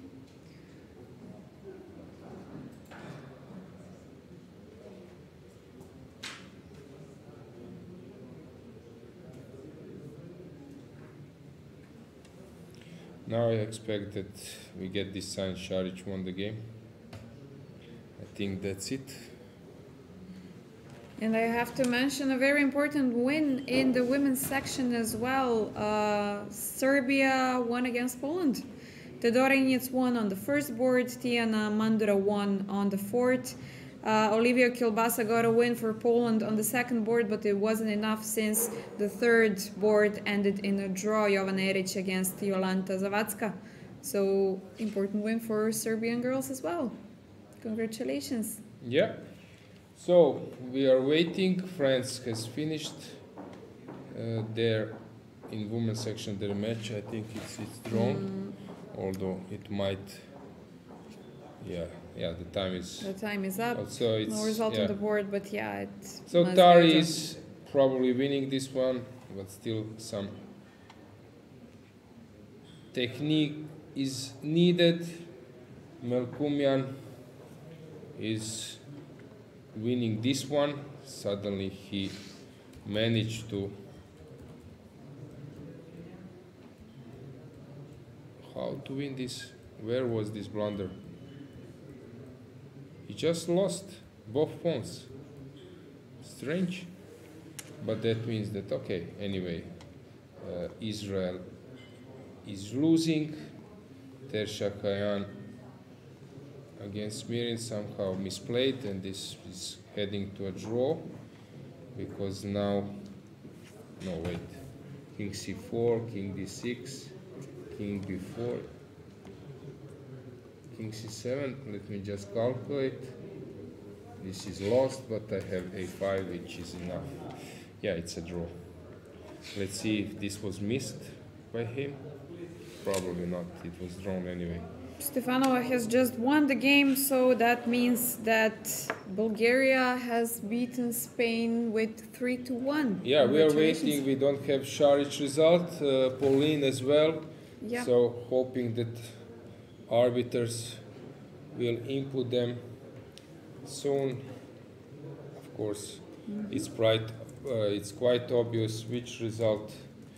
Yeah, I just saw Radjabov moving away with Guseinov. That means the Šarić has finished his game. This will be a draw. Hungary against Iceland. What is happening in that match? Yeah, I've just got the confirmation that Šarić has won the game, so congratulations to congratulations, Croatia. Yeah. One of the biggest results in our team career. Yeah. Radjabov, Mamedyarov, so many, Babasov, now candidate tournament, and once more, They're on 4 a million, roll, 4 yes. million country has won the match. Congratulations. Well, once how again. is Iceland doing?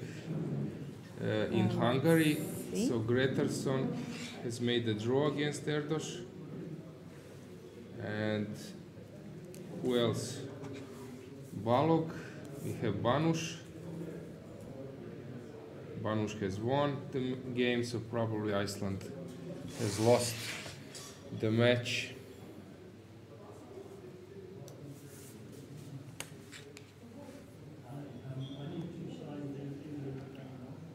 Yeah, let's just check Tari's game last moment. Once again, Switch to yeah. the women's section. In women's section we have practically all the results.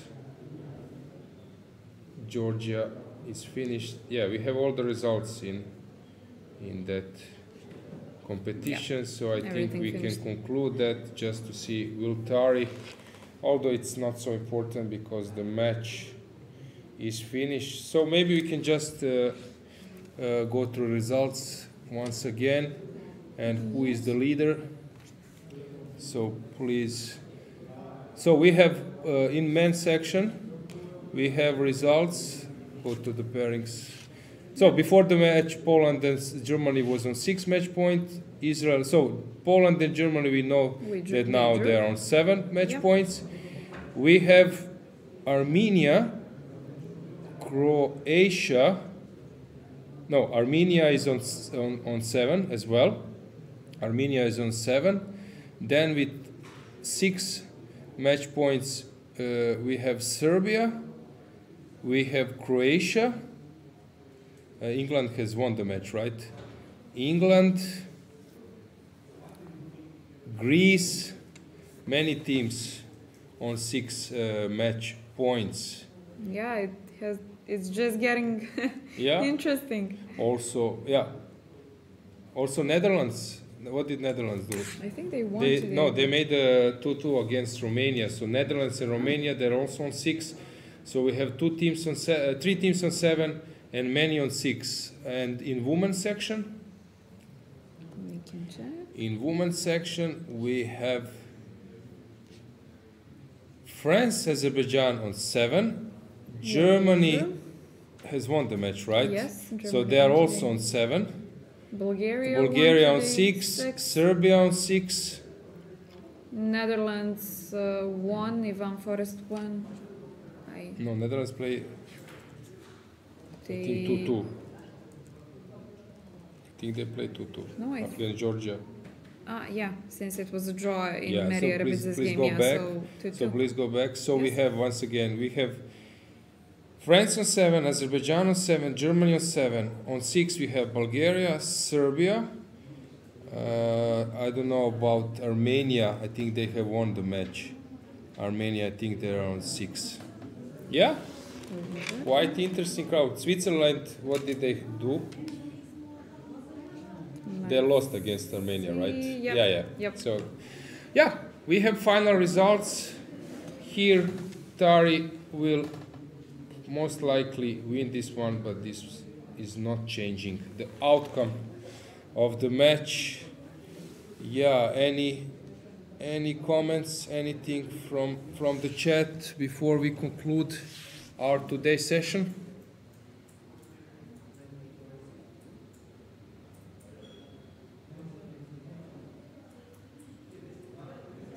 No questions. I don't see any questions. Yeah, for guys, us. tomorrow we expect to have some more guests, captains plus players. We are just starting, our big, I would say, journey towards the champions. Yes, and we have only one more round before the free day, so make sure that you stay connected with us tomorrow, and the next day we can have a little bit of rest, and after that the most important 3 rounds before the end of the tournament. Yeah, I just turned on the table base, which says that white wins in Tari's game in any way, so he's just lost, and probably his opponent is well aware that now a4 just finish the game, and we can conclude. He will soon not maybe resign, but he will just make his moves to wait for the final. And I think now he will start playing, coming out with the king, then abandon this pawn, support this one, and push it till the end. So that basically it for today. Yeah, we can leave you with the camera from Yeah, we Tari's can game. maybe just say the results of the pool, right? So which team you were rooting for today in the top match of the Open Championship? The majority, actually 71%, was rooting for Germany versus only 28%. for 29 Poland? probably. Yeah. Poland. But okay, the match ended in a draw. So but we thank you wait for tomorrow watching. more people from Poland to join the commentary. To for support their team. That's why we love team events. Guys, thanks for today, for following us, and we can give it a wrap, right? Yep, same time, same place, tomorrow, 3 o'clock, 3:15 for you, and see you tomorrow. Yeah.